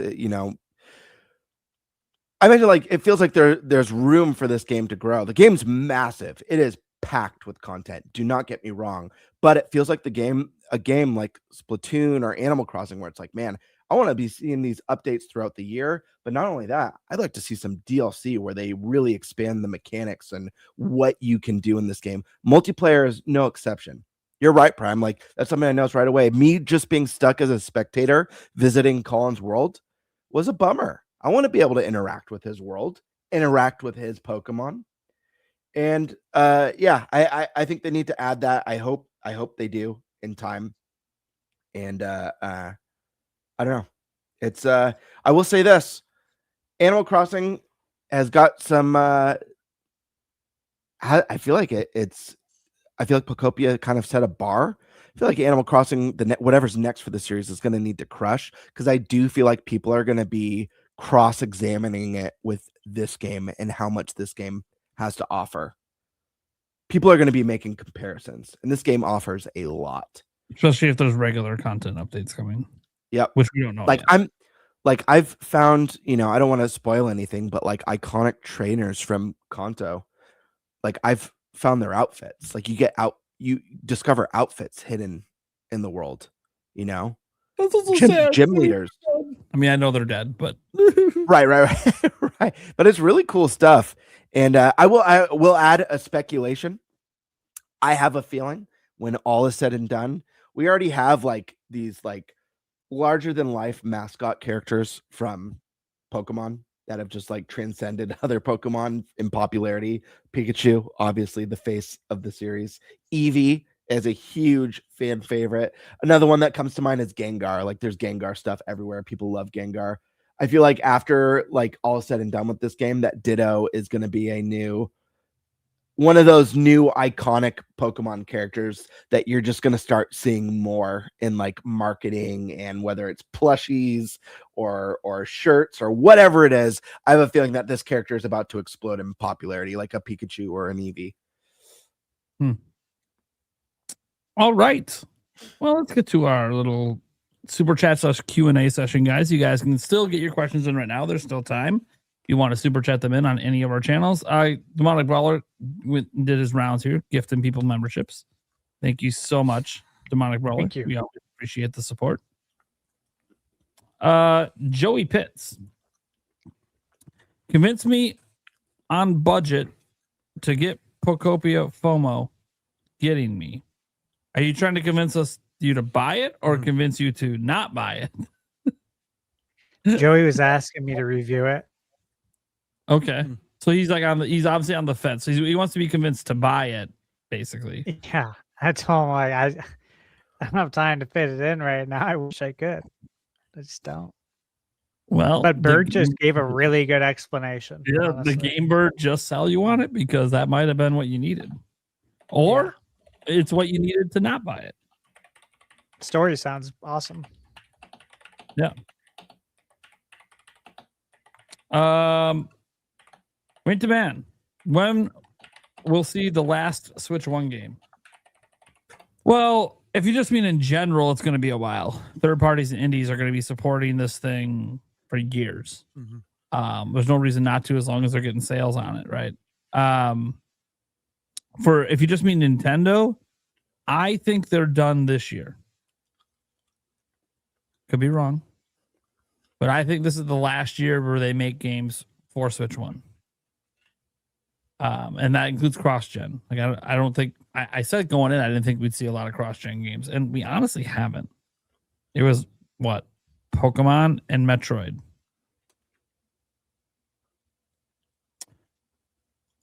By the way, both of those games announced before Switch 2 was even revealed. So it's like they haven't really been doing the cross-gen thing. So yeah, you have Tamagotchi Life, you have Rhythm Heaven, and I don't know if there's anything else really coming from Nintendo for Switch 1. I think at some point they flipped the switch and said we're all in on Switch 2, which again, if you listen to Nintendo, they have repeatedly said they believe exclusive games sell systems. Well, doing cross-gen would be the opposite of Nintendo's strategy that exclusive sell systems, because then it's not exclusive. You don't have to buy Switch 2 for it.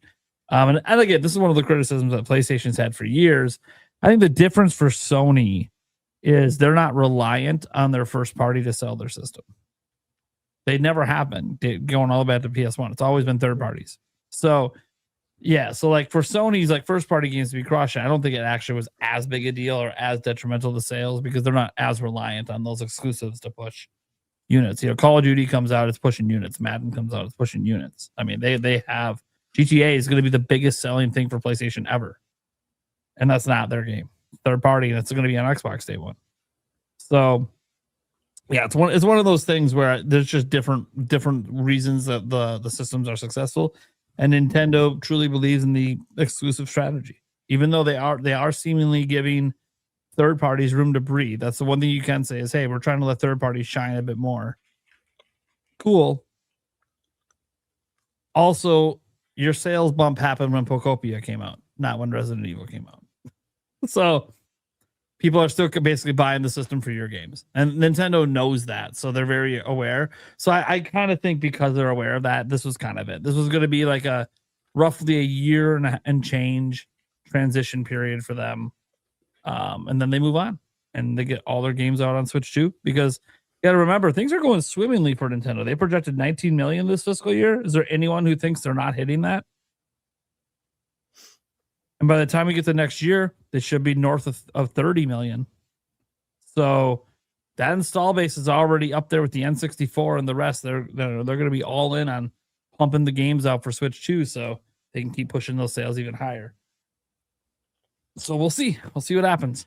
And I hope Furukawa was right. He was hoping that it was a really weird hope he did about keeping the price down. He said, because RAM prices are going up. If you guys go back and read what he said, he said that one of the things we hope is that as mass production continues, the other parts get cheaper to make up for the RAM getting more expensive.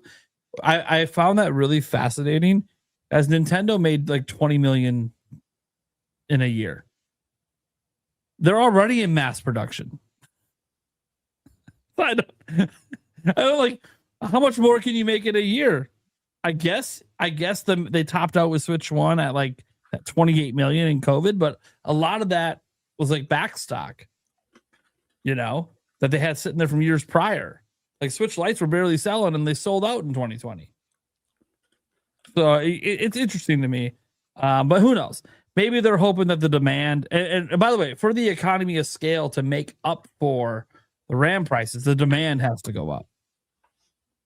It has to get to the point that it's actually a little more difficult to buy a Switch 2 because the demand is just so high. And we're not there yet. The demand is good. It's solid. Pokopia is a great way to reinvigorate that demand. Now they just got to keep it going. And we'll see. I think Pokopia can carry for a little while. I think it's going to be a nice little boost for the next few months. So yeah, last Switch 1 game. Anyone else disagree that it's going to be this year from Nintendo? No, I think this year makes sense. Mm-hmm. I think third party in indie, it's almost impossible to predict. Yeah, but yeah, sounds about right. All right, Demonic Brawler.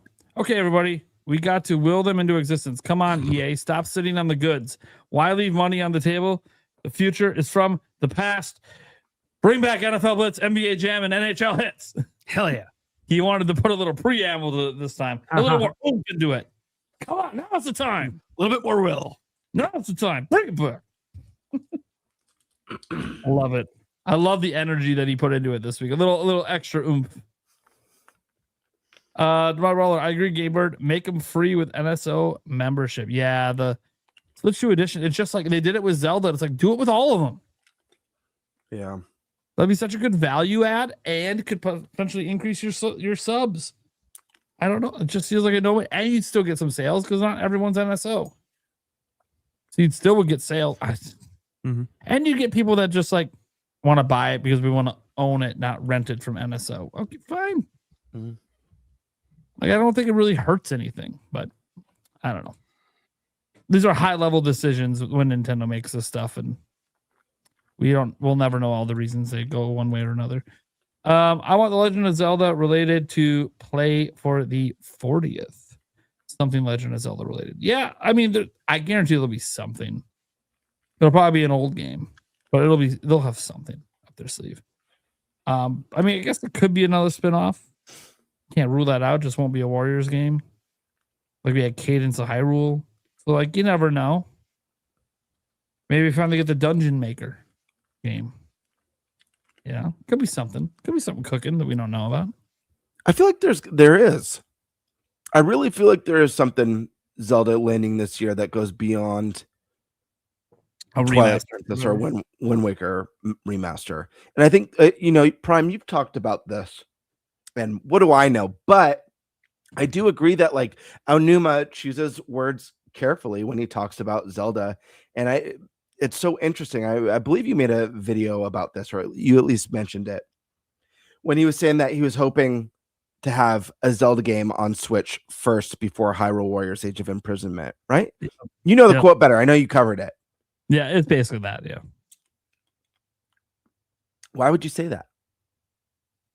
If it was unrealistic, because if there was like no way it could ever happen. Because they had the remake coming and it just wasn't ready in time. That's what I'm hoping it means. It could also mean I'm one of a million different things, but it also means that they had something cooking internally for Zelda. That's why I hope it's the remake. But I don't know what it is. All right. Demonic Brawler has an interesting question. Why can't I pre-order 007 First Light or Lego Batman The Dark Knight collection? Will Switch 2 not have pre-order bonuses? I hadn't even looked into pre-ordering these on Switch 2. Can you not? There's literally no pre-orders for it? Like, what are we talking about here? Digitally, physically? I Like I go to IO Interactive's website. If I hit pre-order, does it give me the Switch 2 platform? Oh, it lets you pre-order on Switch 2. It's not letting you do the collector's edition or the legacy edition. So you can get the standard pre-ordered, or you can get the specialist. But that's it.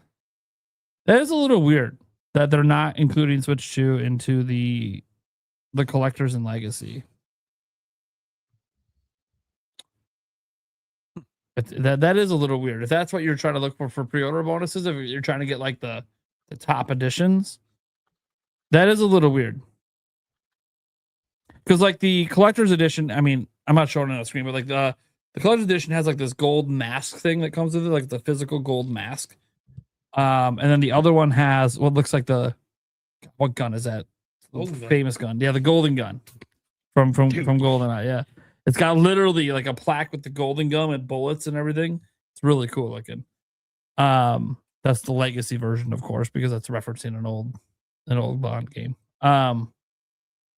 Yeah, you can't get those. The only one you can get is the standard, and then the specialist one, as you can guess, includes like digital goods. I don't really know what's different. Oh, it has the classic tuxedo skin. That's it. That's all you get. That's different. The only extra thing. Nice. It's actually weird. Oh yeah.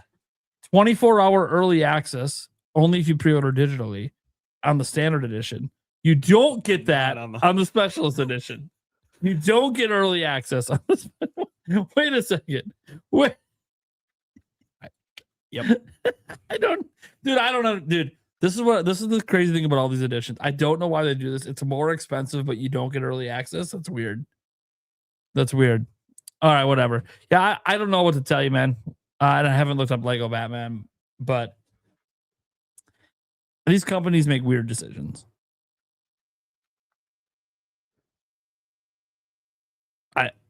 I don't know how else to explain it. I think Luigi's Mansion 4 or Dust Bloods will be the holiday game, says T.J. Mayor Hoffer. Yeah. I don't know that Dust Bloods would be the right move. I'll be honest. Dust Bloods. I think Dust Bloods should be a summer game. Yeah. Luigi's Mansion 4? Sure. They could pull it off with that. Again, like, look at what they did with, like, I was just going to say, look at what they did with Donkey Kong. You know what I mean? Yeah. I think it needs something else with Luigi's Mansion. But it could be a holiday game. It could be an October or November game. But I feel like there should be at least one other thing to pair with it. I just don't. The Dust Bloods, I don't think would be the right call for that. But I don't even know. It depends on what else they have to offer. Which, again, we don't know until there's a direct. Even then, we might not know because, as September proved, you're not necessarily going to get exciting things in the direct. We don't know. From Nintendo, that is. There's always something exciting in every direct. But, go to 10 Gaming for the Birdman. You're muted, or your audio died, or something happened. I don't know. No, just messing with you, just for the thrill of it. Well, you're messing with him. It's his super chat. Thank you, dude. Appreciate you, brother. Damn. Carcon. Nintendo Direct delayed until Elden Ring's ready. There we go. That's what's going on. Contractual obligation. No general direct until Elden Ring's ready. Makes sense. They could shadow drop it the same day. Oh, man. I mean, that's not the real reason, but that is, you know, it is supposed to come out this year. Of course, it was supposed to come out last year. So that one I do believe is actually coming, though, unlike Borderlands, which, you know, is on an indefinite delay. Yeah, an indefinite delay where you pulled all the developers to go work on the main game that all the other versions are playing. So when you're pulling the whole dev team, that feels like the end. It just is what it is. Plus, I don't care that much anymore about that game coming over. Jorge, I always go by how Nintendo presents their next big games. They'll announce them when their teams are ready to share them again. I want their teams to do it on their terms. Well, that's exactly what they do anyways. Mm-hmm. We can demand what we want. Like, I want to see 3D Zelda now. Like, dude, Nintendo don't give a fuck what I say. I mean, they might care about certain feedback I give, but when it comes to when they're going to reveal their games, they don't give two shits. Also, hi Nintendo. Yeah, hi guys. I know you don't give two shits about when you might personally agree with me that we should reveal. It don't matter though. You guys are going to make the decision based on what's best for your dev teams and your marketing. I know this, and it doesn't always fit our impatient, dopamine addicted brains. I get it. I still want to direct. Like, doesn't really change my mind, but I know you're going to do whatever the fuck you want to do. And that's fine. As I said, there can be literally no direct this year. They can do like all Nintendo Today announcements or something. I don't really care, honestly. Just announce games that excite me. You want me to send you a list, Nintendo? If you care that much about my personal desires, I'll send you a list. Call me. They don't get two shits. Daniel Alvarez, Pokopia keycard sold out. We save physical media. I don't get the comment. Does anyone else get it? It's selling out, so physical media is good because it's selling out. Oh, he's basically he's just saying that it's saving physical media. I think the physical editions are selling out. How is a key card saving physical? Isn't that advance us more towards physical going away? Because it's the physical version of the game. It is the physical edition. Key cards are the physical edition. Right? Am I right or am I wrong? Yeah. No. I don't consider key cards physical. So it's tangible. Yeah, can you touch it? You can't touch the game. No, you have to download it. Fuck off! You can't touch the game on a key. You can touch the game and you can lick it. Yeah, you can. Oh, you can crack it open and touch the memory module the game's on. Oh, fuck off! What are you actually getting mad about this? Seriously, this is the first time I've seen Eric getting upset mad on the over key podcast. cards. Wait a second. Fuck AI, but key cards are good. I never said key cards are good. Okay, well, I'm not going to call a key card a physical game. I'm just not going to do it. It is a physical digital game because you could trade it in. But it is not usable without the internet. Internet doesn't exist. You can't play it. It's not physical. Wait, you just said you're not going to call it physical, but you just called it. I'm going to call it physical digital. Digital physical. That's a caveat. That's you can't physical. use the word. No. You use the word physical. No, you use the word physical. It's a hyphenated word. Stop. Yeah, but digital physical is an oxymoron. Stop. It is. And Yeah. you know who Key cards uses are oxymorons? Who uses oxymorons? I do. Morons. That's fine. Call me a moron then. Listen. Key cards are not true physical. They require Prime. the internet. Nate, I'm trying to help you, man. Just give the people what they want. And what the people want is for you to call them physical copies. That's what the people want. Well, I'm not going to do that. People are sick of hearing it being called digital because it is a tangible object. The masses believe key cards are physical copies. Listen to the masses. Are you a person of the people? No, I'm not a person of the people. Never been a person of the people. Oh. My entire channel is built on what I say and what I like and what I do. It's not based on anybody else. The show this podcast is based on all of them. But my show, my channel, I cover the things I want to cover. And I've been very adamant that key cards are not physical. If it's something that needs the internet to function, that's not physical.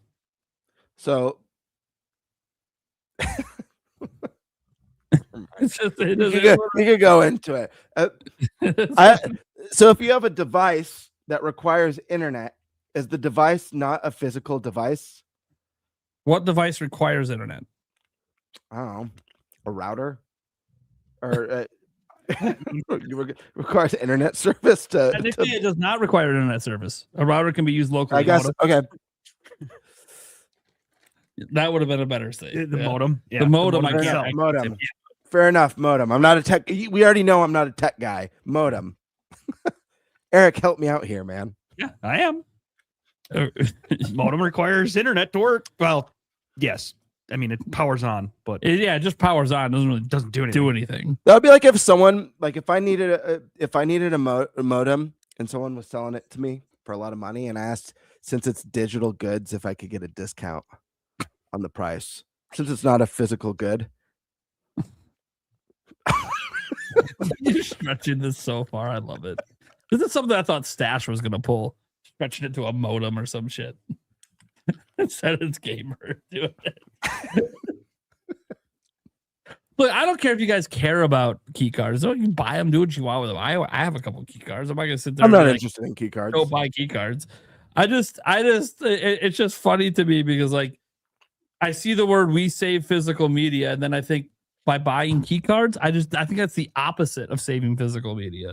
I think that's just furthering our descent to not have games on an actual cartridge, and everything's digital and requires the internet. I think it's just that's. By the way, I'm fine with it all digital future. I've been all digital on my PC for like 25 years, so it doesn't bother me to go that way. But I just seeing the words "we save physical" next to key card selling out feels like an oxymoron. The same thing that I just said I'd have oxymorons. I do. And I feel like this comment was an oxymoron. You're actually furthering the descent of physical going away, which is going to happen anyways. To be clear, we've all said this in the past. It's going to happen probably sometime in our lifetimes. There won't be like true physical games anymore. Not if key cards can help it. I'm not saying that I'll never buy another key card. I probably will at some point, especially if it's like cheaper than buying it digitally. Like that's the big thing. Like, you know, Pokopia physically will have like some sale at a retailer that's cheaper than digital. Like it's going to happen someday. That would be the move. I feel like you just nailed it, dude. That would be the move. If Nintendo just universally made key cards cheaper. Just a cheap option. Can you imagine? it's like 15 buying it digitally. It just is.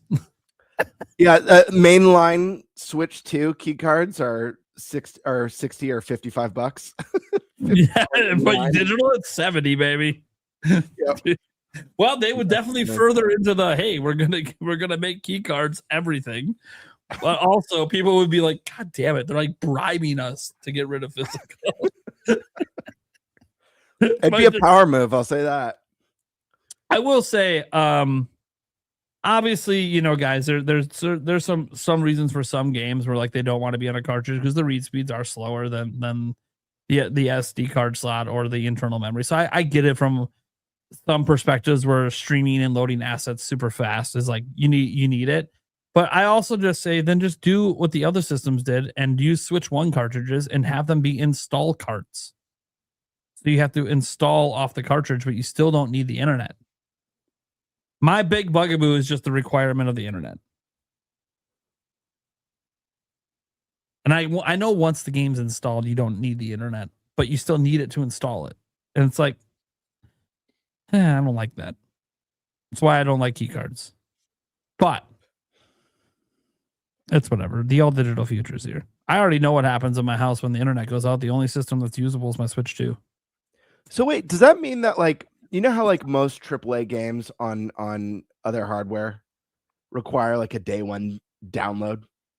You know, like you have to connect to the internet to a day one download. Yeah. Does that mean that we've got it all wrong and that key carts weren't the start of this and that we actually have key discs? Oh, we've had key discs long before we had key cards. Mm-hmm. That's been a thing.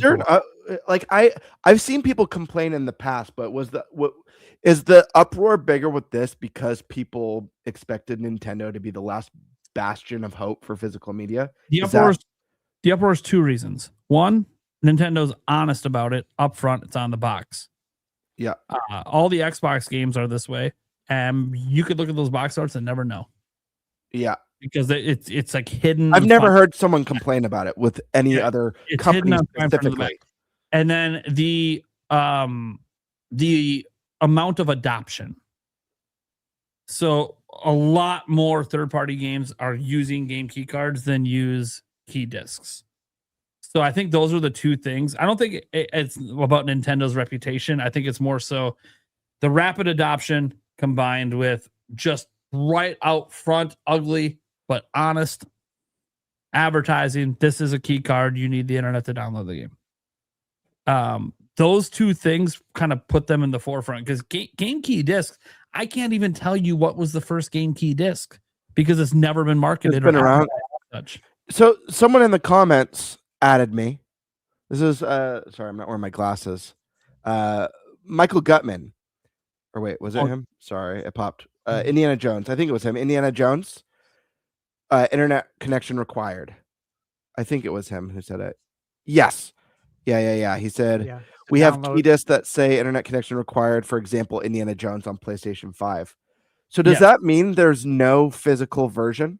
If key cards aren't physical versions and key discs, we're all in agreement, because the rule has to apply across the board. Yep. So a key disc is not physical. Does that mean there's no physical version of Indiana Jones? No. Except for Switch 2? Yeah, Switch 2 that will get it. But like Switch 2 edition. I'd be curious to see a list, and I don't even know where you'd find this list, but I'd be curious to see a list of every first party Xbox and PlayStation game from this gen and see how many are actually key discs versus for Xbox it's all physical copies. For Xbox it's every single one. So Xbox, even with the disc drive, it's basically a key disc console, and there's no such thing as physical media on the Xbox. Well, no, there are third party games that are full physical. Probably a few. I just want to make sure, because I don't have all the answers. I get stuff wrong on this podcast. I've gotten stuff wrong on my channel. I get the reason I want to know. The key discs, I understand why there's not as many of them, because one, you could put like a lot of, like, what is it, 100 or 200 gigabytes on a disc, and they're super fucking cheap. So why not just do it? And so I understand for cartridges it's more expensive, whereas obviously I'm assuming the game key card is significantly cheaper than even the Switch 1 cartridges. So like I get it a little bit, but it really even more egregious to have a key disc if carts are way more expensive. I think key discs are egregious only because while they do say download required or internet required, it's always on the back of the box, small print at the bottom. Most people aren't looking at that shit when they buy the game. They look at the front and they buy it. And the front is exactly where it does not tell you that you need to use the internet. So it's interesting to me. And I think it's egregious because a lot of people weren't even aware it was a thing until key cards got announced. And that is because the game key discs came out during the era here in PlayStation 4 and PlayStation 5 where you have to install your games.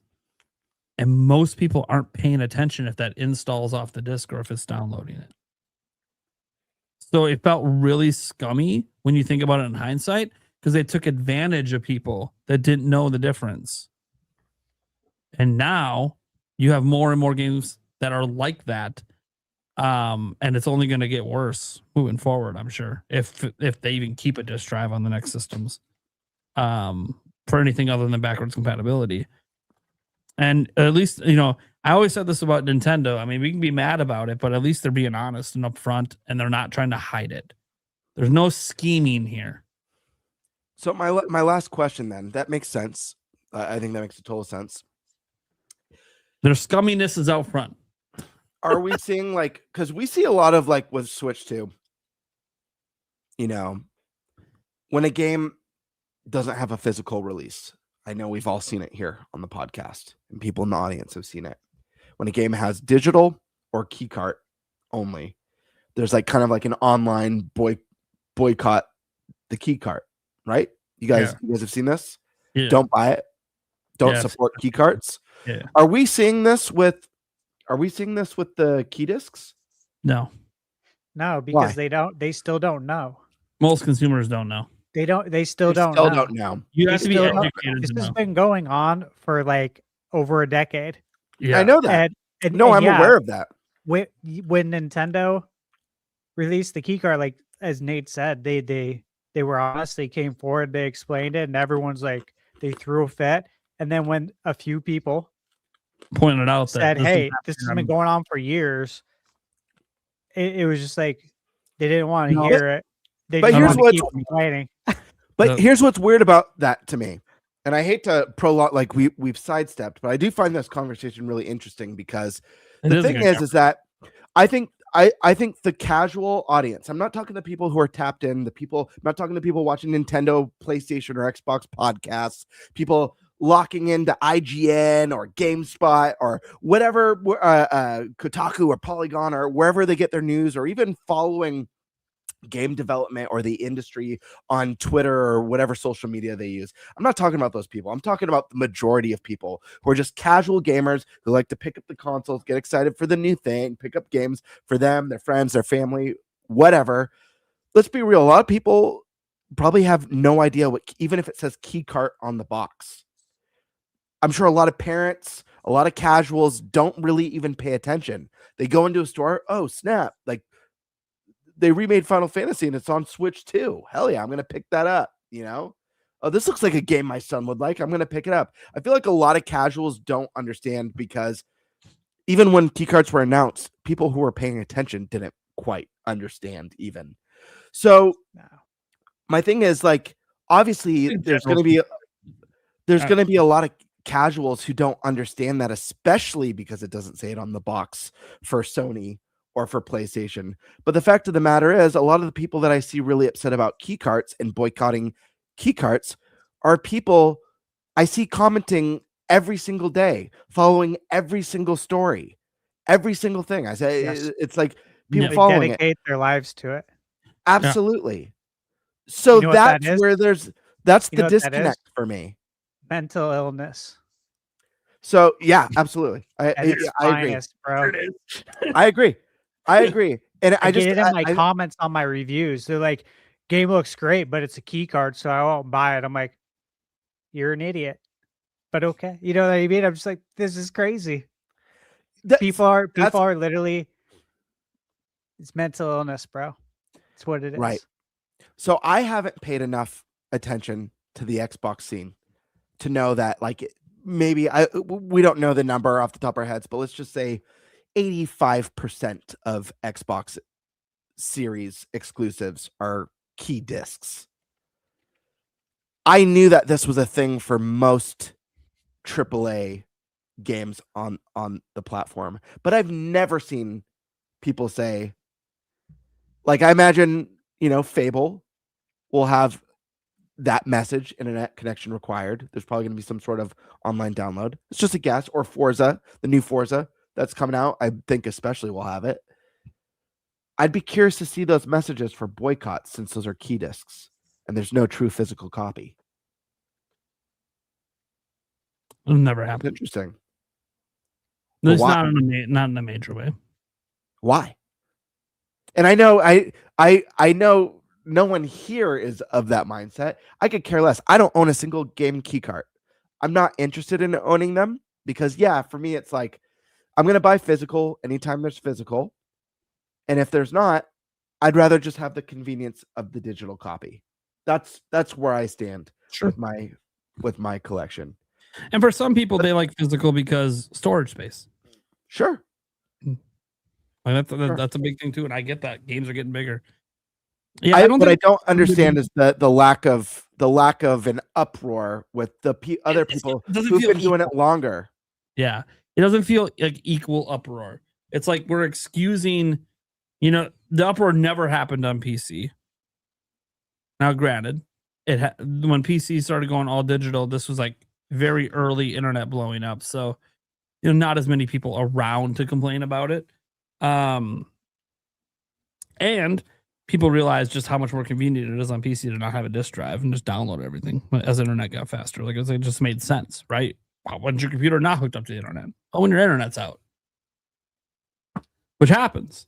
It's crazy. I feel like it happens more today than it did to me back then. But anyways, back then I still had some dial-up, so people pick up the phone, the internet goes on. That part's like little dial-up days. Also, fuck you. When you open the goddamn thing, you touch a board, you don't touch the game. And either way, you touch a board when you open up either one of the cartridges, so fuck off. Holy shit. He's been holding that in for like a half hour. And I'm just like, none of this changes the fact that you need the internet to play. That's a huge difference. It's a massive difference. Here's physical. And why are people go ahead. There's when it comes to key cards, I do want to mention that, a lot of people say I'd rather just get digital if it's on a key card. And for the most part, I'm with you on that. And I've been doing the same thing. Yeah. I will say there are like a couple of instances, all right, like 2 off the top of my head. One, like the Resident Evil Generation Pack. The fact that you can get all 3 games for significantly less price than buying them on the shop. Okay. Yeah. And it comes in a 30th anniversary slipcase, which is cool, but it's cheaper too. Final Fantasy VII Remake. Also, if you've been a lifelong Nintendo fan, having something on your shelf like that, considering the history of it, has some value to it. And it also does come with some stuff. And it's the same price digitally. But like something like that's more meaningful. The other case too, like last year, WWE 2K25 came out, right? $70 on the eShop. Amazon selling it during Black Friday for $15 with free shipping. Okay, sign me up. Outside of that, though, you know what I mean? Like, if you can get a better deal, or if there's true like collector value to you or sentimental, just having that box, essentially. Yeah, like sometimes you get a physical pre-order bonus is sometimes a thing where you like get a physical item when you pre-order. Like I get it.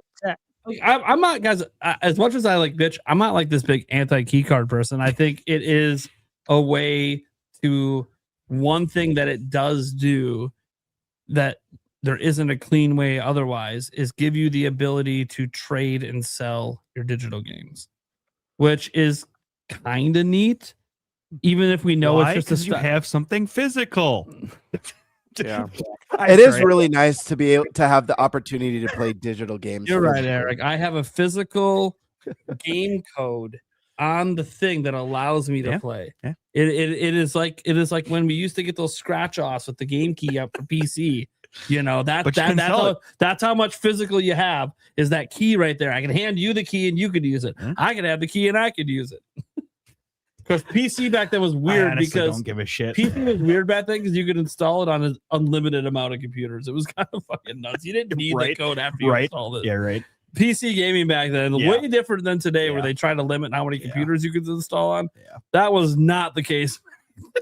People would literally buy the game, post the code on internet forums, and everyone has the game. Pretty much. It was not good. Not good for the companies. Anyways, great for consumers. Just need one person to bite that bullet. One last super chat we had here. Reaper says Stash is incorrect. You can buy the generation pack digitally for the same price. Yes, you can. I think you gave off the impression that you couldn't. But you don't get the slipcase, do you?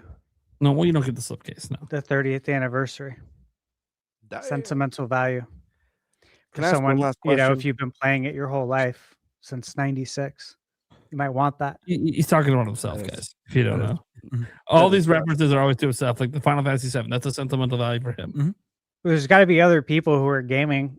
Oh, I'm sure. Well, I'm sure. Back then, and we're upset that only applies to him. I just want you guys to understand when he talks like that, he's talking about people like himself. He's not talking about everyone. Not everyone's going to care about the slipcase. Not everyone's going to care about the sentimental value of Final Fantasy VII, because that was the first Final Fantasy to leave Nintendo. Like, not everyone's going to care about that, guys. But he was just pointing out that there can be individual reasons that even if you don't like key cards, you still might consider it if you're buying those games anyways digitally. I think the strongest argument is obviously when there's sales. And I have to brought that up myself. Like, hey, dude, if you're selling me a key card for like $50, but it's $70 digitally, fuck yeah. Why the fuck wouldn't that happening with fake physical too? Which I guess we can call it that. You know, like that's what's been happening for so long. How many times could you get games way cheaper in store versus the PlayStation Store price or How the about eShop? the entire Switch generation at Walmart walking store $10 cheaper on launch day? Yeah, all the time, dude. Yeah. Literally, it was a thing, the entire Switch gen. I can't tell you how many games they got for like $10 or $20. and you look on the eShop, full price, all the time. And yes, folks, it does go the other way. There are sometimes digital sales when the physical are not on sale. It does go both ways. That's why it's important to have both. Yeah, I don't think guys being like, there's some people are just anti-digital all around. I don't think that's a good mentality either. There are so many games that will only ever be digital. Why would you just? Is there really people like that? Because the reason why I asked that is this was going to be my last question. Was there a huge boycott backlash for Steam? Or is there one for Steam Machine? Excluding price, like price concerns. Steam was a little nothing will. Yeah, but nothing's going to damage physical more than Steam. In gaming space, a physical media. Oh, I know. There was almost no backlash. Could be that when PC went away. I know. But what about fears with Steam Machine? Are people saying don't buy Steam Machine because this could be the final nail in the coffin for physical game media? Because it could be. Well, why would they say that? It's a PC. PC doesn't have physical, so why would that matter? Xbox is probably going PC. There will be a bigger backlash if there are no PlayStation 6 or Xbox models that come with a disc drive. There's 0 at launch. But what would it matter if PlayStation 6 has a disc drive if it doesn't have physical media? Let's assume that 90% of the game coming to PS6. Backwards compatibility. Okay. That's the reason. Yeah. Do we think it's there are some rumors out there that PlayStation 6 will not have a disc version at launch. Just you could buy the accessory if you want. Yeah, I highly doubt it's gonna have a built-in disc drive. It's for sure gonna just be an accessory, and this will probably be the last time they do it. And then people are just gonna get left behind. And people will probably backlash about that a bit because that'll be the first time the big wake-up call. Oh shit! They don't even come, and the disc drive is sold out. What am I going to do with this fat stack of PS4 and PS5 games I have right here? You mean the fat stack of key discs that they've been collecting?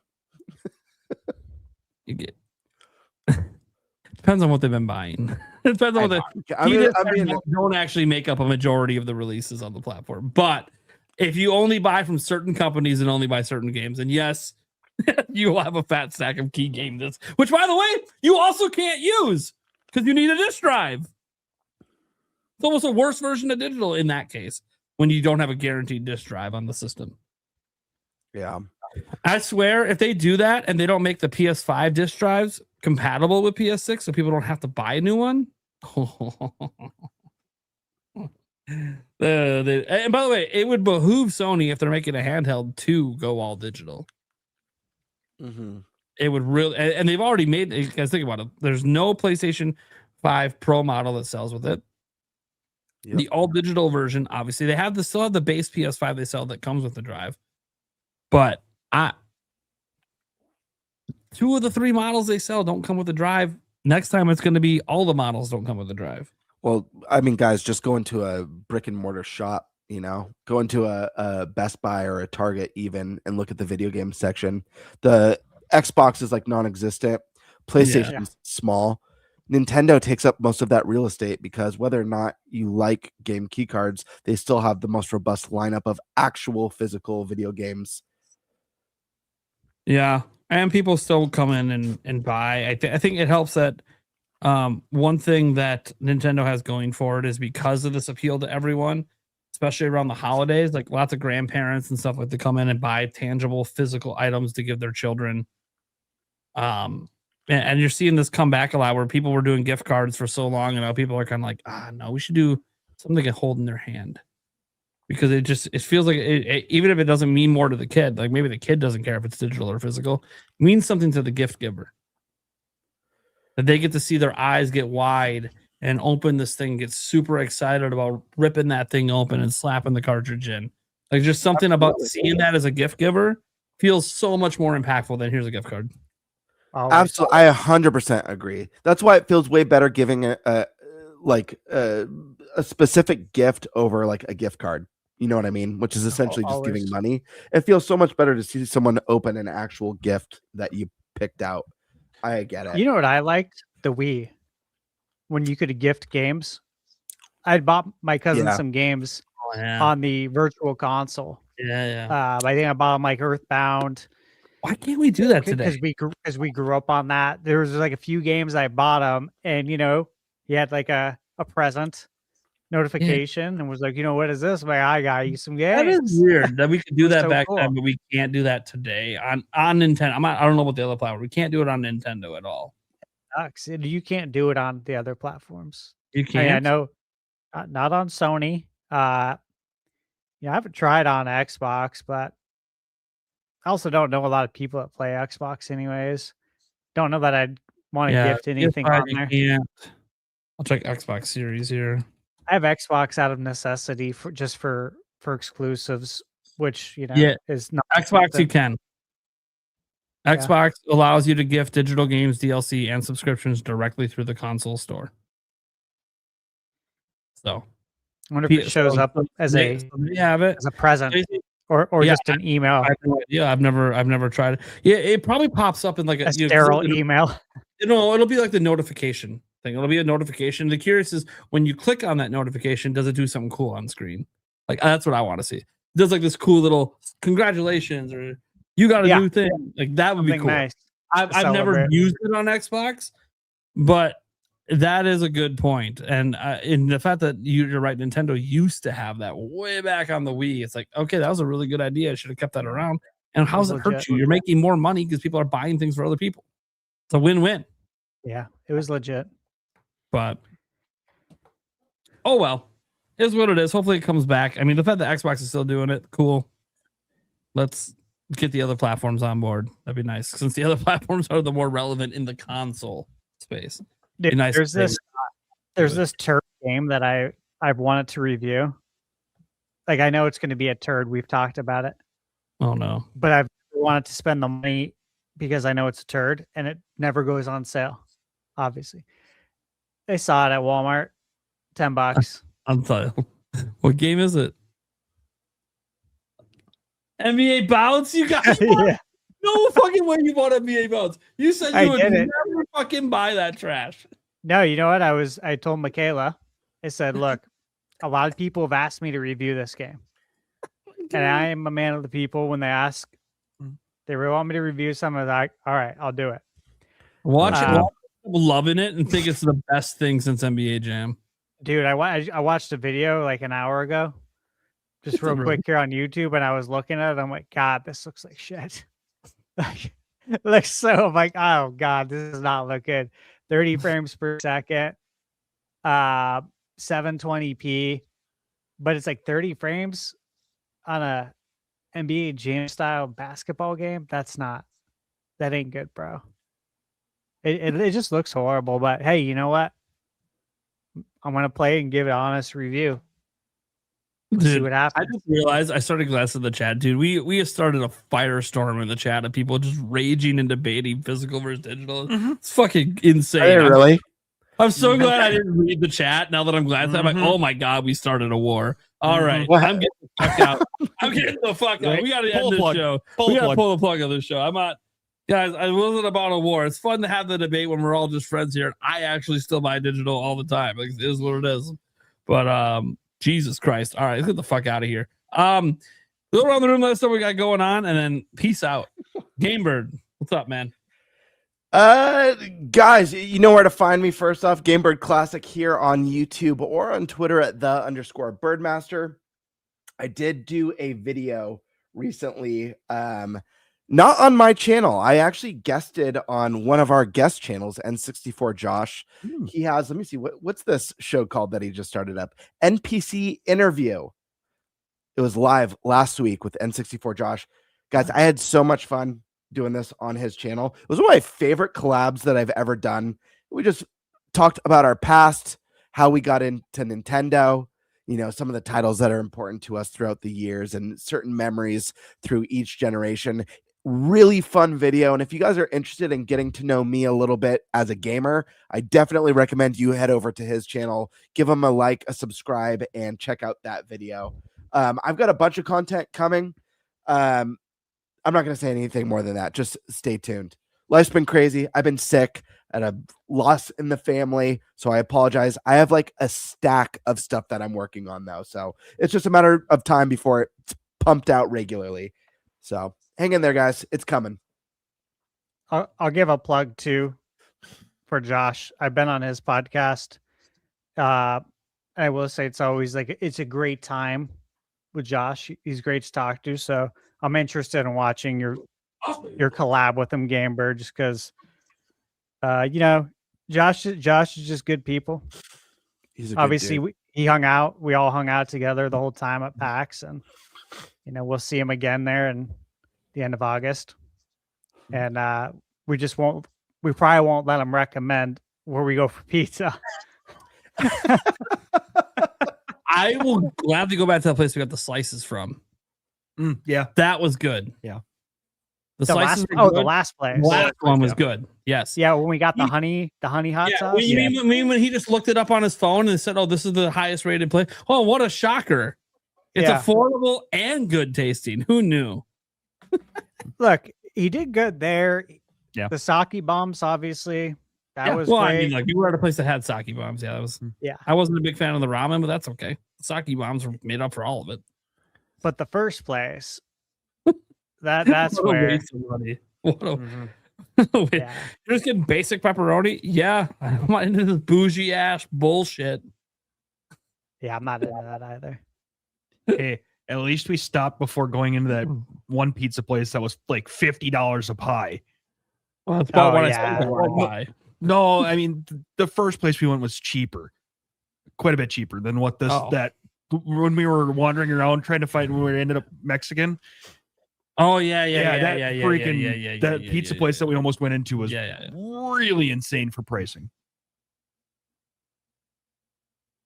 And I should taste a full physical game key card to see if the taste is different. Yeah. Between a full physical and a key card? Key card, yeah. That would be interesting to see. No, what you should do is you should. Next week. I can do it next week. They're gonna taste the same, but I'll do it next week. I think you should prepare like a poo-poo platter of do a regular Switch game, a key card, a regular disc, and a key disc. Yeah, there you go. Do a code in the box too. Yeah, I have that. Yeah, in the box. I have that. It's a poo-poo platter of video game sampler. I gotta see if I still have the insert with the code. I might not have the insert anymore. I'll have to check the box for that one. The thing that's freaking me out right now is all of my games that I do have physically, they're in this JSOX really nice metal thing. I don't know where the fuck it is. This? Like this? Yeah. And I don't know where the fuck it is right now. Yeah, I have that exact one. I literally don't know where it is at all right now. I couldn't even tell you. You're like, well, how you playing your games? Guys, I said I play a lot of digital games. Most of my games are digital. Mm-hmm. But you better find that. I know, I'm pissed. I got fucking 20 games in it. Dude, that's the fear though I have of putting my games in something like this, because this is not something I've ever done, but they sent it to me. I'm like, yeah, I'll try that out, And it's nice. I do if I travel, sure. But if I misplace it, dude, screwed. That's what I am right now. I'm hoping it's in my office. Gets stolen. Right? If it gets stolen, it's so easy. My kids took it. Fuck. This can store 40 games. So if you lose this, you're in trouble versus misplacing one game. Yeah, misplacing one. Dude. So risky. As we were talking about Josh, yeah, you guys reminiscing and how big of fans of me. Well, are you this big of a fan? This is his book. What is that? I didn't even know he wrote a book called Another Castle by Josh Schmidt. And it's funny you don't know, since I bought this while he was talking about it while interviewing you. Funny, I paid more attention. I wasn't even the one being interviewed. When you first held it up, I thought it was a menu from the pizza restaurant. Yeah, it's also reversed. Yeah. I'm like, did you take the menu?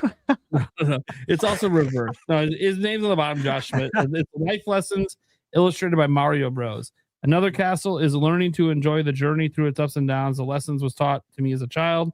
While playing Super Mario, it carries over to every aspect of life. I take a look at my life and my struggles with depression and my journey as an entrepreneur and content creator. If you're thinking about creating content, you'll find a few chapters with some best practices and lessons from my mistakes over the last 6 years. When life hits you with those Another Castle moments, find the joy in the fact that your journey continues. Oh, that book. Good. My bad. Yeah, I went right to the YouTube section. So anyways, the point is, as you guys are like sitting there almost bragging about Josh, I was like, wait a second. I'm the only one that actually paid the man and bought something from him.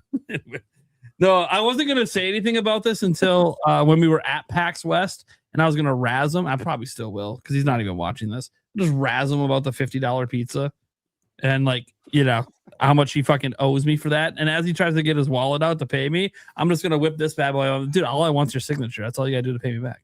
Just sign your fucking book. That's it. I don't need anything else from you. Because I'm never letting that $50 pizza go. I'm just going to razz about that shit 10 years from now. And watch, 10 years from now, even a slice of pizza is now just 50 standard at that point because the money devalued that much. Man, I missed it. So I've got no issues with Josh and pizza. I was not there for that. The only pizza memory I have from Seattle is when we were looking for dinner that first night and we were stopping at that pizza place and we're like, how much is it for like a medium pizza? And they're like $90. Yeah. Or whatever it was. It was like an insane amount. I forget what. And we're just like, next. Yep. Good for you. We looked at him like the size of a car. we looked at him like, dude, you must be smoking crack. There was also like no customers there too. Yeah. It's like, wow, your business model's really working well for you. How many other people walk away the moment they hear the price? Like, Jesus Christ. Be different if you were packed. Then it's like, okay, you're a bougie place and you get away with the prices because you have your customer base. I don't know if you have a customer base.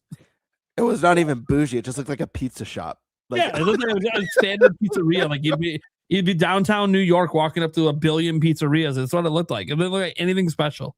$90. Like, get the fuck out of here. Not doing for that. The cheese, by the way. It wasn't even a specialty pizza. I'm trying to find it. I don't know. I don't want to find it. I never want that place probably went out of business. No. Well, if they're not, then they're drug smuggling money through there. I would only want to find it to make sure we never go there again. The place we got the slices from, I want to revisit that, even though the walk kind of sucked. It was uphill a lot. Pretty much everything's uphill. Nah, Seattle wasn't too bad. Just that pizza place in particular was a really long walk uphill, but it was good. So I remember the whole time walking, I told you, this better be worth it. Because like the last place he took us to sucked. And now my legs are dead. And we got there. I'm like, okay, this is actually good. I wish I remembered that. I should have wrote that place down. Yeah. I could fucking DoorDash that in or some shit. Yeah, there's that. Yeah, I'm just probably buying a whole pie is probably reasonable there. I can just like have it be delivered to like a pub that's closer to our hotels and just fucking eat pizza and drink there. They let us have it in. A lot of bars will let you do that. So, all right. Dude, you know what's funny about? I was just thinking about that really expensive pizza place we went. Mm-hmm. We could have just ate at the first bar that you guys were at. Yeah, they had food there, including pizza. But we decided including pizza. But we had to follow Josh. We had to go to Serious Pie. Yeah, we had to go to where Josh wanted to go. Because you know he grew up around there, so he knows everything. Yeah, that's right. Yeah. I'm just gonna tell him next time. You grew up here. That's cool. I'm in this pub. I see a menu with pizza and cheese curd, and they look affordable. So I'm staying here. You may have grown up here, but times have changed, my friend. You might have grown up here. I didn't. So $50 pizza. No. I'm from Wisconsin. We have $2 beer. So let's set the expectations here. I'm in a city. I expect to spend 6 to 8 for a beer. But if I'm in a place and they're saying 15 plus, I'm the fuck out. That's how it is too here in AZ. Like if you're in the city and you're at certain places where it's going to be a little bit more, like you come to expect it. But if you're going to like the neighborhood bar and they try and charge that, good luck. Yeah, get the fuck out of here. I'm not willing to pay that. No, but yeah, these I other can go people to are. Milwaukee in Wisconsin, and you can get some more expensive drinks, but like, you still find your bars that are like, nah, man, it's like $5 a beer. I'm like, yeah, I used to be able to get a pitcher of beer for $4.50, and it was a 52-ounce pitcher. Yeah. And they'd be like, how many mugs do you want? None. This is my mug. This is the mug. Always. Oh, I don't need one. What's it for $4.50? Fuck it. This is me. Yeah. You gotta buy your own shit. save the dishwasher. It's all good. I'll just drink out of this. Always. That being said, and I believe Stash, I've drank with him now one night. He can handle himself. Oh, I'm looking forward to another night of that. That said, Eric, what we got going on? Where can they find you? I don't have a whole lot going on. They can find me Clips channel, the audio podcast, and we need 2 more followers to be on the first page for Fantasy League. wow. Come on, Guys, How many sign up. followers Please are do we this. we're at 27. Nice. The bottom of the list is 28. So to get for sure past them, we need 29. I'll post a link to our thing. You got to 2 more sign up. people. The reason that we Yeah. don't have as many is because you have to sign up to You the have to site. sign up. It's to free, but- follow us. It is free, but you have to sign up to follow us. But then you can also follow the league all year. You don't have to wait for us to update you guys.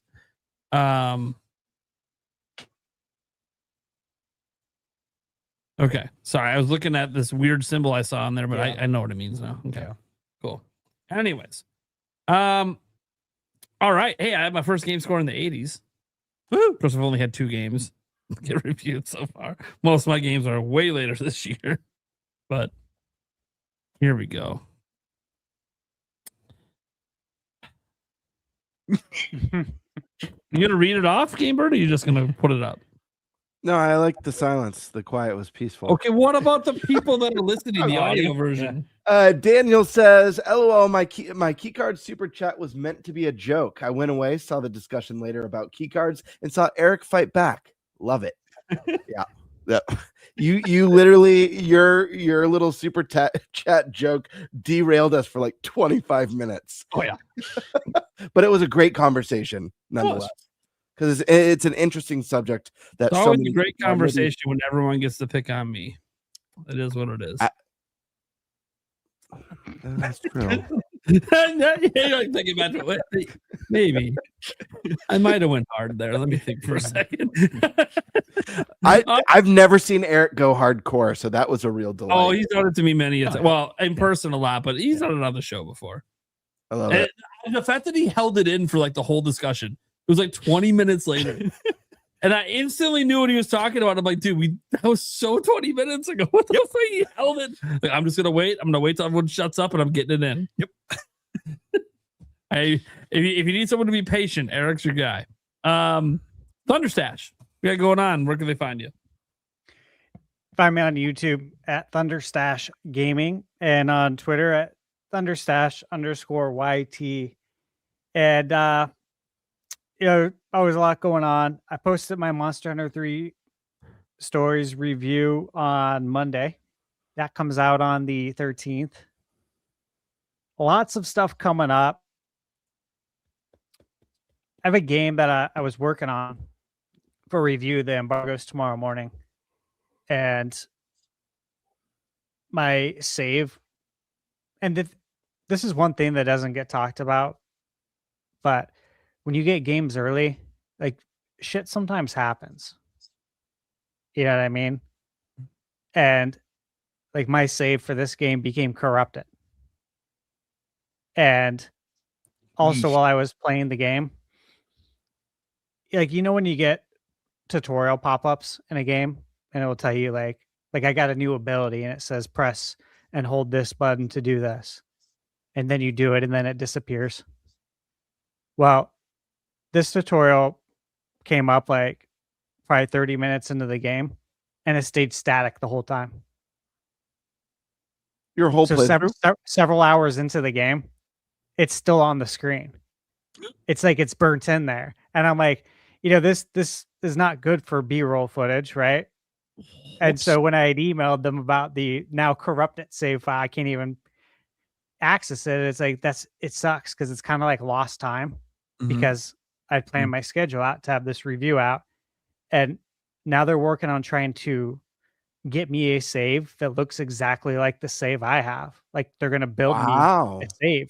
Yeah, it was really interesting. I'm like, here's my B-roll footage. I was recording the whole thing. So you're more welcome to have it and see if you want to reverse any of the stuff. But this is where I was. This is the percentage on the map. It's a Metroidvania. So yeah, sometimes shit like that happens and it's unfortunate, but I never say what the games are because these things happen It's before. not released. Yeah, before that final retail patch, and that's sometimes what you got to deal with. So I had something. We'll see if they get back to me tomorrow. But there's so much. I got Planet of Lana 2 for Switch 2. I got Shadow Tactics, which comes out on the 18th. Embargo's Monday. I got Fallen Tier The Ascension Monday as well, embargo. I got Ariana and the Elder Codex, which is a very cool game. The Midnight Walk. You got Mega Man Star Force to check out. Machine Gun Fury. Mr. Sleepy Man. The Super Bomberman collection. The Rayman collection. I've been working on wrapping up AC Shadows at night. Last couple of nights, been playing it to like 2 or 3. I've seen you on there. Bro. When I've been on Pokopia. Have you? I've been seeing you. Yeah, I've been seeing you on. Oh, that's AC. right. There's a few. I had to like private my account, but a few people. Do see. I have any of you? I don't even know if I have anyone on my list. I have you Prime. Do you? I have Okay. both. You guys both. I don't want to Yeah, force, I have the private force things sometimes. friendship, but I have you guys best friended on there. I have stars next to Like you. I'm guys. gonna be playing the Midnight Walk soon. Oh, good. Because I'm not reviewing. Obviously, I don't do reviews, but Eric, they're how do I get you on? sponsoring. They're sponsoring a dedicated video, Send me your but I phone have to hide that I'm playing talk. it. I mean, I can mention I'm playing it, but I can't show on my friends that I'm playing it. So That's why my account's hidden on everything because everything I'm playing, I'm not like gonna risk it. And they're like, Yeah, you need to I'm hide gonna it. I'm get like, don't worry, embargo. I keep it hidden all the time now because I'm always playing something that's not out. So I don't even want to risk that. Yeah.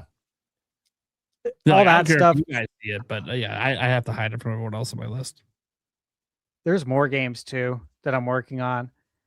I got my hands in a lot of baskets right now. Let's just say that there's a lot. Just keep an eye out. I wish it was more clear. It's just a lot of stuff right now. Juggling a lot. Nice. Yeah. Nice. Okay, well, I am Nintendo Prime. I covered usually daily news videos. I know it hasn't been super consistent lately. Some of it's because the news has been a little bit slower, but also some of it's just been I'm slammed. Part of the slam's good slammed. Like I worked on a sponsored thing today. That's cool because that helps pay the bills. But other slammed isn't always great. It's life. Doctor's appointments out the ass. Even now, like it's 1:23 a.m. I gotta be leaving here in 6 hours to go to a doctor appointment that's an hour and a half away. So, it's fine. I'll be all right. But it's just the way my life is right now. Tons of appointments, tons of stuff going on, and then spring break for my kids is next week, which is cool for them, not for me. Because of course, yeah, they're all home next week. So now we have all of their appointments are all week long, and they're never going to leave me alone. And it's going to be cold all week. So it's going to be constant. I want my tablet, or I want my Switch 2, or I want this, or I want that. And it's like, okay, but as a parent, I can't just let you play that for like 16 hours. You got to do other shit. So it's just, it's a lot. But that's part of parenting. It is what it is. But yeah, I just, trying to sort out some stuff. And I guess if I get lost, there's always another castle. Shout out to N64, Josh. You guys can follow me on all the socials. You can also check out our audio version everywhere that audio podcasts are heard, and our podcast clips channel as well if you want to see smaller segments, usually standard podcast length for other shows, hour or whatever. But yeah, go check out the podcast clips channel. It has been growing. Shout out to YouTube for adding, the feature to allow our channels to collaborate with it, which helps expand the reach of it, which is really good because that channel growing actually benefits all of us if it ends up getting to where I hope it gets to someday. So go check that out if you want it in a smaller sample. Also, technically this show is live streamed over there as well, but only in the vertical format, which I know Stash and Gamebird also usually stream in the vertical formats as well. I don't. I just didn't notice anyone really watching the vertical format. So I just abandoned it. Maybe I'll try it again someday. And I know, guys, if you're watching on X, you kind of came in like an hour into the show. I don't know what was going on. There was some errors happening. And then with me and Stash trying to stream on X, it just wasn't working.